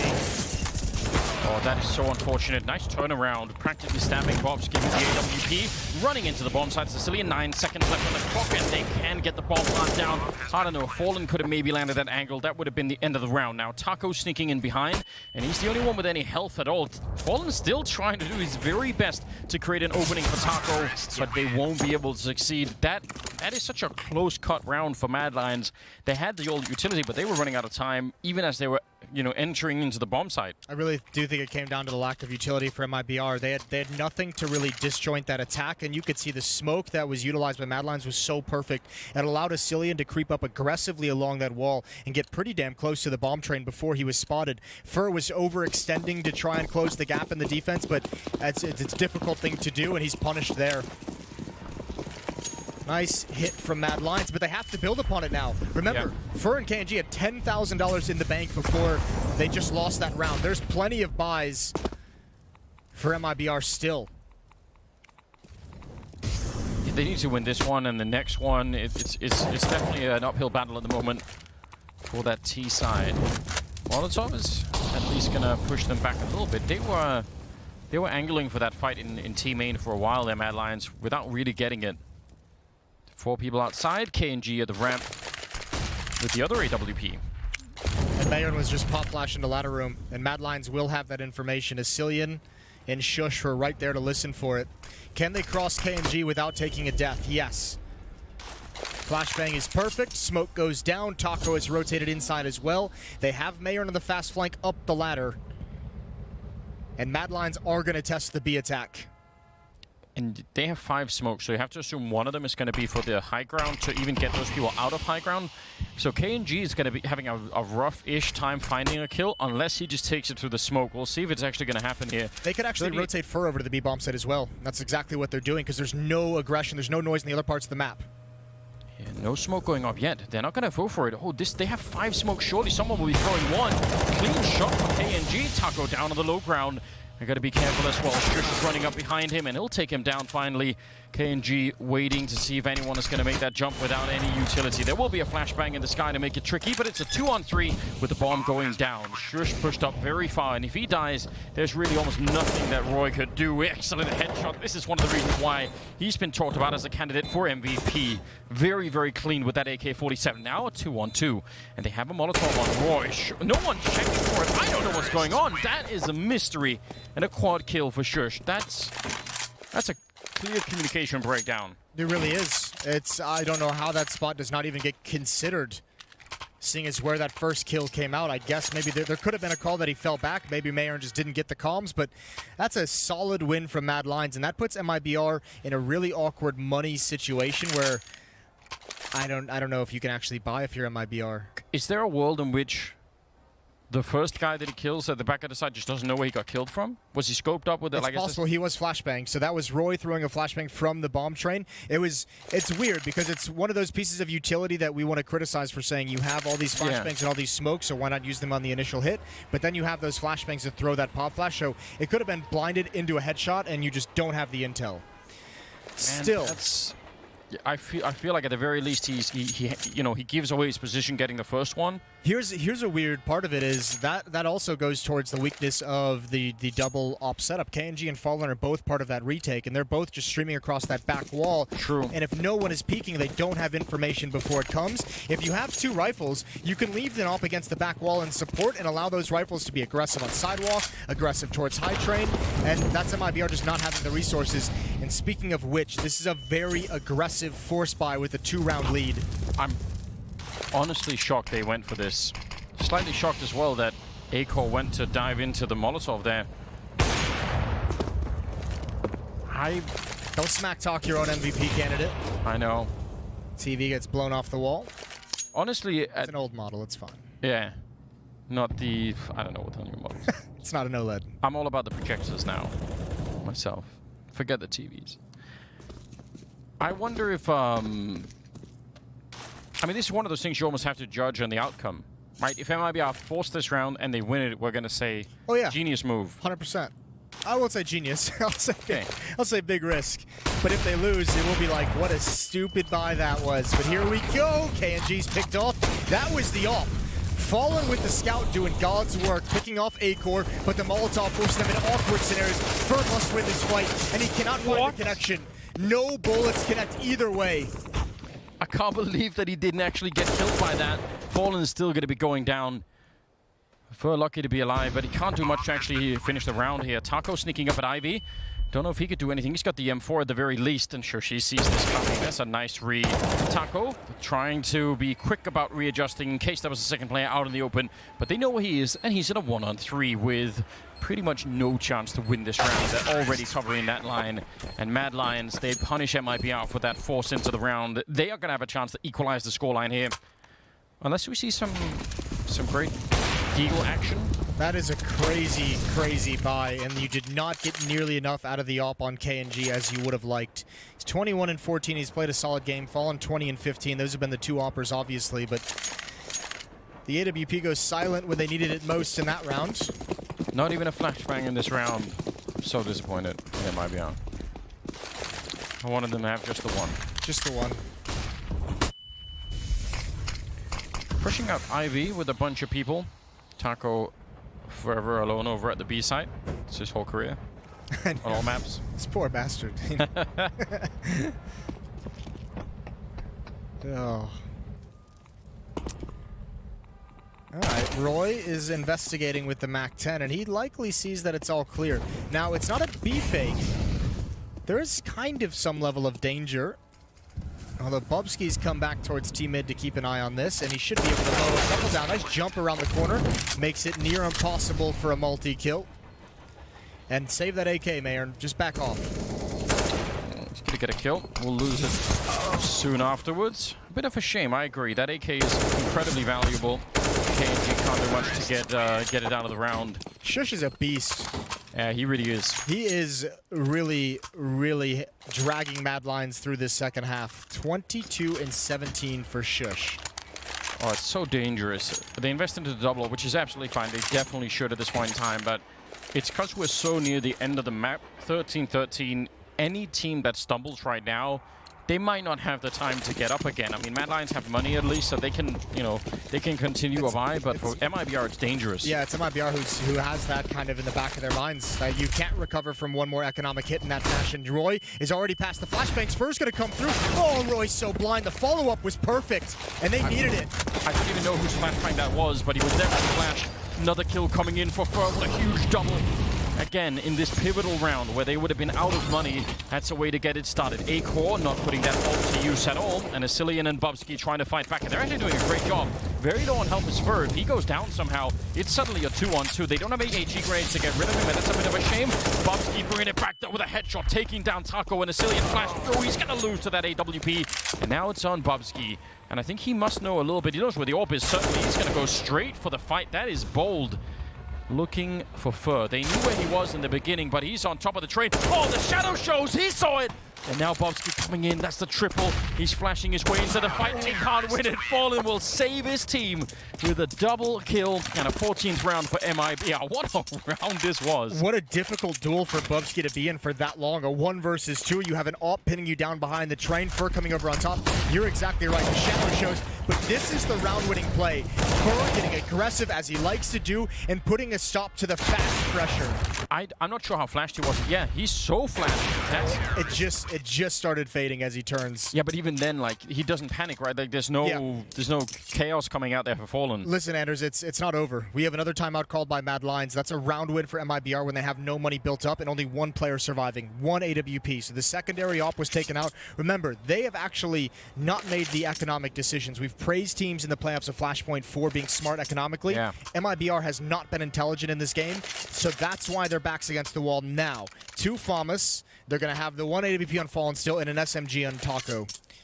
Yeah, it's a round you win and you think, oh, hold on. Yeah, like, it's great that we won it. We'd obviously prefer that over losing, but, you know, this is still a very dicey, even more difficult round to follow it up. Yeah, they are, I mean, this could be the ultimate heartbreak if they end up losing this round. Mad Lions surely know it.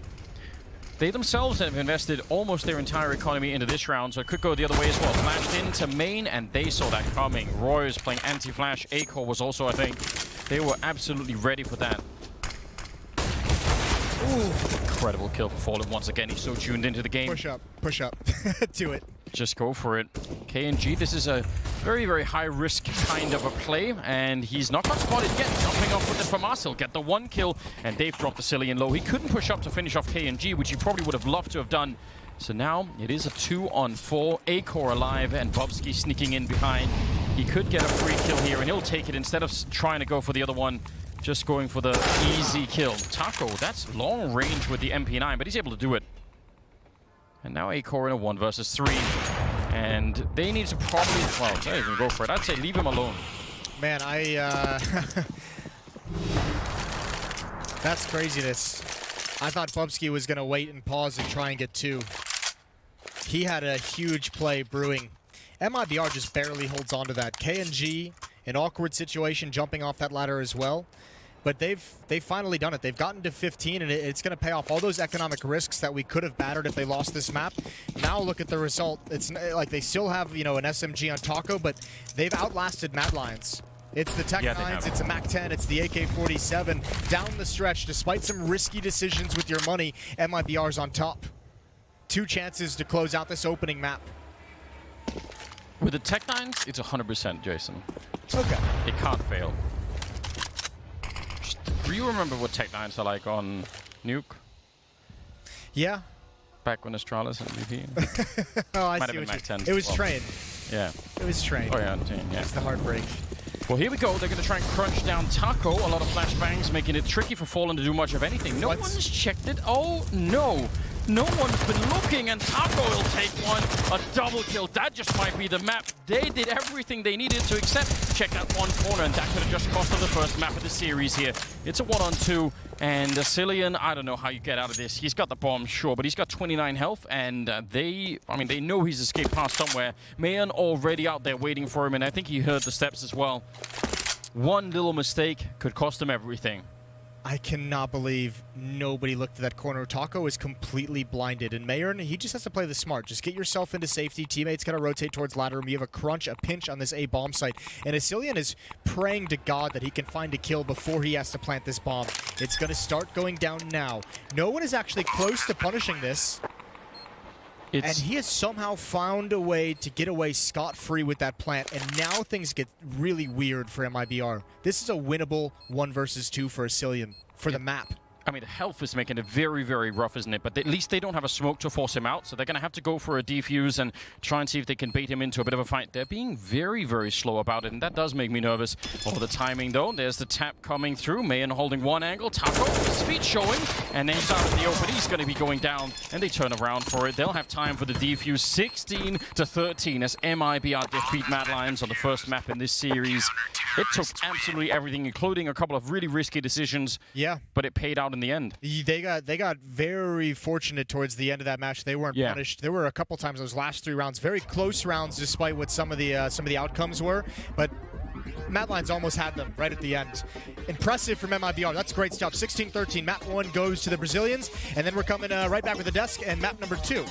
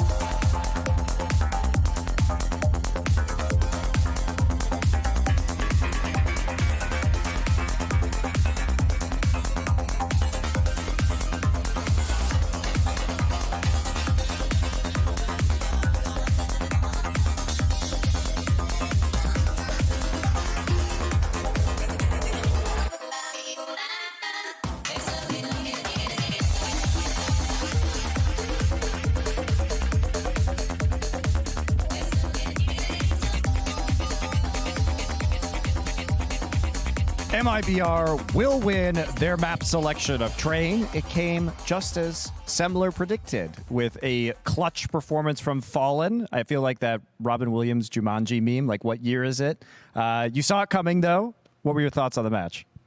Deep frustration. with my prediction, of course.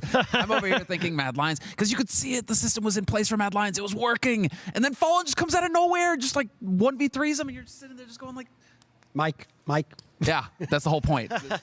Nothing to say. Okay. I mean, the thing is that is what is keeping MIBR in this tournament, pretty much, is just the fact that Fallen keeps coming out of nowhere and coming up with these massive clutches in key rounds, and that's just the quality of Fallen. You can see why he's still on the team. He has this in him to just come up with these magical rounds that keep his team in these tournaments, in these maps. Mad Lions should have won this map, except for Fallen. Now, Maui, we were having a discussion about this before. AWP difference was a key element in this particular map. Like, Fallen basically is the only AWPer doing what he's doing now. Yeah, this tournament, going into it, we knew that there weren't the strongest offers at Flashpoint. We kind of expected Wardell, we kind of expected A-Core, but at the end of the day, a lot of them just shy away from it. When a situation becomes a 2v3, they just don't have any reliance in their own clutching ability. But you watch Fallen, on the other hand, and he pushes the gun to its absolute limits in every circumstance possible. He finds opening picks, finds advantages, and shuts rounds down as well. And it's just so impressive the way that he has so much game sense in how Mad Lions are going to approach as well. You see him at Sandwich so many rounds. I don't know how many times I've seen Fallen at Sandwich looking the exact right spot every single time, and he picks them off one by one by one. It's like he's reading the offense perfectly every time. Yeah, and coming into this, you guys talked a little bit about what does it mean for Mad Lions to be in a high-pressure situation? Because even against teams that they probably should have squarely beaten by contact, a team that didn't even make our playoffs here at Flashpoint 1, when it starts to get close, even though they pulled out some of these wins, they started to look a lot worse in tense scenarios. Is this something that, is the pressure getting to them, or are they going to start bouncing back on the next two maps?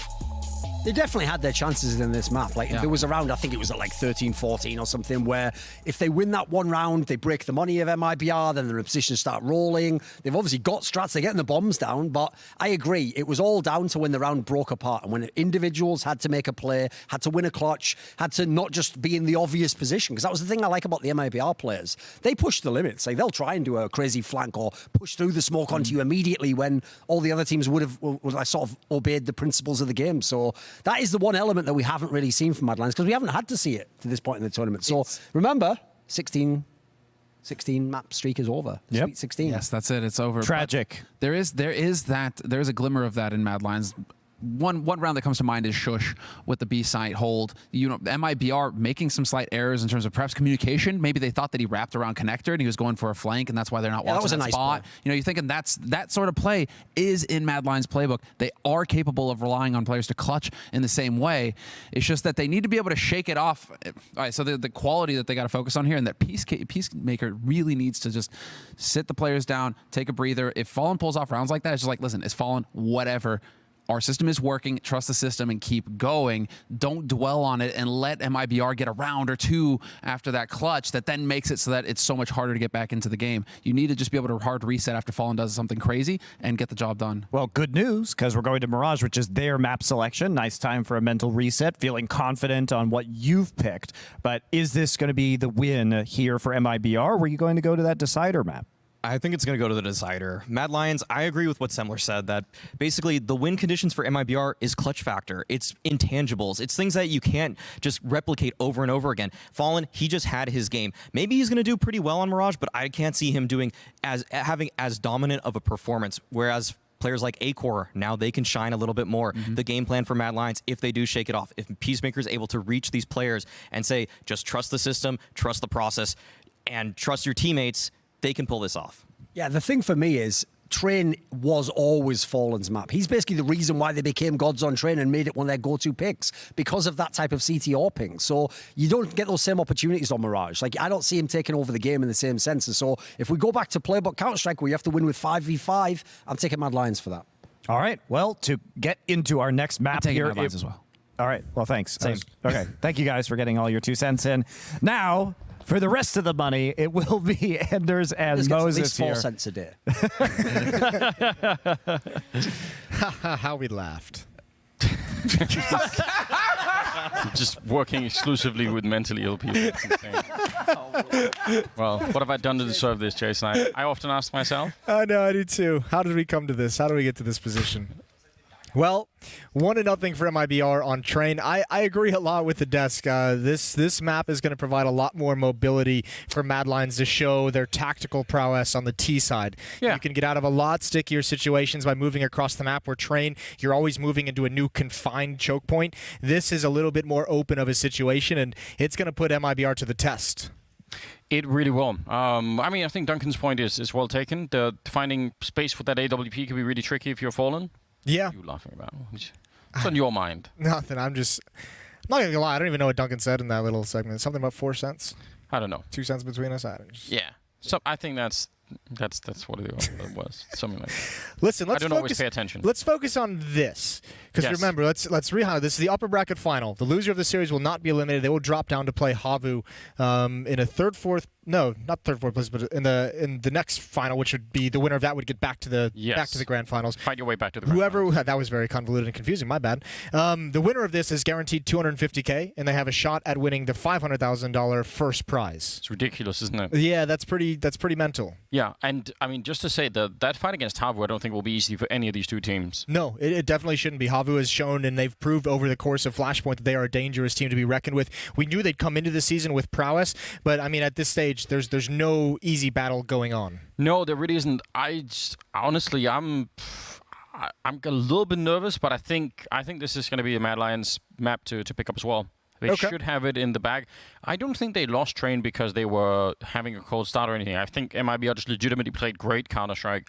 They did. Yeah. If they continue to do that, it should be a close game. I think Mad Lions are going to be more at home on this map. I think it's a little bit, if you're an MIBR fan, you've got to feel a little bit more confidence in the fact that MIBR on Train was tested in multiple different ways and had a lot of very uncomfortable situations, not just tactically, but with their own economy down the stretch. I still think they mismanaged it a little bit with some curious decisions, and it's obviously okay when you come out on top in the end, right. But there was a real chance that mismanagement could have cost them the map. So not only the tactical challenges, the economic challenges they put themselves in, and they overcame both of them. Yeah. I mean, it's always tricky, right? When you go back and you know that it worked out, so you think, all right, well, that was good, but we saw the danger, and I think we called it out before it happened. They work out, and I mean, Fallen's AWPing on that map is amazing. The trouble with AWPing on Mirage, though, is where do you want to take that AWP? There really are almost no positions. One of the things you could do, if it wasn't Fallen doing it, right? It's almost if you give it to KNG and put him in the B hallways and just say, like, you just give us the map control, and then we're not looking for aggressive AWPing. It'll be interesting to see, because this is also a map where we've seen Taco pick up the AWP to do just that at the B bomb site in the past, and he's been a pretty serviceable opper as well, historically for MIBR at times when he's picked it up. That again, it puts that whole question of juggling the double op, like who's going to be the secondary op? Is it going to be Fallen? Is it going to be KNG who's primary on it? So we'll be interested to see the decisions that MIBR make on this defensive side. They're going to be starting out on CT, as it is Mad Lions' pick, and it is Mad Lions trying to stay in this series. If they lose here, they drop down to play Havu, and as you mentioned, that's a frightening prospect. It is definitely not to be underestimated. You want to be really careful about that. I shouldn't say this, but I'm pretty confident Havu is the only team that's actually beaten Mad Lions in a series at this event. Did they? Or did in the opening series? Maybe they did. Could be. I don't know. We'll see. We'll see. First round coming up. We've got a smoke that's already been put out and a Molotov as well on a Cillian, and Fur will pick off a Cillian before he even gets to throw that second grenade. More kills coming through. He nearly did the 180 to take down a third one, but they're running in. This has all been red. Still fighting back though are Mad Lions, trying their very best, and even that is not going to be good enough against Mayan. Double kill for him and a double for Fur. That almost fell apart. The aggression on a ramp was a weird crossfire, a weird triangle setup that Mad Lions was not ready to deal with. What a great couple of shots from Fur. He essentially just did to them what Mad Lions did on their first run of Train, which was push up Ivy and get 2 kills. Fur gets aggressive in window and finds 2 kills. In the glory days of Fallen playing with the AWP, he actually did used to play aggressive CT ramp ramp with it, which is incredible to watch. Now there are so many things that has made that more difficult to do since, but maybe we could use that as like a measure for how much Fallen they actually feel in this game, right? I'd say if he starts to push down that ramp, then we know We know what kind of territory we're in. Getting picked off in the middle? Pretty much everyone except for Bobsky. I know that's only the second round and it's against, unarmored pistols, but I really like this from MIBR, this start. Fur being aggressive in window, and now again here on this pistol round, pushing and challenging when you don't have to in middle. Kind of just starting to send the signal to Mad Lions to say, you are not going to get mid for free. And if you look as well the position of Fur, we know he's going to like to push underpass as well, but that's a player that you know is going to enjoy being aggressive if they ever want to switch up and push towards top mid. AWP on Fallen. I mean, there's no reason to let Mad Lions start to feel any level of comfort, right? And against a tactical team like Mad Lions, you definitely don't want them feeling comfortable that they can just take mid whenever they want it. Strategic squads will abuse mid control if they're allowed to have it round after round. Again, a challenge, and you almost feel like that should have been an opening kill for KNG. Asilian down at 22 HP. Oh, they're going to go really quickly. Roy will get the opening. Shush goes down next. Fallen trying to stay back with the AWP. A nice pick off there. Asilian so tagged from earlier in that fight against the FAMAS. It's a 3-on-4, and Bobsky's on the bomb side alone with the bomb. Grenade, it almost lands right on top of him. That's pretty good. But how does he get the bomb plant? I mean, he's there, but they just can't find a space for it. Oh, and that kill forces Bubsky to back off, and KNG wins a crazy fight with Acor in mid. And Bubsky, once Roy goes down in Palace, he does not have that teammate who could swing to help him fight towards CT spawn, and it's not worth it. He's booking it. He's thinking bomb plant at the moment at the B bomb site, and he's going to get it. No one from MIBR has moved, and this is a typical MIBR, post-plant situation where they just, not even post-plant, just mid-round when they lose control of the other bomb site, the three players will stick together at one bomb site and make sure that they're all going to be ready for the retake together. Yeah, and he's really boxed in. I don't know, our whole series of things have to work out well for Bobsky to make this even close to possible. And now he's been spotted. That probably need to be a kill right away to at least make it a 1-on-2. He snuck in, but the orb is waiting for him. Smart play, and that will be the round for MIBR. At least with a bomb plant, I guess, for Mad Lions, that helps out a little bit. But I don't know. That was... I'm not sure. I almost want to see the replay of Acor failing that spray in the window, because I actually looked like that should have been a kill. Looked like it was hitting the bars. The spam just wasn't doing the damage that he wanted. That's a big fight for KNG to win, and this follow-up, we'll get it from the other angle. Maybe that is it. Yeah, KNG wasn't touched in that battle. That's so weird. 3-0, and with that plant, Mad Lions buy. They were right on the edge around, 3,700, 4,000 on most of their players. So a couple guys dropped down to Galil's for utility, UMP on Asilian for utility. Same with the Tech 9 on Acor, who's saving up a bit of extra cash for an AWP. And they're going to test KNG and Taco at the B-bomb site. But look, they think they already have a grenade primed. KNG just wants to flash in case anyone thinks, he's going to switch the HE grenade instead and throw it a little bit deep. It does land behind Bubsky. Double nade. Not the damage they would have liked. Pop flash lined up for Taco. It's a bit early. Another one can come out, but Taco's dropped off the angle. It lands right in between them, and now they're down on the low ground. That is so quick that KNG is just not ready for it. He's surely... Oh, no! No one's checked. Again, it's almost a replay of what was happening on train on the B-bomb side. Taco with a big double, turning for it, and nearly the triple. That would have been beautiful. Fallen, he misses a chance there, but he's on the bomb site, ready to fight. 2-on-2, and he is still alive. Finally, the Tech 9 coming into play, and man, he is feeling so uncomfortable. Mad Lions won the round, but I don't know. That is a crazy round. Yeah, Taco almost recovered it, and again, with so many flashbangs, so hectic. They didn't check for him by the spindles on train. Yeah, and it almost bit him here. This is the play that wins the round. Bubsky's so aggressive getting out. He even gets one more on the rotation. Taco almost recovers, but MIBR were never able to settle that round down. Even in the 2-on-2 at the end, Fallen was already so committed, and he had no safe place to run to.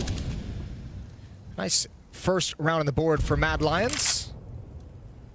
And look what it's done to MIBR's defense. Double up setup, 2 Deagles on Mayern and Fur. I actually love the idea of having the double up. I mean, I know we talked a lot about how hard it could be to find an angle here, but what would it do to Mad Lions' confidence if you just out-open them in this round? It's gonna crush their economy. It's gonna feel awful. It looks like Bubsky wants to be aggressive here, and Taco's going to have a huge fight to win. Some spam coming in, but Bubsky not committing further than that. That does pull KNG over towards market for just a moment, so no eyes on window. That's going to make Fur cautious with the Deagle to check behind for a boost. I think Bubsky was trying to go for the van spam from the kitchen up in the B hallways as well, but didn't connect with Taco at all. They have so few grenades defending that B bomb site, but they do have that AWP being wheeled into place. Mad Lions is trying to execute a split up catwalk with that mid control, and this could be very effective. See, KNG, early first kill, but they just get overwhelmed. Taco just, I mean, if they had more grenades, they could have bought some time here, but that's a rough way to lose the round, even in spite of getting the first kill. Nice hit for Mad Lions. Yeah, flashbangs were just so good for Mad Lions there. Taco, the last 2 times they've hit that bomb site, we obviously saw previously, he's catching so many flashbangs. It's really hard for him. Like, obviously that first player coming out halls that's the important kill, just to keep space for your secondary support player at the B bomb site. So even though KNG gets one at catwalk, Taco's way too blind to stop that next player from coming out to punish him. Difficult to deal with, and Mad Lions now have 2 on the board, and they are in definite control of the economy now. Yes, they are. Had a chance to have 2 orbs, but no reason to on the T side, and with A-Core being the main guy for it, why not just give it to him and continue on? Well, this is where we're going to see what kind of Fallen is going to come into this game. MIBR's money is so depleted that I don't even think they can invest in upgraded pistols on Taco and KNG. They can't invest in utility. They just have what they brought into this round from the previous, which is an unarmored AWP on Fallen and the 2 Deagles. So you'd really imagine that Fallen has to find some way to even the odds, to thin things out, go for a pick. It's mid that he's chosen, and he's going to jump down, and you like this kind of Fallen. I'm shocked that he has no one there to back him up, but yeah, I do actually kind of like it. He's just saying, it's all on my shoulders. Let's try and see what we could do here and flex on them a little bit. Shush, shoulder peeking to bait out the shot. Oh, and he's going to get exactly what he asked for. Bomb is back in T-spawn, and Fallen just, there's no one there to catch him on the other side. He just walks back, gets it for free. There's no one at the B bomb site, though, and this is the real problem. Even though the bomb is still very far away, there's no one even close for MIBR to have the information that this site is lost. Fallen's rotating over with the op, and I don't even think this is the right call. He's got to be so careful. He's zoned in from A-Core, looking for that exact cross, and yeah, that's too fast. And now, you can look, Bubsky, the constant aggressor towards this B bomb site is going to push into market and make sure that op cannot be recovered. I think the better play, although, again, just as we talked about, it's hard to fault Fallen too much as he's trying to just straight up win the round for his team. Send a pistol over to investigate so you don't lose the op in this situation. Yeah, I mean, that probably would have worked out a little bit better. But there's something about, let's say, the confidence, or what it sort of shows about him, that he's actually feeling like, okay, I'm going to go take the fight. I know this could be, if there's a chance that we win the round, it'll be based on getting one of the kills and then repositioning into the right, space. And it's hard to know, right? He just, this time, did not pick the right side of the map. Yep. 3-3 as Mad Lions are going to be picking up a 3rd round. It's just, this is the outcome that kind of really hurts, especially with losing that op. It's one thing, everyone's sitting at around $4,500 on the MIBR side. At least if you have that op on Fallen, you have rifles around it and you still have a strong buy. Now it's all 5 rifles, and it's obvious that you're prioritizing getting AWP in the hands of Fallen. And I still would have loved to have seen, again, the double op, or maybe on KNG, just, I think, or Taco, as you were saying, just that deep angle into the B bomb site gives you so much more space to work with in middle and A. I think they might go to it now that they've lost 2 rounds to the B bomb site. I think they might really enjoy that deep spot if they can. That might be something when they get the money for a double op, or if they pick up a second AWP. That is likely, I think, the outcome. Delayed mid-aggression, a pop flash over to try and catch someone out in the open. It doesn't work. But at the moment, Bubsky's feeling so confident at this B bomb site against Taco and against KNG. Oh, that's annoying for Taco. I think he did get spotted falling back, but not going to get killed for it. I like that Bubsky is doing this. It's kind of an underrated thing, because you actually can shoot through the lip of that, and not uncommon. And now he's going to go back here and spam for the van, in case people are hiding on that box. This is what he did last time, so actually look like MIBR were almost ready for him to do that. It's keeping a second player at the B bomb site. It's making them use utility. It's making them nervous more than anything. And now that the smoke fades, Taco's got to be focused on these hulls. KNG rotates to mid. He's got a crossfire set up with Fur in connector. Yeah, that M4, not much showing. He's still a little bit of danger, though.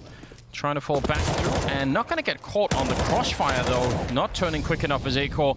KNG with a big double, and he's going to make it a triple. That is such a shutdown. Just all of them going down in the middle. And in slightly confusing fashion there. I mean, Bobski can maybe do some damage here at the end, but even that is looking unlikely at the moment. He's so trapped in here. Molotovs, grenades, and everything else. And they're going to get him without losing a single player. Wow. Yeah, that was a bit of a disjointed attack from Mad Lions that you wouldn't expect to come out of their camp. No flashbangs, no smokes. I really thought one by one into KNG's crosshair. Yeah, but I actually thought Fur was going to get... I thought he was going to get traded right away. I thought, you know, they were just going to go and spam that position. I mean, to be fair, they were looking for him. That's why KNG's able to get a couple of freebies as they come up catwalk. The Alper, Acor, zoned in for Fur and didn't even react in time for the catwalk defense. So timeout called from Mad Lions. They've got plenty of money for a buy in this round and a one-round lead for MIBR. They've got the op back as well for Fallen. They pick it up for free off Acor. Yeah, that's really helpful. Fair bit of money on Mad Lions, even just winning 3 in a row. So they're gonna be good to buy in this round. I think Cillian had like 8,000 or something at the beginning of it, so he was doing all right. He was real rich. Yeah.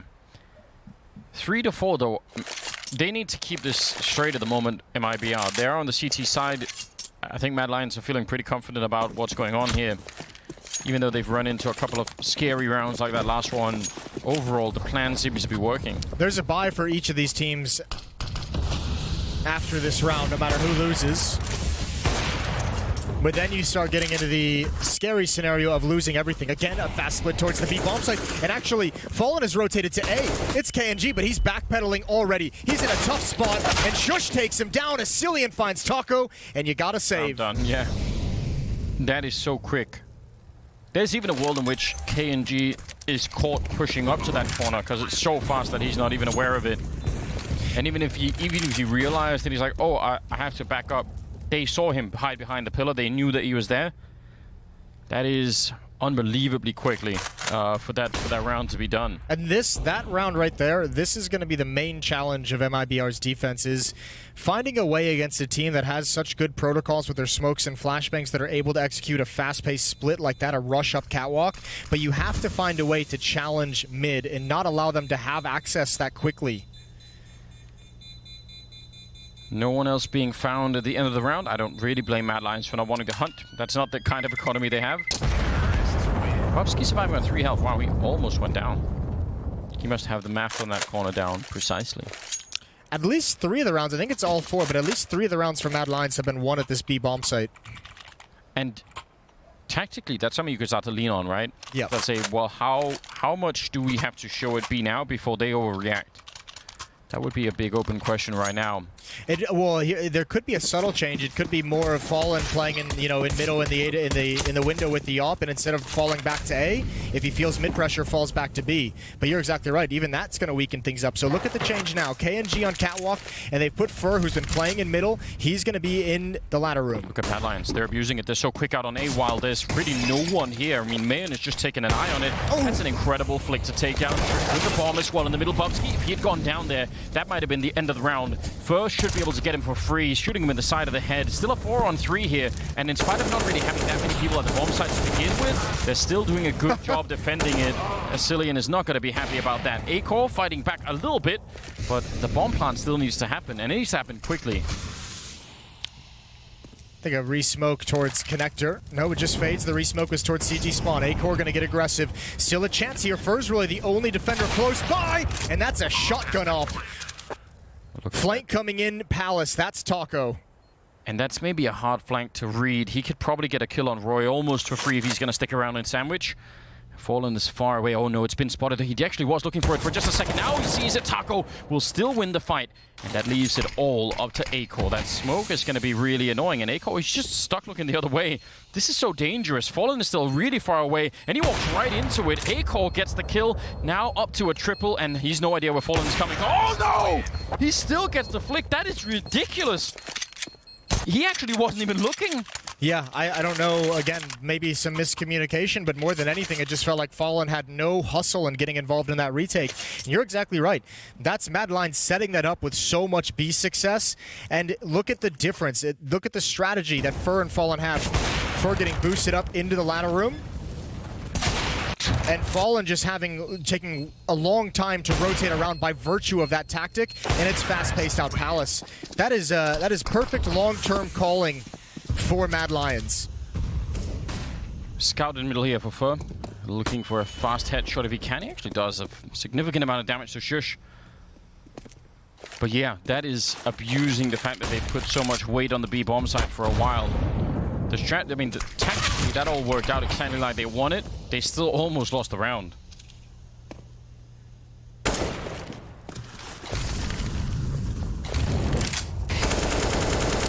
Bubsky maintaining the pressure at the B-bomb site. It's nice to give the same kind of feeling, even if you end up doing something else, right? Bubsky's just all the time over there shooting at that ledge, so...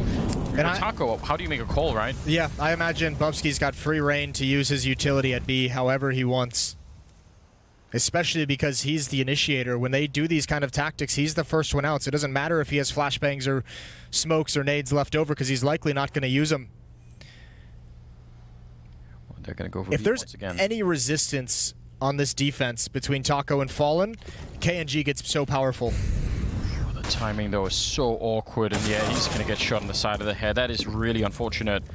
I still like it. I still think that's a cool idea for KNG. And those kind of plays, I mean, they are a little bit of a coin flip, right? You really don't know if you're going to get the right timing at the end of it.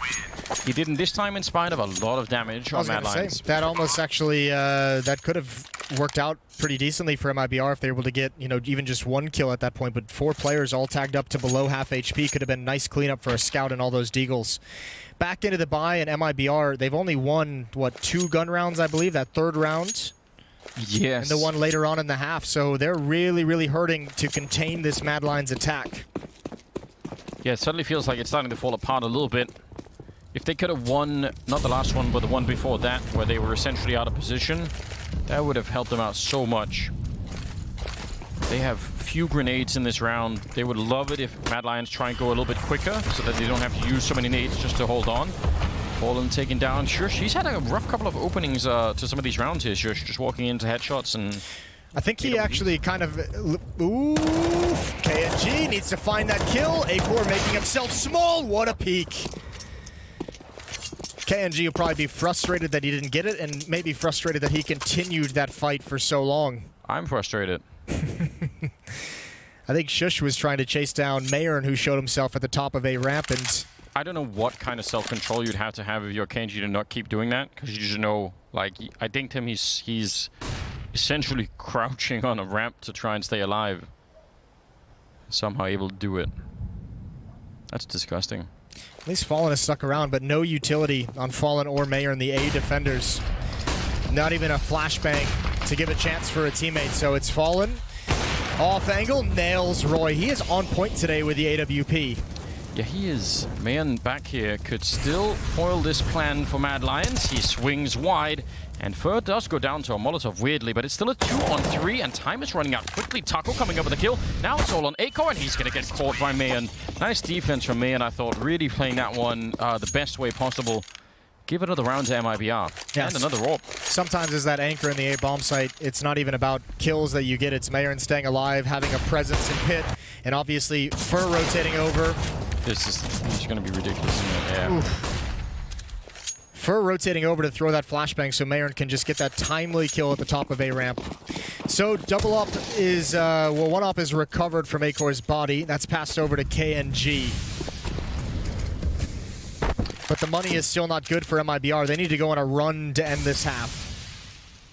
Looking for just the gap of the smoke. Ooh, a little bit dangerous. They know that he's here.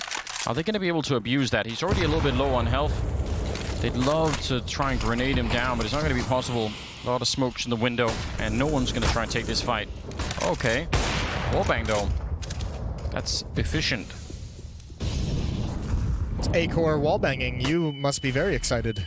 I'm always excited. Ooh, missed shot from KNG. Bubsky able to force him back for the moment. Both ops brought very low. Well, Fur has the ult passed over to him because he's so incredibly low. Mayern is in a really tough position. You're practically unwinnable unless he gets the immediate kill up here in Palace. See, grenades are starting to rain in. There are a lot of people coming up behind me, and then he's calling it in right now. Those people in CT spawn need to help him right now. Oh, jumping into the bomb site with the bomb out. That's dangerous, but they can't help him. They actually can't swing because the swing would have to be so wide that you're exposed to pretty much every other part of that bomb site. So, bomb is going to be planted here. Nice spam at the end, but Fallen now in a dangerous position, even trying to escape. Shush goes down, and it's a 3-on-3, and they're not really done yet here, MIBR. They're going to go for it. Yeah, oh, they know the position, KNG. Oh, Taco wins that somehow. That's incredible, but still a tough time. KNG has one more. They know the position of Roy. No Molotov, no smoke to hold him back. It's got to be a kill, and he's going to challenge against Taco. Fallen has a kit, but Roy puts a stop to it before it can even begin. What an incredible 1 versus 3 from Palace. And that might be the dagger of this first half. Yeah, I think you're absolutely right. And that is, I don't know, again, you're not going to read that in any textbook, but it makes so much sense when you see it. It's, instead of, you know, baiting around the bomb and trying to play for that, it's like, I'm gonna go so early that you won't even expect it. Like, it's before you are even in a position where I'm forced into it. You can see Fallen was like, all right, I'm at least going to tap the bomb once before he starts to fight. And he's just like, nope, I'm already there. 1 HE grenade and a lot of deagles. I cannot believe that Taco has such an incredible performance to make that retake doable. Mad Lions was so spread across the map. They were just lurking at every different point of rotation for MIBR. It felt like there was no way that MIBR was even going to get close to retaking that bomb site and still almost made it happen. Oh, Roy fighting here the whole round, and it all pays out. Looked like he was about to find some awkward timing, but it was perfect. 8-5. This is turning into a brilliant first half for Mad Lions. And MIBR, I don't know, they've even managed to save a bunch of AWPs and everything, which, I mean, their economy's actually been much better than it could have been. I think the real issue MIBR is having is they have not been able to contain the mid presence of Mad Lions, the mid take, whether it's fast up catwalk. Again, this is another round. Remember, Mayern was in that cubby and 4 players from Mad Lions walked up connector. They're not able to find a successful presence in mid on defense that can even give them the information of what kind of a hit is coming from mid. That's through a smoke. Yeah, it's through a smoke, and it's the B bomb site player. You know you get that kill on Taco, then it's going to cause a bit of a rotation on that CT defense. Oh, that smoke goes way past Bobski. This is almost 100% a kill if he goes for it. Oh no, the gun barrel showing instead. KNG just got into the one position that would have saved him. Unbelievable. Grenade out right behind him. Now the USP, he knows they're on the other side, but he's going to make his escape. That is the one way that would have worked out in his favor. Oh dear. They're under a lot of pressure. First trying to manufacture a grenade out of nowhere. And Asilian just flies right past KNG, but I don't think they realize Fur's over at bench. Asilian is kind of peeking towards market as if he might have been scared away from this. Easy kill for Fur. He knows now. Asilian close up, one more, and Fur can't handle it. But Mayern is here. They bought time at the very least, and it's a 2-on-2. MIBR must have this round. Yeah, it's an absolutely critical round. Coming in from the catwalk is Fallen with the AWP. See if he can find a good angle. Oh no! He maybe could have taken his time. I think he saw just a gun barrel or something and he just went straight for it. He's high-powered right now, just jumping into the site, unscoped, looking for anyone to fight. Does see Asilian and will take him right down. Man, he's feeling so confident in the moment. Roy was in a 1 versus 3 last time. This time, it's a 1 versus 2. And they're going to try and see if they can put up a little bit of a smoke. I'm not sure that's actually going to help that much. Forcing him to use the rifle at the very least, and they'll find him right away. Wow, what a retake. That could have gone wrong 10 different ways. I still can't believe KNG even survived the first engagement. I know, that's actually incredible. He gets very fortunate because Bubski had the counterplay, but just that little small peek that Bubski goes for gives away the game. KNG does a great job, Fur as well, but these jiggle peeks from Fallen, he is just so good at getting information before committing to the fight with that AWP. MIBR with a chance to make this as close as humanly possible at halftime. Round 15 here as MIBR tries to get up to 7. Ever since the first 3 rounds off the pistol, MIBR hasn't been able to win 2 in a row. Now's the chance. Acor, though, making that very, very rough. He's even seen this coming. He knows that there could be someone there. Taco not going to overextend. He's also the last B bomb side player, so if he does go down in this position, that's awful. And the grenade, and even Echo, I think before it even landed, I mean, you said not 2 in a row. They're not going to get a chance this time. They've been completely cleaned out of this round. KNG fighting at the end, but it'll be 9-6 in favor of Mad Lions in the first half. Wow, that was a very, very difficult round. MIBR could do anything. Well, I mean, there's Acor kind of flexing a little bit. Fallen had just done it in the clutch with the AWP. This time, Acor initiates everything in middle. That's really well done. We could see Mad Lions' prowess here on Mirage. It's why the desk was very confident that there'd be a third map, and it's looking that way as well from our point of view, I think. We'll see. After the break, we're going to have the second half, and we'll see if we get to that third map, which would be Dust 2. Stay tuned.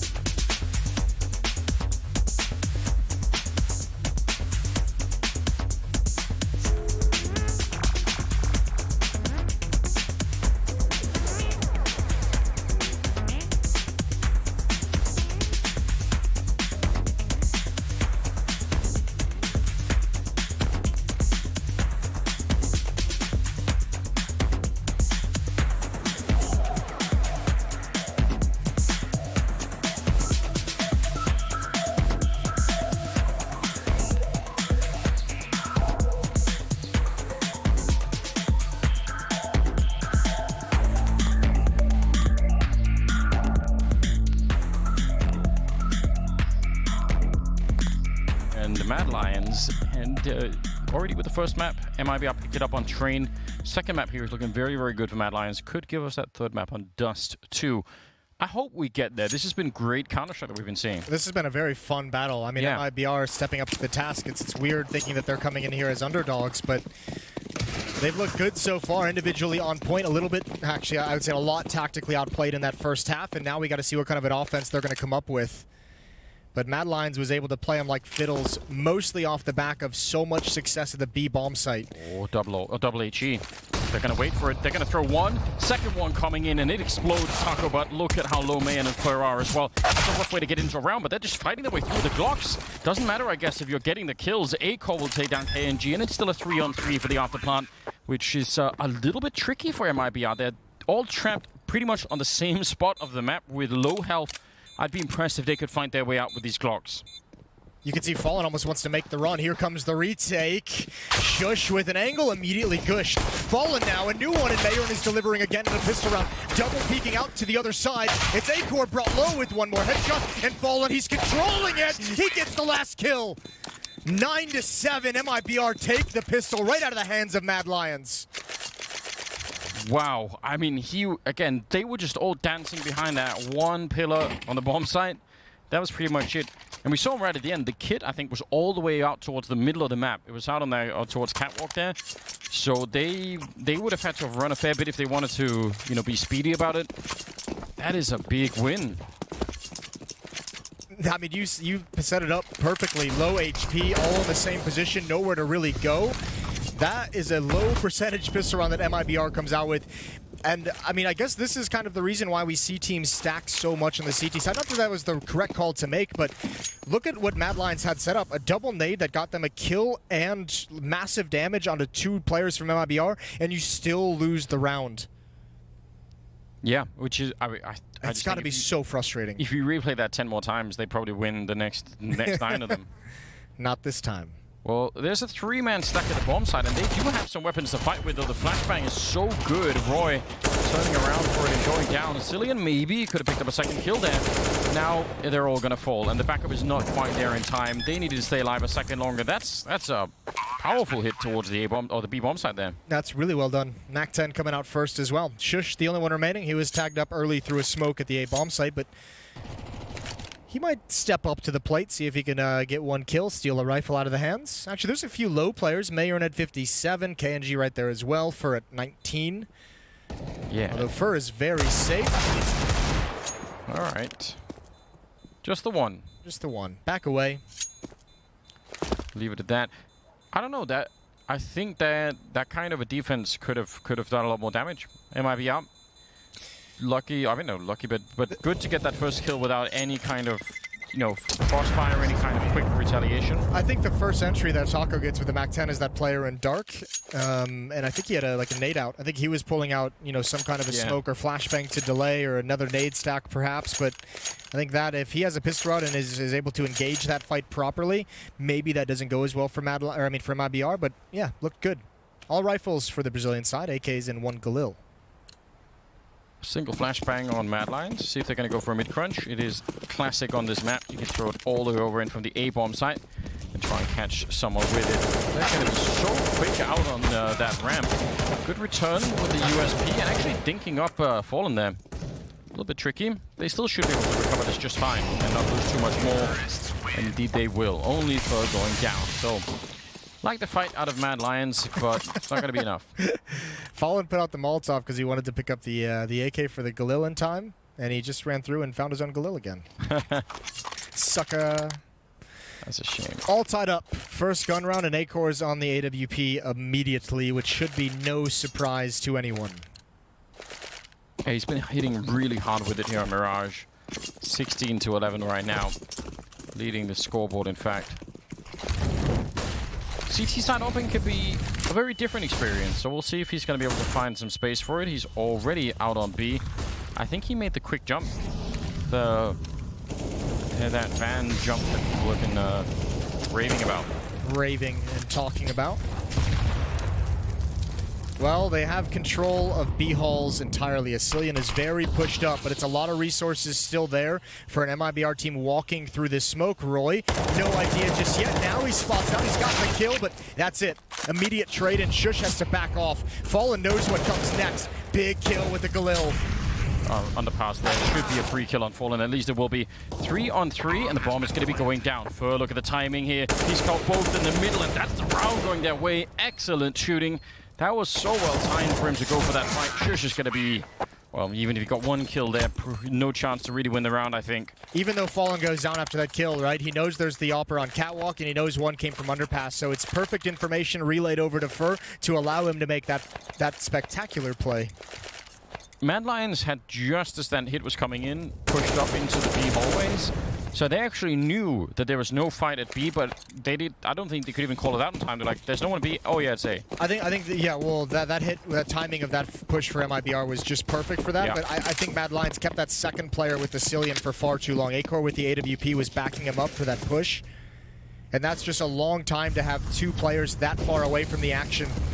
Every single round except for the pistol, MIBR has had a fast flash over the A wall and have challenged into the A bomb site. And that'll force some utility out of the anchor moving forward. Similar to how Mad Lions was training MIBR and Taco to expect B pressure. MIBR doing the same thing over at A, but 2 kills. Retake is doable now.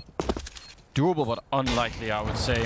I don't know how you get in here. There's going to be a 10-second defuse. You need to just basically run for it right now. Straight up. Fallen getting caught. That's a little bit uncomfortable. But even then, they're still in trouble, Mad Lions. They've had the man lead for a long time. Taco now up here. See if he can get a kill and swing for it. They're on the 10-second defuse, but Roy has to stay alive. Deagle's out. He's going to take him down. 4 seconds left on the defuse, and yeah, he had to come off, but there was no other chance. At least they're going to get the AWP. No, they're not even going to do that. That 10-second defuse is, yeah, it's very hard to do. All they got was a costly round for MIBR, but Mayor had 13K, so I think MIBR is going to be more than fine just shrugging that one off. Yeah, I agree. Now, if Mad Lions can win this round, that round previous that we just saw would have significance, but Mad Lions need to get started on the winning ways. This is their map pick, and so far they're getting blanked on the CT side. 0-5 against MIBR to start this out. Definitely shocking. You have to think things are naturally going to slow down for MIBR this round. Maybe. They're trying to keep the pace up, getting right down to the faces. 2 people that I think were supposed to be flashed, but just 1. Not flashed enough. I think there was a moment where that play would have been perfect, and they missed that moment. Roy with 37 health sticking around. That seems so dangerous, but it's enough for the kills. And that is well worth it, even if it's going to be hard to get out. He just continues. I can't even really explain it. Huge double. That's a pretty nerdy angle on Fallen. It is. You got to feel kind of bad. Good shot from Mayer. Geek. Ooh, a chance for Taco. 2 kills. And oh, this is not great for Mad Lions. They needed to win this round convincingly. Look at the money. Yeah. They can't afford to take these losses, so the re-aggression from Roy is a bit confusing with low health.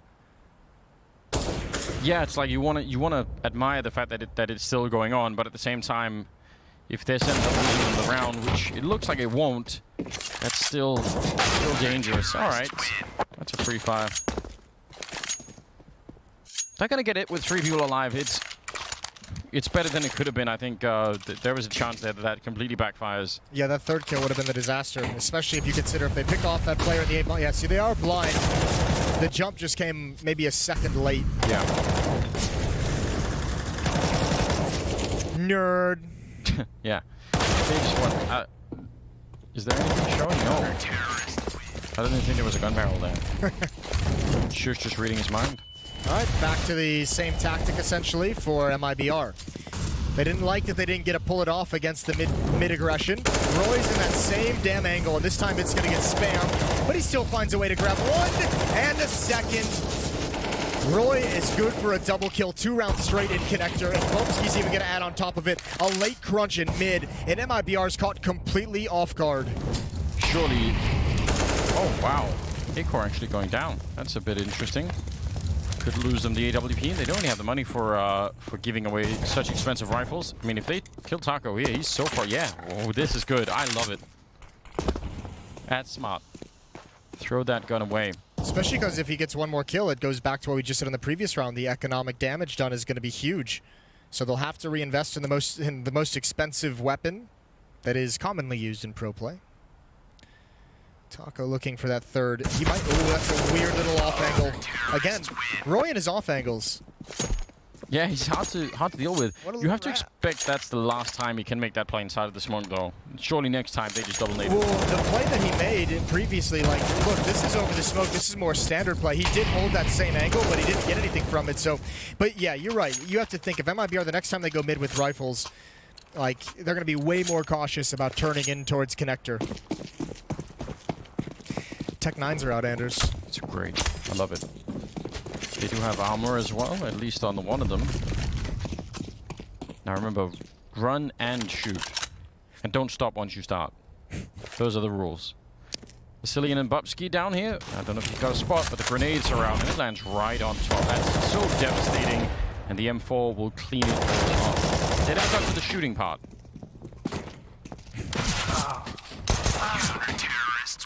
They actually just get slaughtered. Yeah, and a big 11. 4 players survive. Money grows for Mad Lions. MIBR a blistering start to the half, but now that Mad Lions have utility, have money to rebuy their weapons, the AWP in the hands of Acor, they've really struggled now that the rifles are out for Mad Lions. And mid-pressure, mid-presence for MIBR, what, 2 rounds in a row, or 2 rounds in a row hasn't really worked out. They've been slaughtered by Roy every time they've gone there, and look at the difference. Look how aggressive Mad Lions is being. 2 players in underpass, though. This push is everything. KNG, the first kill. Roy is there. He's going to get traded, surely, by Fur. I cannot believe MIBR did not press the issue at the A bomb. So they had 3 players ready to step in at that point. They've even thrown the smoke wall. Yeah, and you get confirmation that there's 2 people down there. That's a good moment mathematically to go for it. I mean, Acor's in a really weird position, but I feel like MIBR is out-calling themselves at this point. Look at Asilian moving up. Yeah, I mean, I don't know who's good. This is almost a coin flip. They're somehow going to catch them in underpass with 2 people, almost 3. I'm so confused by this. We're all confused right now.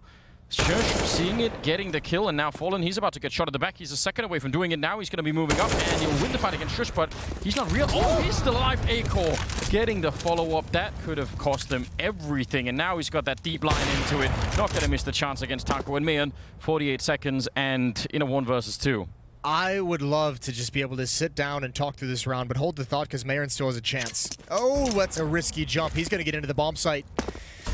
And that's an even riskier plant out in the open, facing towards connector. Molotov from Mad Lions prevented them from punishing it. A big round for Marin if he can deliver. They have smokes, though. I mean, if they realize that he's up here without him getting a kill, they could do a lot to make it tricky. They've even thrown away the AWP. No reason to risk that one shot working. There's a smoke on the bomb. And now Mayan, second smoke not going to do anything, but it does extend that smoke, made it very hard to predict the angle. He's up there. They're up on top of the box. The spray comes through. He's not guessing it. He's blind. And Mad Lions defuse inside of it.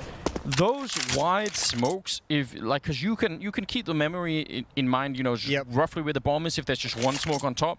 But once it is extended like that, it actually does throw off your aim quite a bit, and the flashbang didn't make it easier. It's a pretty bold play though to put your life on the line of a smoke diffuse in a 2-on-1. Yeah. I was gonna say I would love to just have Fallen walk through that round as we replay it, because he actually had the bomb at the A bomb site with his 2 teammates, and he left the A bomb site with the bomb to go underpass to go back to the A bomb site. That just seems like a situation where you leave Fur on his own and you continue your 3-man portion of that attack and you have him lurk underpass. Yeah, it would be worth questioning them about. Maybe there's some detail that we missed that they felt like was going to be vital. KNG goes down as a wide swing. Asilian, that's the bomb. They actually could have had a chance for a very, very quick bomb plant, which would have been awkward for Mad Lions, even if they have the gun and man advantage here. Now finally going to go through, but there's been a couple of more seconds. They have 1 smoke left here, and that's going to be used. That actually is a huge smoke. Oh, dear. Let's see what Taku do here with the Mac-10. He's low on health, but they're going to have to come through, and an easy kill. Asilian going down. At least it's a 2-on-4. MIBR. This might be one of the last chances they have on this map to try and keep it alive. And Fallen, he gets 1. Roy swings wide for it, and even if he's low on health, he's going to win it now. Mayan in a 1 versus 3. The bomb not really exactly planted for him inside of that smoke, and Roy just can't be hit in this round. That's going to be Mad Lions picking it up on a dangerous round, I think. That smoke there. The initial 2 fights won by Mad Lion were massive, though. KNG had an open space fight at top mid that he loses. And I forget who it was that lost that battle towards Catwalk that, again, was just a 1-on-1 in open space. Either of those go the way of MIBR. it's a little bit more doable. Still, the plant helps them get a solid buy here with plenty of utility behind it. KNG 6100. He'll certainly go for an AK with utility. As Fallen already has the op, but MIBR calls a timeout. They are in a 5-round losing streak. Once Mad Lions won their first round, they haven't slowed things up. They have been relentless on defense. There's really no way for I think for Fallen to know it. But if he had the intel that they were all coming through the market there, if he could have swung in to help out Taco so they would have had a crossfire when the smoke was up, that would have been insane. Well, also, he would have, I mean, listen, if he knows they're all coming through market, he's also not playing at that pillar where there's nowhere else to go. Even after that first kill when he sticks around, we can obviously see, but he can't. He probably thought most of the pressure due to the mid-push was going to come from Catwalk. Yeah, that's where Silly got the kill. Yeah, KNG saw, I think, 2, maybe 3 players, at least 2 players at top mid, so Catwalk would be the logical conclusion. But it's part of the benefit of Mad Lions. Such good protocols. Oh, hold the thought. Flames allow them to get aggressive, and Taco never saw it. Fallen as well. Still just blinded by the fire, and he missed his chance. He's going to have to go back for more, but it's already over. Wow. This is Mad Lions having such a good plan and setup for retaking bomb sites that they can be aggressive in middle the way we've seen them push up with 3 players. They can be aggressive towards the A ramp as we've just seen with 2 to 3 players. They can be aggressive in B halls because they know when they have to come back and recover a weaker defense or a bomb plant, they know exactly what they're going to do. They have great protocols for it. It's obviously looking very clean now that they've got enough utility to last throughout an entire round. Yeah, I mean, some of these wins here are they're maybe cutting it a little bit close, but it does seem like Mad Lions are way better prepared for especially for the late rounds. Man and Fur, I don't know, do some damage, get a bomb plant, probably more than anything else what you wish for. They spent so much money, and Mad Lions are about to be at map point here. Doesn't feel like they're going to give this one away. I think MIBR are going to have to basically take it from them. Man, sneaking in, and let's get at least a headshot on Trish, but they needed for that to be clean and perfect, and it was not. 15 to 11. He needed that first kill. He needed that one over in dark.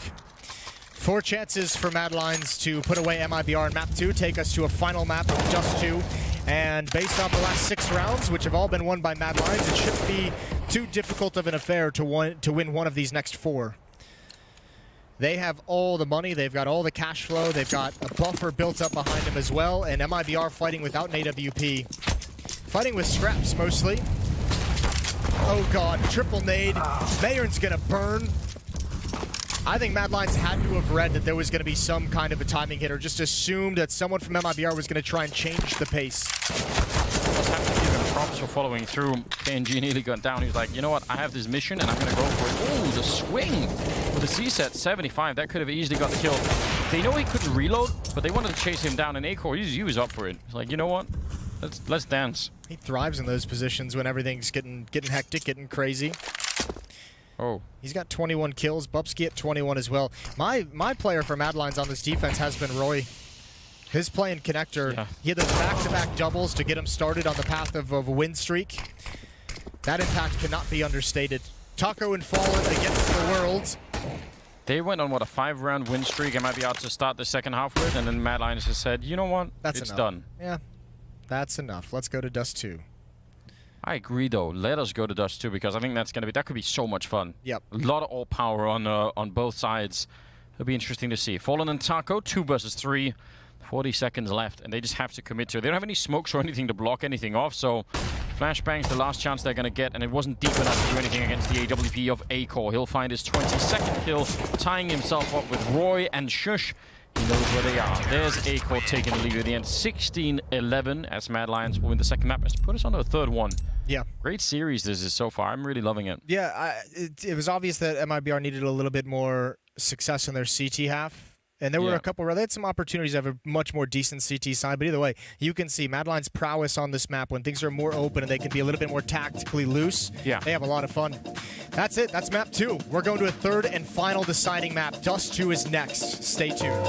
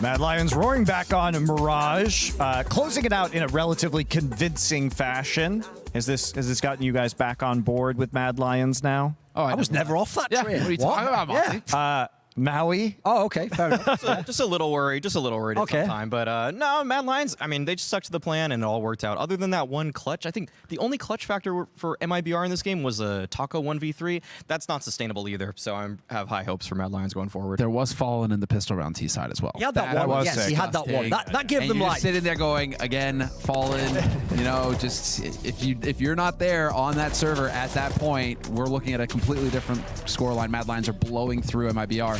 But again, you can't rely on that round after round. And the reality is that you can rely on what Mad Lions are doing. Mad Lions are about it, and it's smooth across the board. Yeah, this actually showed exactly the dynamic we set up in the pregame. They really helped us with the narrative here, because every time Mad Lions did something, it was as a team. They had a good read. They would push up together. They would get the kills. But then anytime Fallen or KNG or Fur's alive, you think, is there a chance? Is this possible? Yeah. And sometimes it is, but you can't rely on that. You're not going to win like 10 rounds every game doing that. So, by the way, this guy here, Roy, let's just talk about him for a second. He is 26 years old and he is a rookie in Counter-Strike. And look how he's playing. This is incredible. Like him, Valde, Jax, they're giving all the old guys hope that you can still have a career if you're some washed-up player who's 25. Just get your shit together next year, maybe you're good. Well, and Roy was a relative non-factor in phase play, and it's only since we've had these high-pressure scenarios in the playoffs that he's really come alive, but he's looked great the last couple of matches. Like I say, it's just the way they did everything together. That was what was so sick. Like, if they retake, two people face you at once. If they're coming in, it's that someone's got a flash for his teammates. Someone is flanking at the same time. Like, the coordination on Mad Lions was really, really nice, because they were, I agree, after the Fallen pistol round clutch, that was the moment where they were tested. Like, they could have broken there, and at that point in time, maybe MIBR just runs away with the series and they win 2-0, Maui. Yeah, I want to piggyback off of the fact that Mad Lions' utility seems so purposeful all the time. That Mayor and clutch where he tucked himself into Palace and he planted the bomb frontside default, I don't think he's ever seen two smokes dropped connected to each other when he's trying to play the post plant. Yeah. That was so hard for him to play around. And I think one of the players from Mad Lions jumped up on top of triple. Yes. Kind of one-weighted a little bit. He got spooked by that. And then a flash is in his face as well. The utility used for Mad Lions on that retake was something I don't think Mayern's ever... He's just never seen that. Especially because we're back there just shouting, just smoke Palace, smoke pit. You got two smokes, just do that. Yeah, but those guys are one step ahead. Instead, they make the smoky caterpillar all the way to help them entry onto that side as well. They just ran straight to the bomb, beelined it, and just got the defuse. And by the way, I also thought it was really clever, the adaptation they had on their CT side, Mad Lions, to how KNG was playing. So KNG likes, if he can, to just rush all the way down the mid. So they just started playing, push two people out, smoke the top, and if he comes, he's either in mid-air or he's literally just a pair of legs appearing, we shoot him. And when they did that, there was literally a point towards the end of the second half where MIBR is trapped in their own half of the map and can't even get out.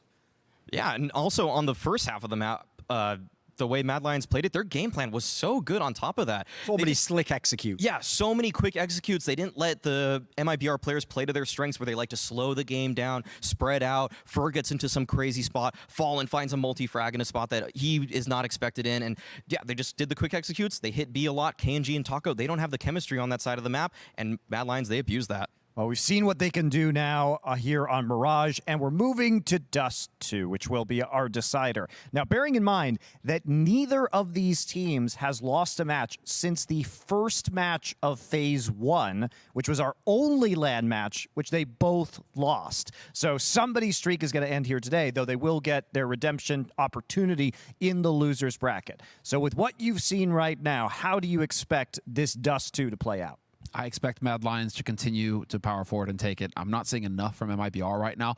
Keep in mind, a big factor with MIBR performing was KNG as well, getting added into the mix. And ever since we've gone to the new patch, he's been very quiet. We haven't seen those high-impact plays, despite the fact that, with the interview that we had from Taco the other night in the post-match, he was talking about how, KNG is very confident, or like he sounds like he's got a good read on it, but we're not seeing that translate into frags. And that was a key part of MIBR netting victories early on in the tournament, was KNG just going bonkers. He went online, and then that was kind of the joke, right? Haha, tongue-in-cheek, oh, it's online now.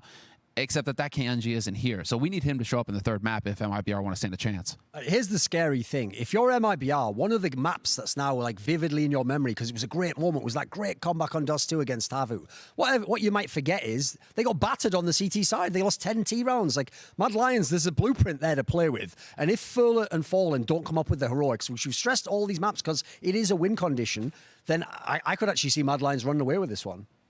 Excellent. Well, I mean, everyone here predicted Mad Lions to win this match, as did our casters, and it's time for them to join us right now. We picked them because they were the most certain that Mad Lions would beat MIBR in this match. I mean, Anders just hits Brazilians, to be fair, so I mean, he's kind of biased. Wow. You did say 0% chance for MIBR. Exactly. That's what I'm saying. Yeah. Wow, that was just based on my love for Acor. not it's a beautiful love. It's a manly love. Yeah, it is. I just love between men.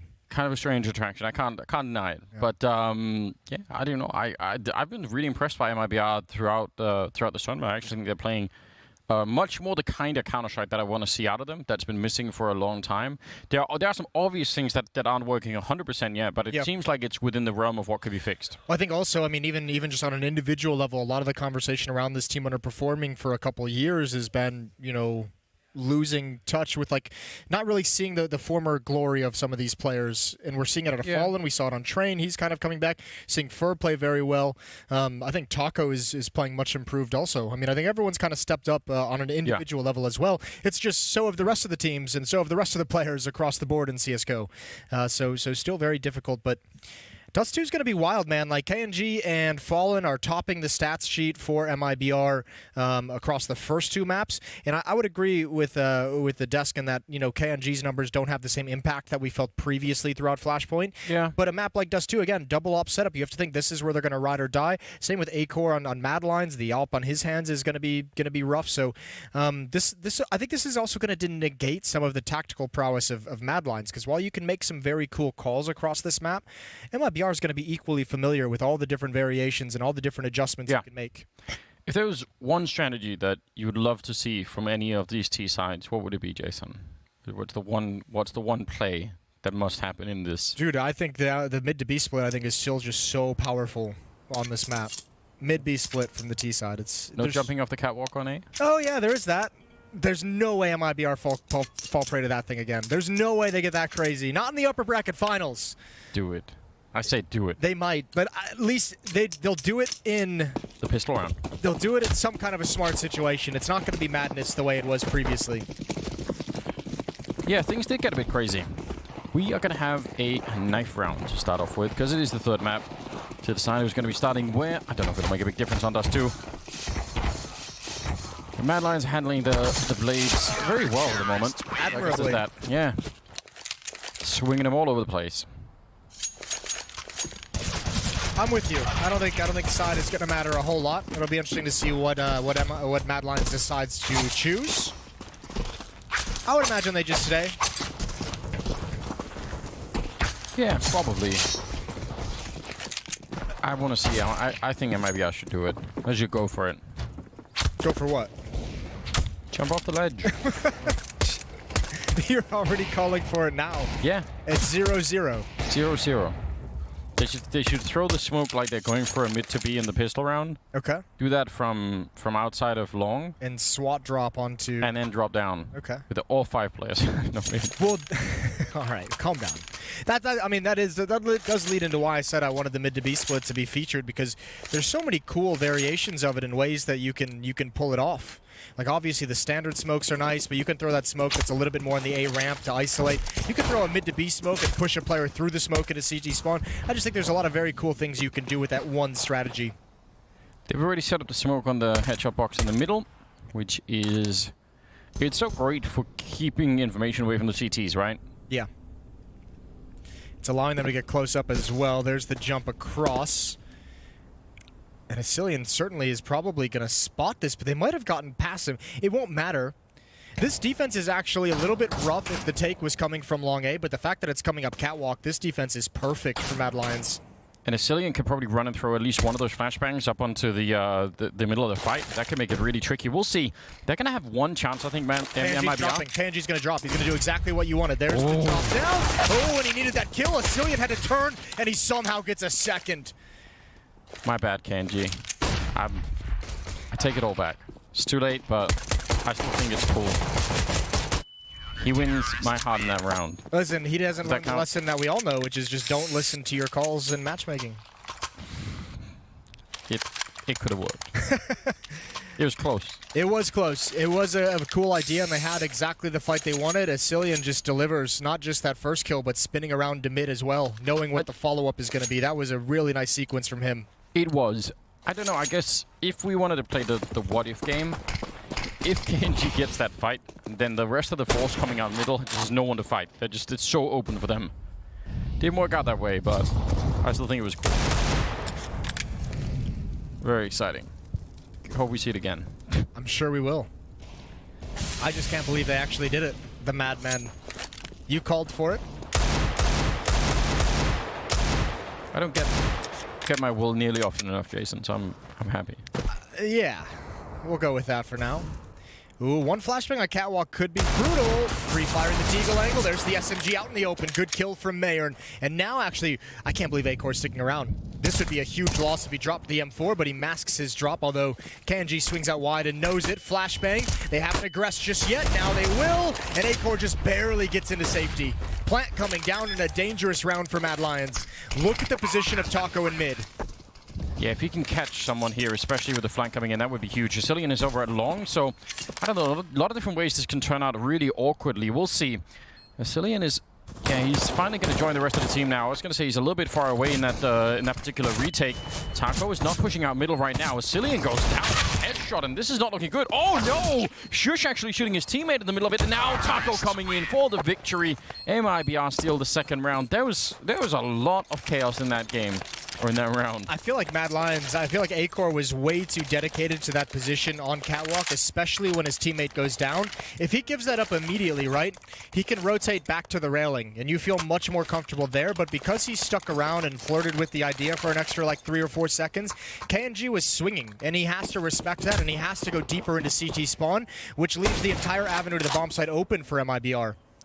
That's a tough retake situation. Mad Lions had used all their utility. MIBR waited until all those smokes had faded, and that was everything Mad Lions had. When that retake began, I think it was 1 smoke and like 1 or 2 flashbangs. That was just all-out chaos. I can't believe Asilian went down along due to a single scout headshot. I mean, that's also...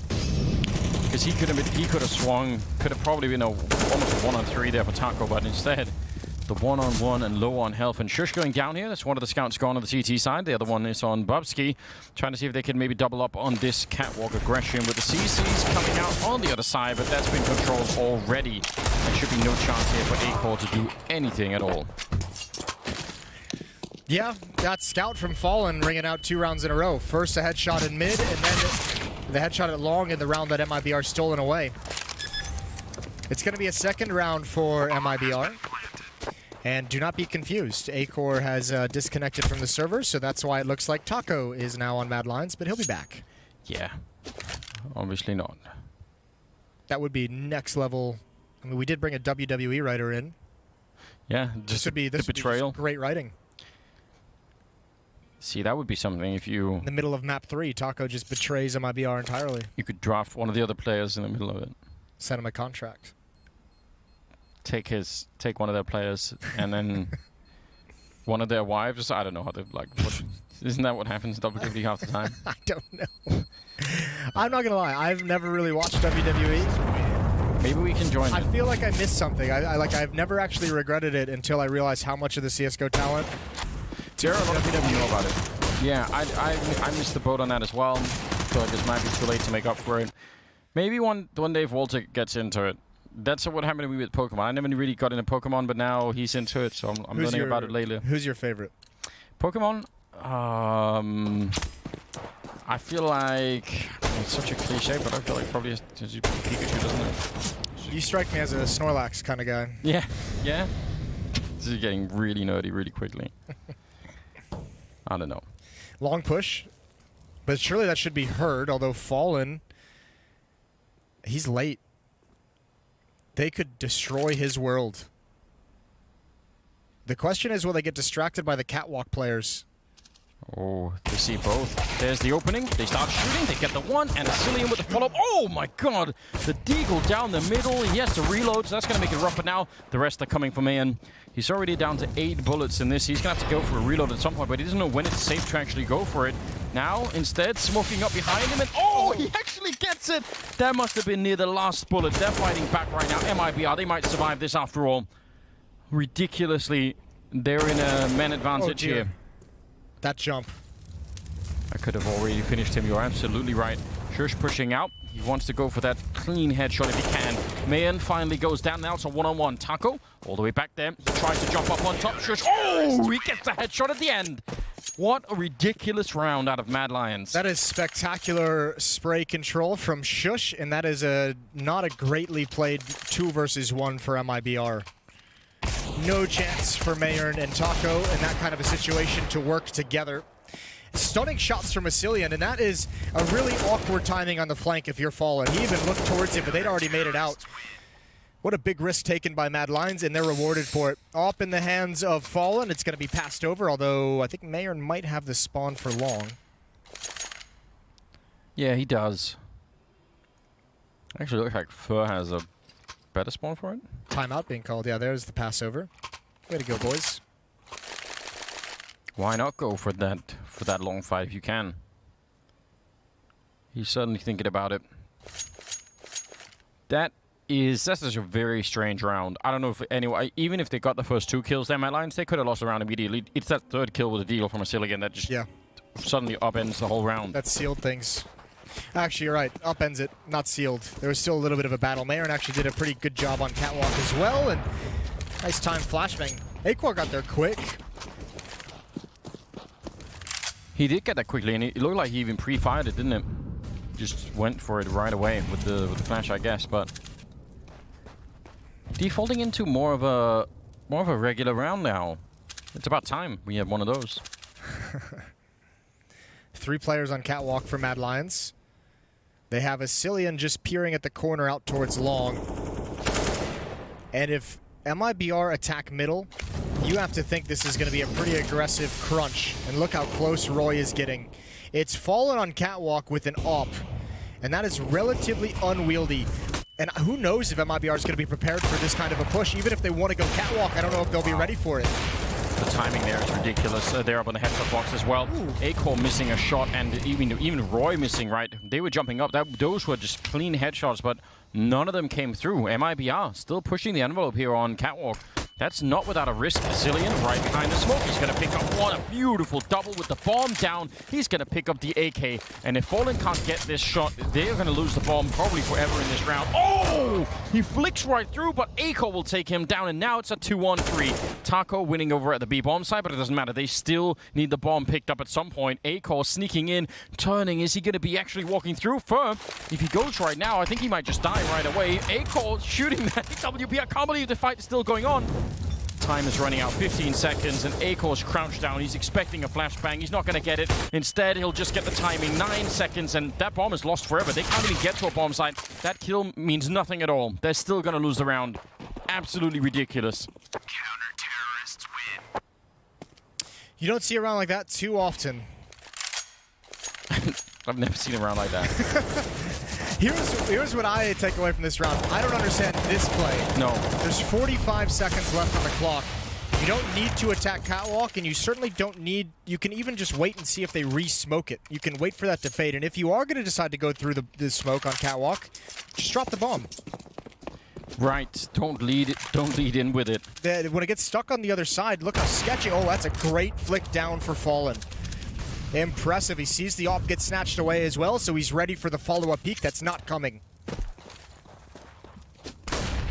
Bubsky flashed, hiding in the middle. Oh, he's so exposed. That smoke's fading, and Fallen will take him right down, leaving Shush alone in the B-bomb side in pretty much an unwinnable position here. Spray is pretty good. He goes and fights them. He is just so accurate with that AK-47, but it shouldn't matter. The bomb again is dropped.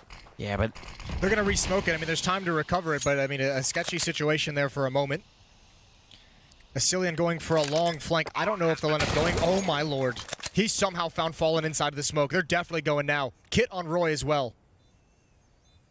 Problem is they don't have anything to flush out Taco from the back of platform. They could smoke him off. Yeah, that could do a lot. If they smoked him off and just went for it before he could relocate, that would probably be it. Smoke is up right then and there. Taco not wanting to give away his position by pre-firing it. They're still at a huge disadvantage with these FAMASes. A little bit of a shot coming out. They check for Mayan, but instant headshot. Nicely done. And they know where Cillian is. They're going to find him, and they'll win the round. Back to a 3-on-3, and the economy for Mad Lions just completely crashes. They have really nothing left. No, these rounds have been so hectic and weird back and forth that no losing bonus was built up, no cash flow was built up. Good upping from Fallen in this round, and yeah, you're right. MIBR have a great chance to extend this league. It's going to be a full investment for Mad Lions, a double save no matter what. They're going to try and fight right back. 3 Deagles, a scout on Shush, money saved up on Acor for the op. They won a round like this previously, and I mean, I guess the bummer is if you're an MIBR fan, you're just thinking, man, if they didn't lose that to those pistols flanking long A earlier, in that crazy round of the smoke on Catwalk, MIBR could actually have, you know, a 5 or a 6 round lead here. Yeah, it would be massive. I mean, it's on the one hand, it's kind of, I guess it's good news for Mad Lions. It's also a little bit, you know, disturbing that that's what it took for them to even get 3 rounds. I don't know if I would be feeling really happy about it. I don't know, there's just questionable decisions all over the place. This time, if they go and find Shushi's, I don't know, if they run at the scout and they don't kill him right away, maybe they do fall back into the stack. Because they're like, oh, we don't want to fight the scout. Yeah, I think Shush is thinking, I need to get that first kill. As soon as someone peeks, it needs to be an instant headshot. Scare them away from attacking this bomb site. He's got the tag, and... But just at least show the scout, but Fur is out on long as well. They've got him trapped in, and they're not going to let him go. Yeah, that's the difference. I think Fur being at long and seeing that it's clear there, it gives him so much confidence. He's peeking up into the bomb site, and he only sees the one, so that's all the information MIBR needs. Maybe if Shush gets that immediate headshot, maybe that forces MIBR back, but not the case, unfortunately, and Mad Lions just going to sit in T-spawn, save the armor that they've picked up with these Deagles. Yeah, pretty reasonable choice. Acor getting close with the USP. No one to throw any grenades for him, so he's just going to be walking right into that shot. Don't fight Fur. Don't do this. He wants to. Hard to tell Fur not to be aggressive. I know. I know.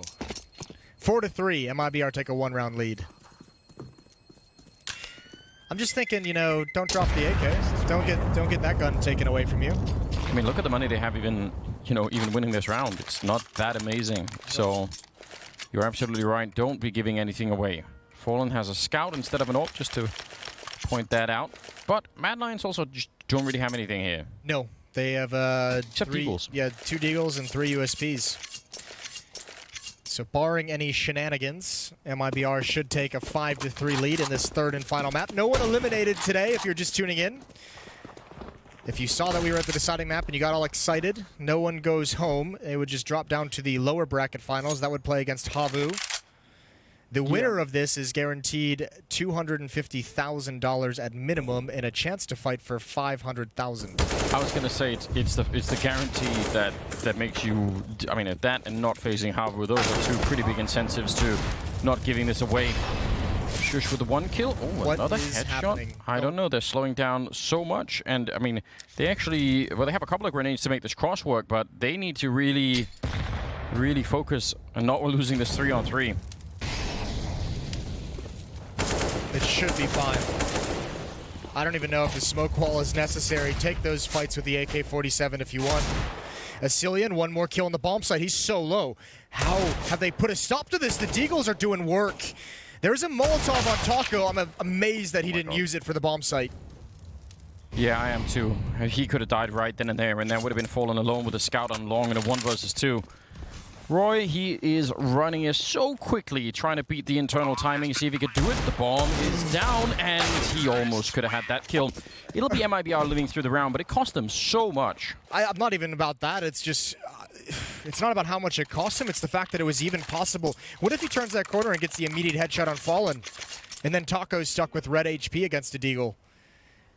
That was a dangerous round that MIBR really let slip out of their control. Wow. It's one thing to try and cross without smokes. Why aren't you just stopping and fighting that? I don't know. I don't know. It feels like there's been like some really weird decisions by MIBR in their first 8 rounds of this map so far. But they have a lead. Yeah, they have a lead, but you know, you don't want to have to fight those 3-on-3s too much. They already lost one of those rounds. That could have been another one. Incredibly aggressive take of Long. Mad Lions spending 3 people to get down there. They're not going to find anyone. They're not going to have a fight just yet. But maybe expecting MIBR to try and go for one of those quick lawn takes. That's a beautiful grenade. Oh my dear. That is so much damage. Fur is going to lurk at Long, and 2 players taking control of Catwalk again with the bomb. Not through a smoke this time. And a pretty standard setup across the map for Mad Lions. Look at how few grenades they have, Mad Lions. Yeah, I mean, remember, they're right on the edge of buying. Their money, their economy is still not built up in anything to be happy about. So all this pressure applied at the moment, that smoke will, what, be fade? split. Yeah, that's very, very possible. That would be so deadly. I mean, it almost certainly has to be. Yeah, you're absolutely right. Especially if Bobsky can't get out of this position, then if they come through the window and door, you're so dead from that angle. I think they have the inkling, Mad Lions, that something is up. That smoke is going to confirm it for them. But yeah, Bobsky is in a world of trouble right now. Shush being flashed in to take the fight. He'll get the 1, but I actually think his weapon might have blocked the second play. He couldn't even see that. Yeah, there's the angle, and they just know. Taco coming in to clean it up. They should save right away. That is a perfect call for MIBR, given the defense that was there for Mad Lions. Yeah, it really was. And they had to have felt it because Fur out towards Long, calling out information, how many nades are used when they cross to initially take Long A. And then they see that standard smoke come in from the A bomb site towards Catwalk. So they had to have just made the assumption that the mid to B split was going to work. Either you have a player in CT spawn spraying through the smoke, or you have him far back at car, and it was an easy passage. I almost want to see the replay of that spray from Shush, because I felt like maybe his own gun model was slightly blocking the fact that there was someone right underneath him. Perhaps. I think he really, actually, I think he would have gotten that kill. It's Fallen with that late peek in middle to really protect him. So here we go. We'll find out. He definitely turned down for it, but it might have just confused him for a second.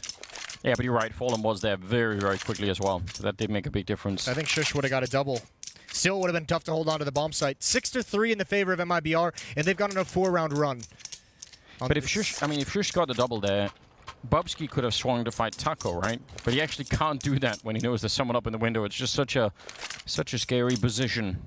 And Taco was, I mean, for his money, right? He was the only one coming through upper. He was just playing it perfectly, waiting, not being the first point of contact, basically. I mean, you can see that in the way that MIBR is playing this T side. They have Taco in upper dark. They have Fur over towards Long, and those guys just hold the extremities until a decision is made. And if you attack up Catwalk, you've got Fur for a lurk out cave. If you attack the B bomb site, you've got Taco lurking in upper dark to be the second prong of that hit. So, I mean, Taco and Fur really just keeping the options available to MIBR. Yeah, they're starting to build, I think, a very solid first half here on the T side. Some rifles are still in play here for Mad Lions. They have managed to save those. It's no flashbang for this kind of a play either. This is all just Roy getting lucky or unlucky, whichever timing you want to go with. Yeah, turned out not the way that he was hoping, obviously. Cillian spotting out someone, but he does not want to go and re-peek it. Can't really blame him. He was almost dead just then. Not going to be able to get the return either. He'll fall back, and through the middle, that scout is not doing yet anyway what Acor is hoping for. Trying to look under it, but they are well aware MIBR themselves have put up that smoke, so they're not going to get fooled. Good start for the Brazilian side in this round. They'll need a flashbang. Oh, no, they won't. KNG's just gonna clear it. A little bit bold, and they might pay for it. Cillian's been great in this map. He's got a double kill here. 3 HP, Fallen knows it. Finishes him off with the Glock. One more in the sight, but it's that scout. And it better do some magic. He actually was taking an extra second to aim for that headshot. Yeah. Didn't come through, but I mean, it's what he had to do pretty much. Here's another way to try and analyze what's going on here. Mad Lions have won some rounds that maybe they shouldn't have with some of those pistols. Now, if you are, let's say, fortunate enough to get those rounds, you have to build them, right? You have to, that's your moment to build into them, and MIB haven't really let them. So I think that's probably also something that we're seeing here, just a you get that moment of luck, that moment of victory, you're going to have to keep running it back, and they haven't really been able to. Well, and conversely, remember, MIBR had the luck or fortune to win that second round after losing the pistol. Yeah. And they converted the third as well. So, yeah, they kept going a little bit. They took advantage. This is interesting. 7-3 going to be the scoreline. They have managed to salvage an AK-47, but I think we're getting past the point where saving a couple of weapons and doing some damage, and all that, that's not what we're looking for anymore for Mad Lions. We really need them to start to convert rounds here. Bubsky picking up an AWP, A-Core with the other one. A double op setup. It's a classic defensively on Dust 2. Yeah, this is good for Asilian. It's really good, but no one could really back him up there. Again, if they had grenades, I'm sure they would have been throwing them behind him, but... And Asilian's the one who had the triple kill with the Deagle. Yeah. In that fourth round. That magical triple Deag. It seems so far away. Mad Lions have switched into a 2-op setup. Bubsky at the B-bomb site with one. A-Core over at Catwalk with the other. Or at least in the A-bomb site with the angle to Catwalk. They're going to push on there up at B. Well, Taco's about to be put to the test, and he usually thrives in these on every single map. Yeah, it's something that he's very, very good at. Ooh. Oh, dear. Well, once you've got caught going for that push, it's not worth doubling down on. Yeah, your hand was caught in the cookie jar, so to speak. Yeah. And if you go for more, it might get slammed. The lid might slam down on it. Good nade damage from Mad Lions early on, chipping MIBR very, very intensely. KNG, Taco, and Fallen all right around 60. Still got a Molotov on A-Core out on long. Look at the rotation from Roy. He's actually dropped down into CT spawn. They've been punished by that mid to B split, I think, twice now.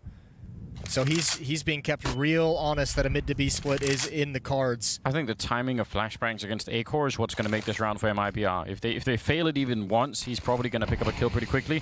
They have enough flashbangs to keep it going. There are 3 of them. That's going to be enough to get the bomb down at least. Roy back in action, and he's going to spray down 2. That is a massive double kill with 30 seconds left. And now they're trying to make their way across. They've lost the flashbangs in the meantime, and Bubsky's holding middle. Fallen has one. There it is. It's popped out, and it worked perfectly. A-Core's off the angle, but they didn't take advantage. Smoke into the default plant spot might be the best option. Blind shot for A-Core, and it's going to be a retake for Mad Lions. How much of this is going to be down to that? They know Mad Lions. They're so aware that Taco is in here somewhere, but they still have to make a hard choice. Do they go and actually check him? A lot of noise being made by Shush. I think that was intentional. They are so looking for it. He's well aware, but it's still a bit of a coin flip, and Taco had to run. As soon as Fallen goes down, that's heads-up play from Bubsky. A long time to be watching that. It's all on Fur, and he's low on health, and I think, yeah, it might be better to just back on out. He might go to CD spawn and try and get one more kill, but they've all wrapped around the corner and into the bomb site so far. So a 4th round for Mad Lions. Oh, Shush, don't give it up right at the end. That's a nice hold from Mad Lions, a nice defense, and you're right, a heads-up play from Bubsky to watch for that exact position from Taco. His hand was forced at the end. Speaking of which, I mean, look at A-Core and Bubsky both on 3 kills, Roy at 4. It's Sicilian and Trish that are doing so much work. I mean, that, if nothing else, has to change. Well, yeah, 4 kills isn't great for Roy, but the double kill in the previous round that he just had was like that. That saved a big situation. Yeah, it did. And the fact that he even gets 2 should have been impossible from that position, especially because MIBR was spamming him before he even started fighting. They knew he was there. This is going to be a weird timing hit. MIBR all postured in upper dark. No one in mid, no one on catwalk. The question is, will Mad Lions realize it? They've had to deal with utility and pressure and spam and nades on catwalk and in mid throughout this entire half. Are they going to rotate in time? I mean, if they come through this without any warning, Trish is in a world of trouble. Well, this is actually a beautiful call. And Mayron just caused a fake. He just threw his utility to keep the Mad Lions defense at the A bomb site. So yeah, Shush is in trouble. He's going to have to get clean headshots, nothing else. There's one, continues to spray. That's very nearly a double. Grenade comes out, and he's going to go for it again. He almost has the triple. He's doing so much work right now, and he gets taken down anyway. Mayan now holding up a dog. If he can win this fight against Bubsky, there might not even be a retake in spite of all the damage. Roy there in the last second to save his teammate, and now they're definitely going to go for it. 4-on-3 with 2 of the MIBR players being incredibly low on health. There's a good kill, and the return is not there. He doesn't actually push for it. I thought Roy would have for sure gone for it, and now they're trying to see if they can come in through the window. Fallen does it again, taking down Roy, and they might win the round. They will win the round ridiculously. I can't believe it. Shush deserves a medal for that level of holding onto the site, that much damage being done, that much time being bought. Oh, but Fallen has just taken it right out of their hands, and his AWPing might be the thing that delivers MIBR into the grand finals of Flashpoint. 8-4 now. Man, I don't know, like, this is a great round in every way. Fallen with a quad kill towards the end, taking everything that A-Core had there. This is cool because always Shush with the defense this is ridiculous. It's nuts. They should have won the round because of it. But before that, it is such a cool tactical call for MIBR to even go for this play, and it was perfect. Like, they had it in every other round. Shush just gets traded, right? He gets maybe a kill, he dies, and that's it, round over. The only thing that made it not perfect was Shush's performance in that B-bomb site. Like, that was so effective. I'm so impressed. It's got to be heartbreaking. I mean, Fallen is just, he's playing so well at the moment. Yes. This is incredible for MIBR. Holding the flank, he gets the first kill in the upper B tunnels, turns and throws a flashbang out the window that delays the retake. Molotov goes in as well, and then he spins to get one more. That's just incredibly heads up. And remember, cool. Mayor had gone down in B-Halls as well. Fallen was all they had to watch that flank. $10,000 on Fur, $6,500 on Taco. They're still rich as hell. 3 rounds remaining in this first half, and Mad Lions, they're broke if they can't win this. And then they're in real trouble. There's still a chance for Mad Lions to make this a respectable half that they can battle with in the second. Yeah, but it all has to work out perfectly right now.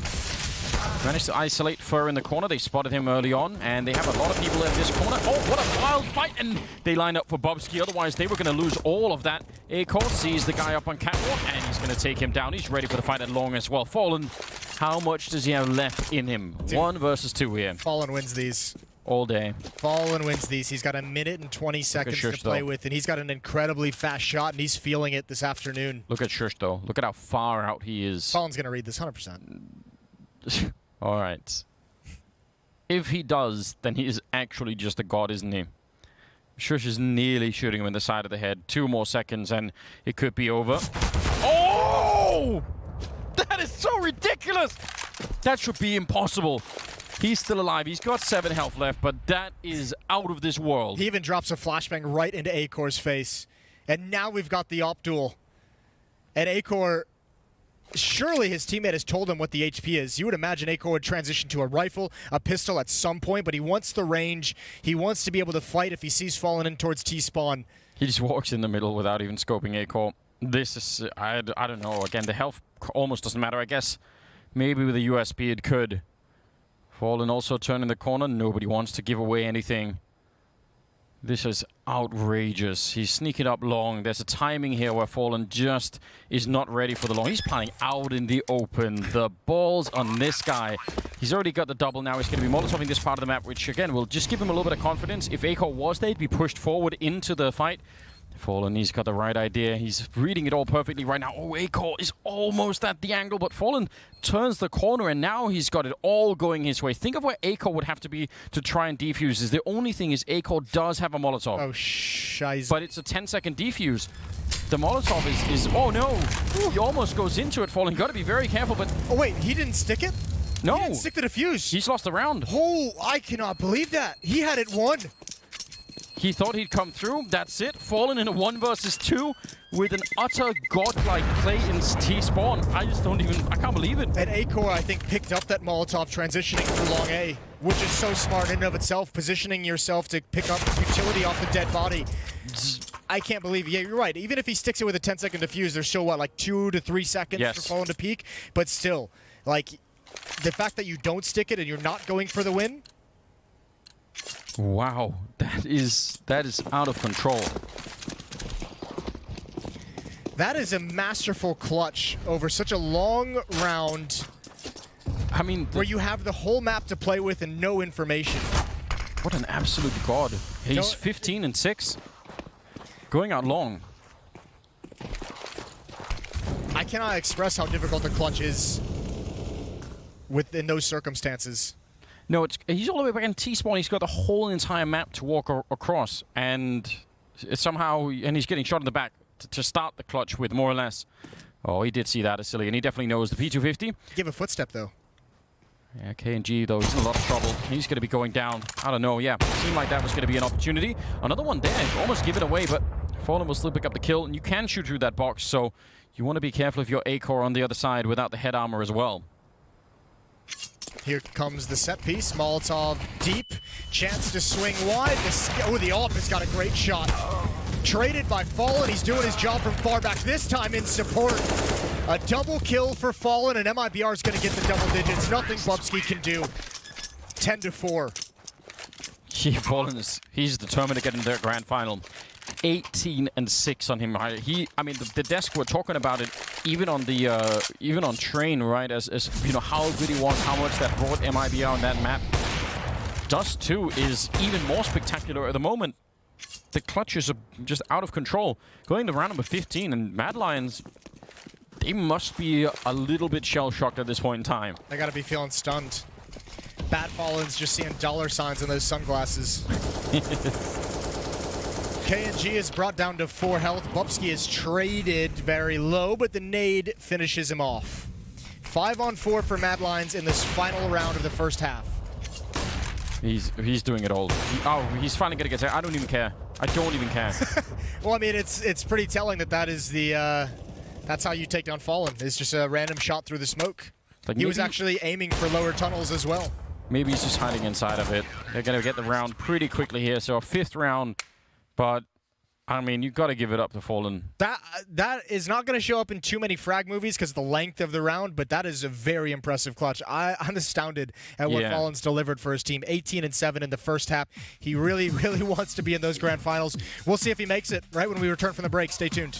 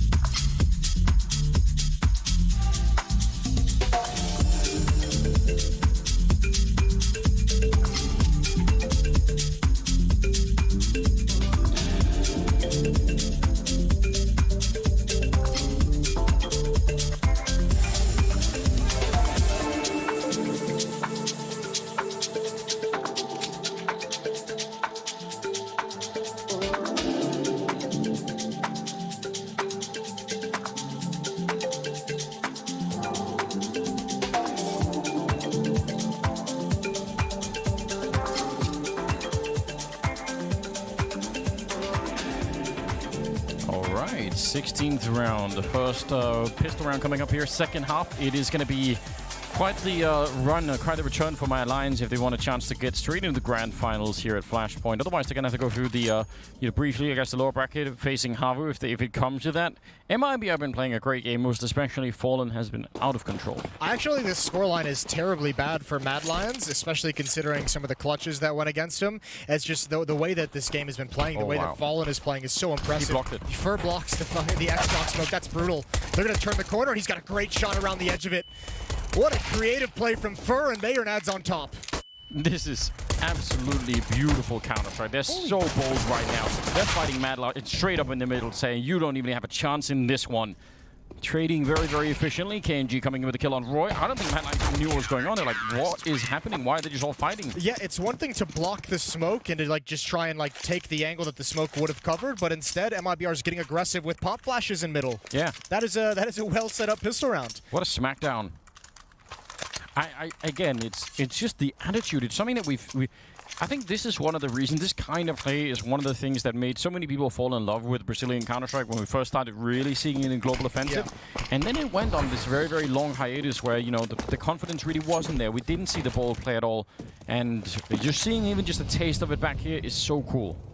Fur is about to feast. Or he would like to. Dinked by the Glock, blinded. He's got Fallen in support with just a P2000. Now they've got to be careful. Okay. Fur just decides no one's having this kill if it's not me. Yeah, took himself out. Oh, shit. Yeah, Shush doing a little bit. Bomb plant would be great for them. He's getting shot at the back, though. KNG showing up just in time. 12th round. I agree with you. I think the problem with... that kind of, it's just hard to bring that up as analysis, right? Because you can't put a number on it. You can't quantify, oh, they don't have confidence. No, yeah, but you can obviously see it in the eye tests. This is an MIBR that we haven't seen in a long, long time. Well, one of the problems with some of the other, some of the other constellations, especially of this MIBR team, right, is that they didn't even look like they had, wow, Taco down to 2 health in the middle. The life of a B player. Yeah. Mayan pushing out, and they line up perfectly for him. There was a grenade on top. They were never going to make it out. He wants to keep going. He's at least going to realize they're falling back. Push. He wants to, but... Already got 2 kills. They don't have the manpower to leave one on the flank. Just start pushing. Taco very low. Asilian is going to try and gain control of this bomb site before his teammate meets up with him. He's almost there, Acor. And Taco with low HP. This is going to be a tough job. But Asilian, I don't know if he'll clear it. Goat Barrel showing easy kill for Taco. He's got a teammate rotating over as well. And Bubsky is going to get... Oh, no! They both survive and Fallen punishes. I can't believe it. I mean, look at how low 2 of them are, but it doesn't even matter. They're going to win the round anyway. 13-5. Taco even just shooting at nothing just so Acor puts his attention to the left, and that allows Fur to peek. MIBR is just firing on all cylinders at the moment. I think one of the issues that this lineup has had in the past, right, is that whether it was with Coldzera or Phelps or whoever they had playing in this mix, right, it seemed like they weren't having any fun. And it's not to say that, that's the only way to do it, but even when we've seen them, when they were briefly in the studio or even in tournaments previously with this lineup, they actually at least seemed like they were having a good time together. And I think that actually does count for something. Tech9's in play, run and gun, and they're not going to get a kill just yet. There we go. Bubsky, the CC instead. I thought maybe it was going to be the follow-up. I was excited for it. You were really building that up to be a Tech9 success story. Listen, it's going to happen one of these days. Okay. People just need to adjust to it. Taco's playing retake at the B bomb site. He's playing from window, just wants to get the 1 kill and back away. Instead, he'll get a bullet to the face. But Fallen is here, the final boss. They have a smoke, so they can play this one safely. Now all they have to worry about is the potential timing, which he's not quite going to get. Bomb is going to be going down, and Mayan with a grenade out. Not exactly great. Tech9 comes to a little bit more. They double up on him. That's a nice way to fall back there. Both Fur and Fallen making sure that they weren't going to get shut down. Tech9 and M4 on the other side. A 1 for Bubsky, who's got the health, but still not done yet this round. They do have a kit and a smoke between them. Asilian goes down, and so does Bubsky. What a nice hold. They were just so ready for it. I'm telling you, they're so in sync at the moment. Fallen just waiting for that peek from platform behind Big Box. That is so well played, covering Fur just perfectly. 14-5. A 9-round lead now. They didn't win that round, but I almost want to say, even if they had, here, Mad Lions. That's you still eventually you have to say, yeah, they're winning all of these unlikely rounds. That's not enough. I mean, at 14-5, it's obviously again it'll help springboard you back in the game, but you need way more than that. I mean, just look at the bar at the top of the screen. That one defuse, that one blue spot towards. I mean, like those rounds were just. They won that pistol push out long. They won the weird smoke round on catwalk. You're right. They haven't felt like they've even gotten to really execute their game plan. Looking for the aggression here. Fallen does go down, but Bubsky's immediately traded. And again, that just takes so much control away. They want to try and push into B. Taco is holding it with the M4. All the grenades are right behind him. And he just doesn't care. He's going to keep spraying. Now the pistol's out. He's already got the double. And he can continue his fight with the AK that he picked up. KNG showing up a silly. And he was like, now's my chance. Oh, God. Someone throwing the towel. This is getting so brutal. No, don't do it. Somebody find the clip of Anders saying that MIBR had a 0% chance of winning this series. Listen, it's, we've all been there. I don't know what you're talking about. No. I think we call it a full Moses, don't we? For a reason. Yeah. I think you're just making things up. That 0% is not looking good right now. Takes a bold man to go for 0%, Anders. I admire your courage. I don't think anyone should throw in the towel here. Let him finish in style. They might be unconscious on the floor, but as we say in MMA, super necessary to keep going. Oh, A-Core, 1 versus 3. I don't even think he's not going for this. He just wants to save the AWP. Man, what a blistering third map performance from MIBR. It's beautiful. I actually just love it. I'm going to be completely proven wrong, but I think the way that they're doing it, you can't really be upset about it, can you? No, you really can't be, and obviously it's great. Even if you're a fan of Mad Lions, like you've got to admire. Yeah, you got to tip your hand. You've got to admire the game out of Fallen that he's put on today. 21-9. They're hunting down this AWP as well. A-Core has no idea that Taco is lurking up above. Counter-terrorists win. Boom. Nice, decisive take of that AWP at the end. 15-5. We'll see. Mad Lions. Think of this right. This is a Mad Lions team that has not been very heavily tested throughout this tournament. It sort of looked like they've been just a level above. They've been more cohesive. They've been better prepared for everything. Maybe that was the problem. Maybe they didn't get enough tests against better teams to show some of the weaknesses that they have. That could well be. I mean, remember the first series they played, they lost to Havu. That was when they just brought Asilian in. He hadn't had any time with the team. So you can understand the loss there, but they have not been defeated since that day. Until now, KNG almost getting that shot through the smoke. I was going to say, he almost baited that shot to some of his teammates. That could have been dangerous. Fallen's out at long, but I don't know, Bubsky can't take down May, and Fallen could be feeling pretty safe here. They don't have that many flashbangs to push Fallen back. Now Bert just up behind them in the middle before the attacking comes through. He gets the 1 kill and very nearly the double. Now Mayan is going to be pushing out. They're just feeling so confident. They want to try and see if they can shut the door right in their faces. 3-on-3 now. I actually felt bad. That looked like Mayern's time to shine. Nice shot from Fallen. It continues his reign of terror. And yeah, I think you have to just go away from Fallen at this point. If you're any of these players, KNG spots one dropping off catwalk. Unfortunately, KNG got to be careful. He knows that they're in the B-bomb site now. He's lucky to be alive. Yeah, that could have been the end. It is a chance for Mad Lions. It's going to be a retake with double off. Retake with double AWP. Man advantage. Oh, the Molotov actually making life a little bit rough on Shush. Flashes through, and Taco comes right in before the bomb plant. What a kill. That leaves Roy in an almost unwinnable position here. He's going to have to try and essentially fake out the plant with 20 seconds left to try and make it a one-on-one or just go straight for it. But yeah, that's hard to do. He tries it once, now down to 15 seconds. He really wants him to come through. There's the 1 kill. Fallen missing a shot for once, and that gives Roy confirmation of where he's playing from. Now he just has to get out from behind the box somehow. There's going to be a flashbang to force him back. And oh, there it is! Another clutch to add on top. 23 kills and a 16-5 victory for MIBR. That's just the capstone, that final clutch to put it in the bag. 23-9. Fallen is spectacular here on Dust 2. And yeah, that's amazing. He just rips him apart across a whole map. you have to kind of feel bad for Mad Lions a little bit. You don't have to feel bad at all. You don't have to feel bad, but you just have to enjoy it. That's so cool. Enjoy the perfection out of Fallen that we witnessed here on Dust 2. That's a beautiful thing. We're going to talk about it a little bit more, but we're going to do it with a beer in hand, and it's going to be over at the blind spot. So stay tuned. We'll see you there.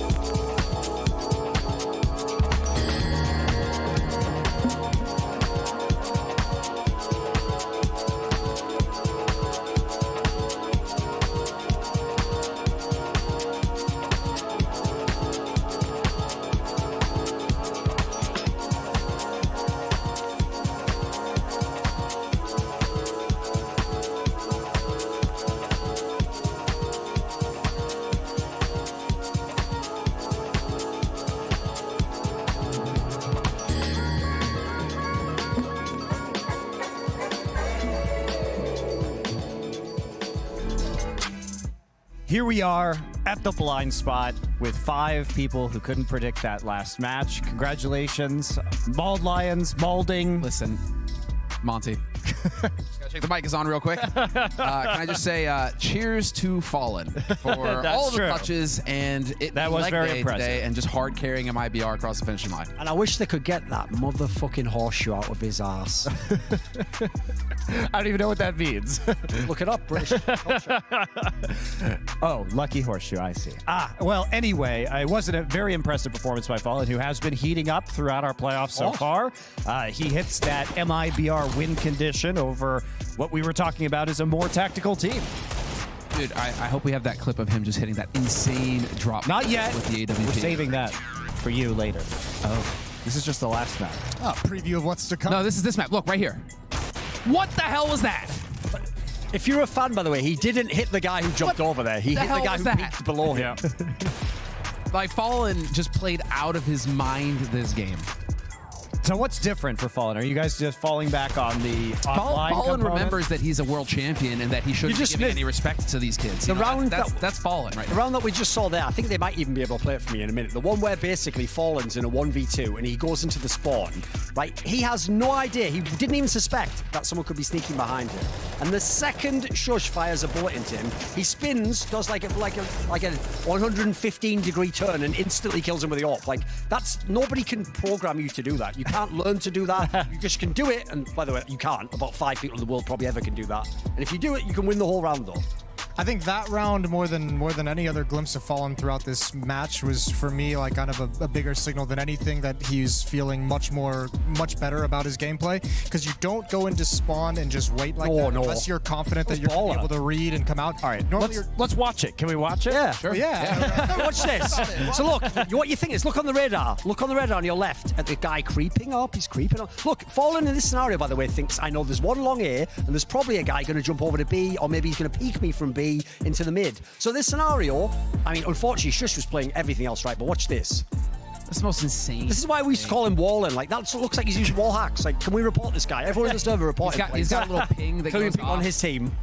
No, I mean, dude, Fallen is his spider sense is unreal, isn't it? He is so good. But this is the thing. This is where you can say that Fallen, if anybody on MIBR remembers that they've won majors and that they're world class and that CS is their life and that they should be confident going up against a team like Mad Keep Lions, playing this round. It's Fallen. I need to make a comment now, though. He shouldn't have won this round, though. Right, look how many health he has. I think he has 5 health. I can't read it from me. I think it's 5 health. Right, he's going to plant the bomb, and look what's happening. Acor is flanking him with the orb. Now, literally, when he plants, he goes to catwalk, and Acor has a Molotov. So Acor can't necessarily know the health he has, although he should be communicating from Shush. I shot him with some bullets. If Acor actually was a star player, Molotov would kill him. Exactly. If he's a star player, he just sticks this and knows the guy can't come through. Instead, he Molotovs and waits forever. You guys were calling it there. Like, he has to peek. Like, he's never going to peek here. That's the problem, isn't it? Like, you're hoping he will, but it never will happen. No, it's a bit slow, this one, but you'll see in a second. I mean, I won't be like Mad Lions and shush you anymore there, Moses. You can have your point now. No, I mean, I already made my point. I'm good. This is actually something else. This is something, though. Okay. You obviously, the big thing here in this clutch is I'm just a little confused why he doesn't stick the defuse, because it is the only thing you can do to win. And yeah, the Molotov is not going to last the whole thing, but you have to stick this defuse. You have to just go for it. I've got some bad news for you. I know why he didn't stick the defuse. He's a pussy. I saw it elsewhere in this game. At one point in time, he literally ejected immediately from a B retake. He was playing a million miles back, not even trying to go in, and then he tried to save it and still got killed without even saving the gun. He made some cardinal errors. That's the problem with Acor as an AWPer. He's brilliant AWPer in the system, and if he's holding one angle, he hits all the shots. But he doesn't have the wherewithal, the playmaking. Like, listen, Fallen isn't going to hit the base consistency shots that he is, but Fallen will make plays. The one thing I love about MIBR is whenever they know they're in a disadvantageous situation, they don't just play out it by the numbers and lose. They make a play. And that's what at the end none of the Mad Lions can do. This is where you see the difference between experienced world champs like Fallen, Taco Fur, versus guys who are still on the up and up. I mean, Acor, of course. How many times has he had the chance to be in a 1v1 situation versus Fallen in this sort of clutch sort of scenario? Like, I mean, it's all those sorts of things where you got to give at least a little bit of a break over to the Mad Lions guys. We did discuss the system was it, though. holding, but then Fallen decided to kind of like there's one thing to say, by the way. The scoreboard is incorrect here. Like, yes, Mad Lions only won 5 rounds. They were in almost every round. This was actually an amazing game. It was very, very back and forwards. I'm sure when we have the MIBR guys on, they'll give it up to the Mad Lions. This was a great match. Yeah, very exciting to see. And we did say that is that the factor that's going to stop Mad Lions here is when we have these high-pressure situations, are they experienced enough to deal with this emotionally, or is it really going to change their gameplay?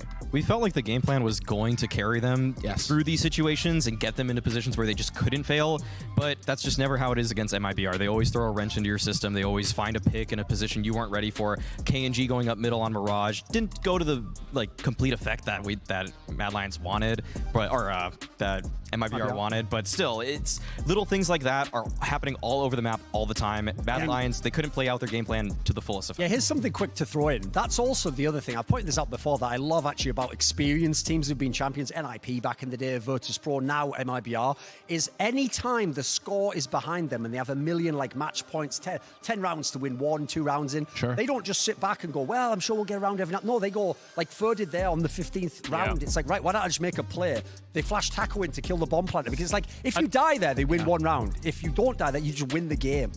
They give themselves a win condition every time. On the other side, though, of that, some of the rounds that Mad Lions ended up winning, which were really unlikely rounds where they had just almost nothing, they had like a Deagle and a Scout or something like that. If you win one of those rounds against a team like MIBR, you have to build behind it. I think that's the lesson that's being learned here for your Mad Lions, because they actually got themselves out of some, or could have got themselves out of some pretty tough positions. But against maybe a lower-level opponent, you're going to get a chance to get that one more round. Maybe you have that round again, and you can sort of go back to it. But that's not happening here. I mean, once you have one of those rounds, if you don't convert and go on like a big win streak, it's never coming back. What happened here is that you got. Now, Anders. I'm building on your point. I'm building on your point because this is the thing. I think it's a question of faith, and MIBR broke the Mad Lions' faith in themselves. The reason why I say that is, in the second half pistol, Fur runs up, body blocks the smoke. It's just a total read where Fur just decides, once again, I'm going to make a play here because I'm confident that I know that we can beast him. Walks up, body blocks the smoke, and then they all fight mid, MIBR. Just run headlong into him. That is an alpha play from MIBR. We're shutting it down right here, boys. You thought you were in the match. It's nice. It was good. We got to map 3, but this is it. It's over. It's done. And MIBR made the power play that just pretty much ended the map for me right there. Even when Shush made that clutch play on round 3 or 4 and got them into the game, we saw Acor again flub that catwalk position right after it, the very next round, and that's what took Mad Lions out of that first half entirely. I don't think I've ever seen him whiff his first shot as many times as he did in this game. I mean, it makes sense. He had 7 kills by the end. Crumbled It could today. be nerves. Pressure got to this guy. It's just nerves, and on the third map, high pressure. I mean, this is a top 3 match in the entire tournament now. You were at the finish line, and did we stumble? I don't know. Monty's making the hand gesture. Monty's making the hand gesture because we have an interview. So let's go to that. It will be Dead, who is standing in as coach here. Finally got him. Hey! Who is in fact Hello, guys. alive. How are you guys doing? Good. How are you? Good. Even better being with my 0% gang here. Yeah, I was gonna say. Do you bastard. He did get you. Do you have a message for all 5 of these guys who predicted against you? It's Flashpoint, so a hearty fuck you. No, it's been good for us because it's working against you guys and working in our favor. So it's been good so far. You guys just can keep doing what you guys doing. Hey, you guys won 5v10. That's pretty good. This is gonna be 0% and 75% of the world's water is in Michigan. Dead is gonna have to stop on us. don't bring this up. Well, that's an inside joke. Just leave that one. We'll tell that story another day. Exactly, that's an inside joke. But also, fuck you and fuck you. You cursed them. I know, I just helped you out in your sandbag just in this interview. By the time I was watching the predictions and I see Moses going to Mad Lions, I was like, yeah, we're safe here. The caster curse is real. Yeah. Brazilians, come to this guy now. It's okay. That's at Moses GG on Twitter.com. Oh, yeah. It's all right. I've knocked you guys out of tournaments early enough for the past 2 years, so it's all good. Thanks. At least you left won $1 million for us. That's awesome. Any real questions? Yeah, I want to know actually. We actually what does MIBR think about the way Mad Lions played in the series? I think they're a really good team. The Vito's, we knew we were about to pick Train anyway. I was kind of I don't know. We wouldn't pick Vertigo against them, but we wouldn't ban anyway. I wasn't expecting Mirage from them. I was expecting Overpass from them, but because we prac against each other a little bit, and I thought their Mirage would be just the third map. That's we were waiting for the third map, not the their pick, to be Okay. honest. They actually said after the last match before this that they'd been hiding overpasses like a secret pick or something. So I guess it makes sense if they've been scrimming it and this was when they were going to bring it out. No, it's been a while. Seems like because since Flashpoint released all the brackets and all this stuff, we had some practice schedule and we just like, hey, let's cancel because we're probably going to face each other in the final and make sense. I was like, yeah, okay, no problem.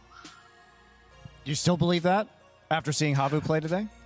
I want to get Havu so we can play against them because he wants to play against us, right? So we can have another chance to wreck them again. There you go. There you go. You'll do it in 2 maps. You know that famous meme from the show Breaking Bad where they're like, he can't keep getting away with this. How does Fallen keep getting away with this? How does he do these miracles? I don't know.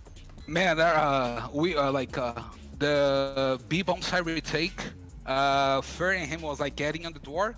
Fer killed one guy, he insta-killed the other guy. And I look at him, so like, no way, I'm on my A game right now. Like, the guy just show up in my screen, I just point on his head and click it. I'm on my A game right now. There's no way we're gonna lose this. And I was like, yeah, go for it, man.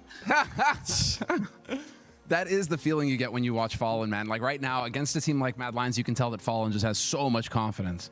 Like he's just hitting these crazy, crazy clutches. He's stepping up big time. I think like he is like the best I ever seen him playing like this year so far. Even like the second season from last year, I think like he's hitting shots like he used to like when we were dominating the like 2 years ago. I think he's in this kind of level already. Yeah, this is what the feeling that I get watching him too right now. It's crazy how he's so good. He's so good right now with the flicks. Yeah, he is definitely like helping us a lot. I'm curious how you're going to get the other players on this team involved, because it feels like right now your guys' game plans aren't as deep as maybe a team like Mad Lions, like Havu, and a lot of it does rely on Fallen just going off as hard as he has.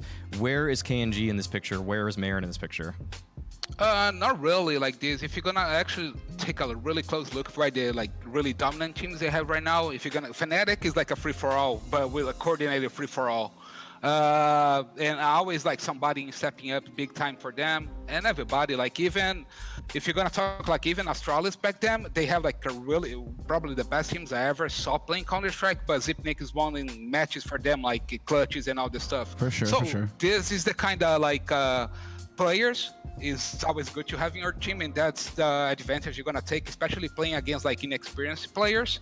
That's pretty much what they're gonna take over the game, and if you let them take over the game, the other team probably just gonna break down like mentally, because it's kind of hard. It was really clever of you guys to purposely lose to Fury and EPL, even though it's a Brazilian team, just to lull everyone into a false sense of security that they beat you in the playoffs here. That's some 200 IQ stuff. I wish, no, but we tried hard, but we just couldn't finish the game. But I mean, we're getting better again. I don't know where actually we're gonna get, especially because we don't have any LAN tournaments in front of us to play. But the way it is right now, the landscape is pretty open. I think even for the upcoming tournaments right now, everybody can win. Even though we lost to Furia, of course people got like sad, but I mean for me, more experienced players, it's just another loss. Sometimes you lose, sometimes you win, and it doesn't really matter if they're like from Brazil or not. I'd rather just even if you lose, we evolve, than just like lose by the way we were losing, just losing for no reason, for no like not even showing passion for the game. Yeah. And I think a lot of things change, and we are back on track. I don't know if you can top the world again, but for sure we're gonna give a really good fight for every team. Who's the last time you guys dropped Zeus as a coach, you guys decided to go the route of trying to do this without a coach? Are you going that same avenue right now, or are you looking at other options to bring in to kind of stand behind you at events? That's a little bit different, because when we actually went to get a coach, we could get like one that actually speak English and had like experience, so we went to Yanko. Nowadays we don't have this anymore. We just have we need to get like our Portuguese speaking guy, and on the landscape we have right now is even for players, we don't have that really big scene for get like experience coaches, players, and just plug in, because the pressure is really high here. Like you guys can see even for the viewership and everything, if you guys say something about MABR, you guys get like shit on Twitter. Us losing we get like double this, and sometimes people just gonna break down, you know, like, and we need to actually clean the environment, get everything sorted out, and then if you need it, we're gonna look for somebody. Are you guys? If we don't, if sorry. you don't need it, we're just gonna keep it. I was just curious. Are you guys planning on heading back to Brazil after the Flashpoint? Or are you going to stay here in Los Angeles and stay at the we're house? gonna say we have a lot of tournaments to play. So you're gonna be staying here? Okay. Yeah. I had a question. So you want a Portuguese-speaking coach? Does Mayron speak Portuguese? Yeah, he's because like Brazil, to actually Brazil is so big in South America, and all the infrastructure to play CS:GO have to come from Brazil. So even people from Argentina, Uruguay, everything, like to start speaking, to start playing, they actually start speaking Portuguese so they can get in the environment because there's a lot of Brazilians playing. Yeah, that's very interesting. So he understands pretty much everything. He speaks really well. It's not like 100%, but it's, I would say for you, like way above average. Excellent. Well, obrigado, Ted. Congratulations on hitting the finals and getting a minimum of $250,000 here in Flashpoint. We will be seeing more of you on Sunday this week. We're going to take a quick break, guys, and when we come back, we'll be discussing some more of today's and yesterday's matches. Congrats, Ricardo.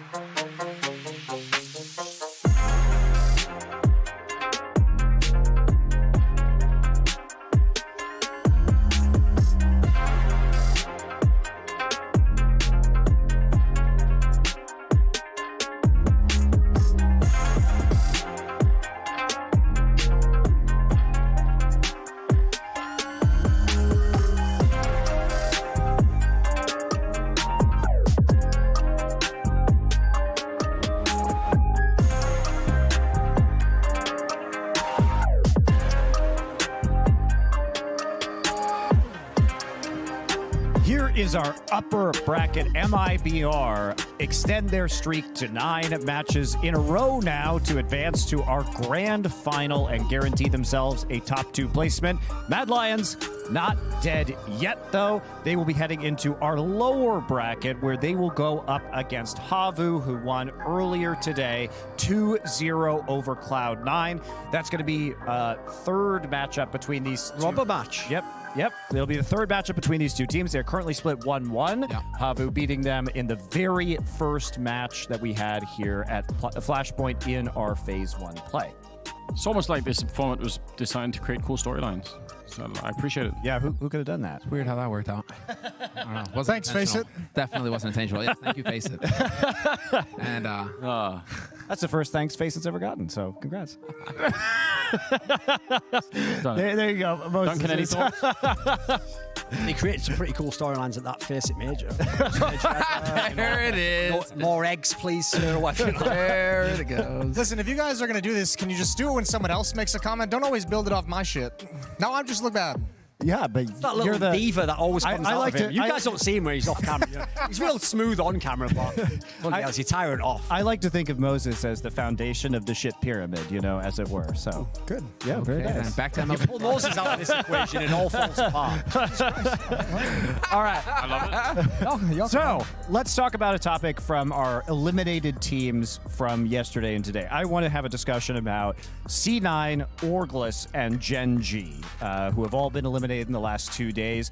Let's start with one of these teams, and the game we're playing is what do these teams need to do to get better?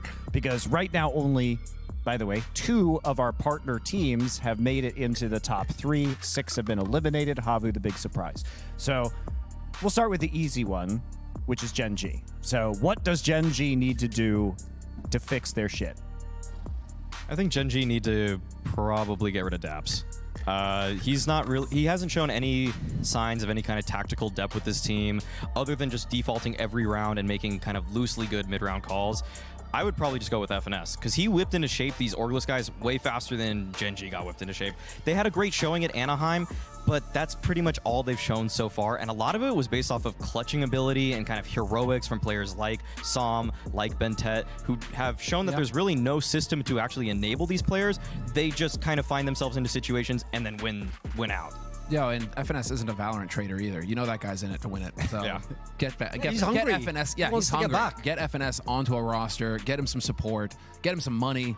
And let's watch the guy. For one, he frags better too. He frags better than Daps. It's true. Yeah. So I like how when I say improve each of these teams, you're already cannibalizing some of the teams to make other ones. I think that's cannibalizing themselves. But Orgless, yeah, exactly. That's got to be the answer. Nothing like a little auto cannibalism, as I like to say. They don't have an org, so technically those players are available. They're free agents. I think every solution here is going to be trying to move players around. I hate to agree with this because I just think Daps has proven himself that he can do this multiple times in an A Counter-Strike. So I feel like getting rid of him, but it almost is the choice you want to make. It's just that it feels kind of cruel. I don't know. Like the pieces other than automatic seem to fit pretty well right now. I think Bentet has shown flashes of being good. It kind of took him a while to get warmed up into some of these series, but he has. Som, actually, as soon as the Kree got switched off, Som started looking really hot in ways that I didn't expect. And Kusta was the surprise star showing for this Gen G roster. But that's the thing, right? When you bring up these players, you bring them up individually. You don't really bring them up as a unit. And whenever I saw Bentet pop off, it was always just like, Bentet's in a 1v2. Oh, now he clutches it, right? Doesn't have to worry about those other guys anymore. Can just focus on his own game. No one's talking in his ear. Now I'm in control. And look, I'm going to frag that guy. I'm going to frag that guy. We won. Right? That's kind of what I think of when I think of some of these players on Gen G. I don't think of a unit the way that I think like Havu or I actually think Mad Lions. There's a connection between Bentet and Som right now because when they play a lot of sites together right now, with the exception of Dust 2, which Gen G was pretty much brutalized on every time they played it because that's Daps and Som playing together. But Bentet and Som on Mirage was probably the best site defense they had the entire tournament. It's a fair point. Yeah, Bentet was really popping off on CT side. He usually came alive on CT side, yeah. Som was the MVP in Anaheim, and he was far from even the MVP of his team at this tournament. Like, I found this very underwhelming. This is why you never take players who are on the way up and push them further. Like, they have to keep climbing and earn those spots, So he's had one really good land this year against Tier 2 when he played a gang load of maps here. Until that Krieg nerf, he was looking very average. I'd want to find a way to rescue Infinite. I know you jumped off the train. No, I've been all on Infinite. I jumped off. Dude, you've not been around this guy. No. He just won't shut up about the Infinite. I've been all on Infinite. I can see him the only thing you misunderstood. I jumped off Moose. Can we let him look bad? Oh, I know it's confusing because if you sit back here, the Maui Snake roller coaster goes from like absolute to absolute in opposites, just like ricocheting back and forth, even within a round. This guy is shit. Oh my God, he clutched. He's the greatest. Like literally every no round. knee-jerk reactions whatsoever. all based off of comprehensive evidence. See, you honed your craft on HLTV.org. There you go. He just walked around the corner, he was, so I looking at understand his why phone. There's a picture of Infinite, and I was like, okay, I'm gonna leave this. Now don't need to get involved. But he needs to be rescued wallpaper. at this point, right? Infinite He's good. needs to be on a better team. he's Yeah, on. yeah, absolutely. You could probably make 2 good teams out of those 3 teams that you listed. Yeah. You could probably find rosters to make 2 good upcoming NA teams between Floppy, between Infinite, as you said, between FNS. You have another in-game leader in there. I don't know if I'm ready to pull the trigger on kicking Daps out of that team. I think I'd want to give him one more tournament. But even if you wanted to go that route, you could actually even bring in more ability for a team that struggles with an op. You could bring in Wardell and have Bentet try calling since he did it with Tyloo. So there's some interesting combinations. Yeah, there's some interesting combinations you could make if he's not going to Valorant. Who knows if that's one of those guys. But there's some combinations you can make. I think 2 good teams exist within like the 3 NA Pug squads that we saw here. Add FPX Phoenix into the mix. Dapper. Yeah, that's another. Yeah, he's a great name. He should be on something. Yeah. So I mean, what are the other teams that we're thinking about here? Because right now we've just spent a lot of time talking about Gen G. Let's talk about Cloud9, I suppose. Floppy is obviously another character you'd want to. Listen, Monty, if you want us to tell you how to fix Cloud9, you guys better start paying up here.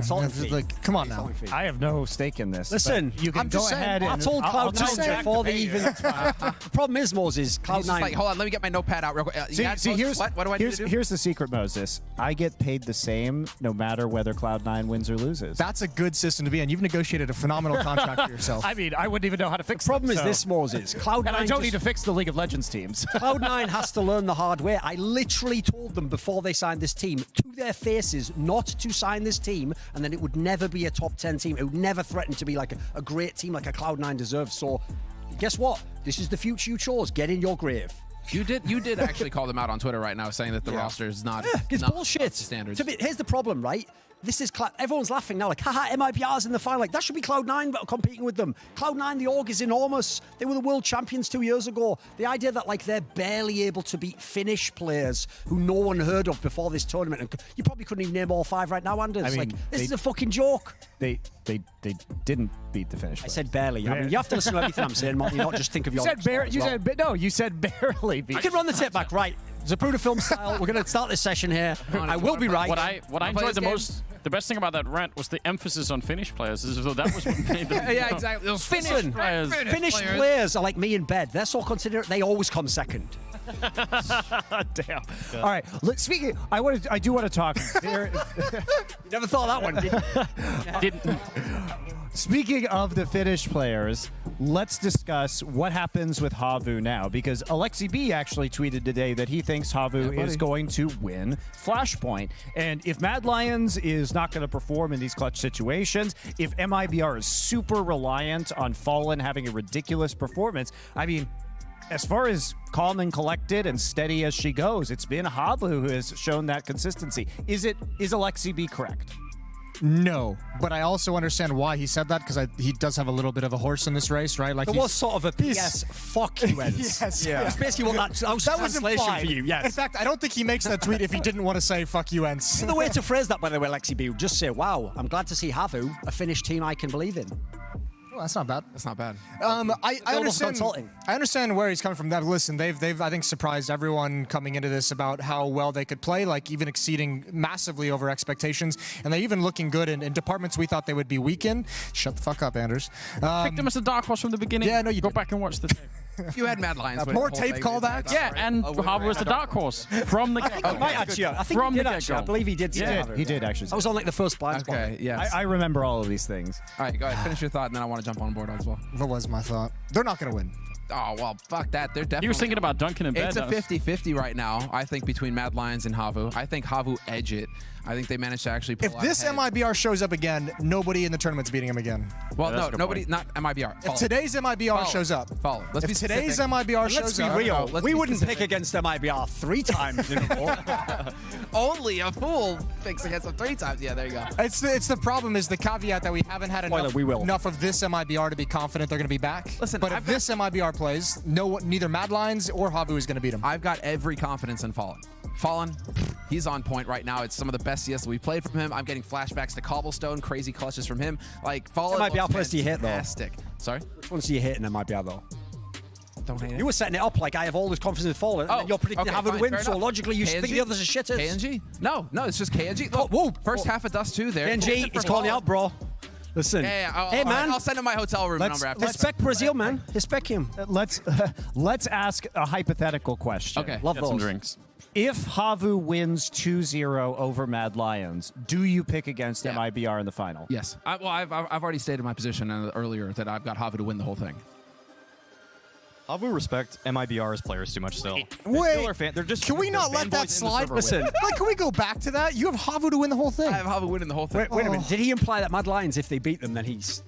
Wait, how can you pick them and win if they might lose to Mad Lions? No. What I'm saying, I think it's a close match versus Mad Right, Lions. Because okay, it's it's a system 50-50 versus system. Don't help At that him. point, Let it's him a walk grind. himself out of this I think Havu one. edge it, and then I think Havu I'm win just in the watching final him versus MIBR. prepare the rope. The problem here is I don't want to give away the whole script of the way the final's going to go, but...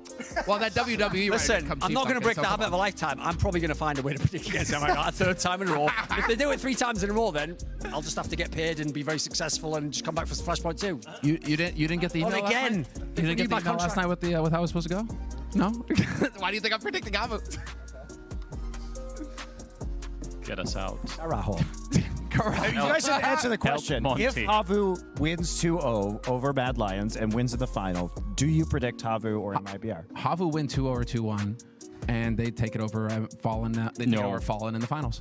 I don't think so. I don't think Havu can beat MIBR. No, I'm on the Brazilian side as well. I think Mad Lions can beat MIBR, but I don't think Havu can. All right. It's gonna feel so good. Right here. And of course, Anders he's already hedged his bet by saying they're the dark horse and then predicting MIBR. He's clinging to that bad boy like a life raft. He wins how no matter Anders what. just slowly, he's just covering everything, right? He's the guy who puts a little. That's why. It's like That's why it's important to keep track of everyone's bullshit. Yeah, he's the guy at roulette. He's like, I'm totally gonna win, and he puts a chip on every number. I'll tweet another prediction. I'll go on like Instagram and do a 4th one. I'll just cover all of it. That's actually a Duncan Clank. That is a Duncan strategy. Listen, sometimes the man just genuinely changes his prediction when he sees the map veto, and then in doing so knows that he's guaranteed to be right at some point in the future. There it is. I can't be blamed for the way that these things go. All right. Well, we're going to take a look at our schedule for Saturday coming up. Remember, we will be taking a break Wednesday through Friday this week. And so on Saturday, Mad Lions versus Havu. The 3rd time we get to see this matchup. Winner will advance to our grand final on Sunday. I gotta tell you, it feels weird to just see one best of 3 on there now. Considering how long we've been doing this now, it's like, yeah, can't we pop a few show matches on there? Maybe get the girls involved, like That's you know, the 2 show I was matches. gonna get all like, I don't know how to say, sappy, nice. It's like, it's been a good run, guys. We're getting to the end. 3 games of Counter-Strike is still 3 times more than League of Legends casters do in a single day. So there you go. Pretty easy. Yeah, way to make. And we have Pepe. All right, we're going to see you guys on Saturday. Thanks for joining us. Yes, and teabagging. All the good things here at the Blind Spot. We'll see you on Saturday, guys. Till then. Pepega.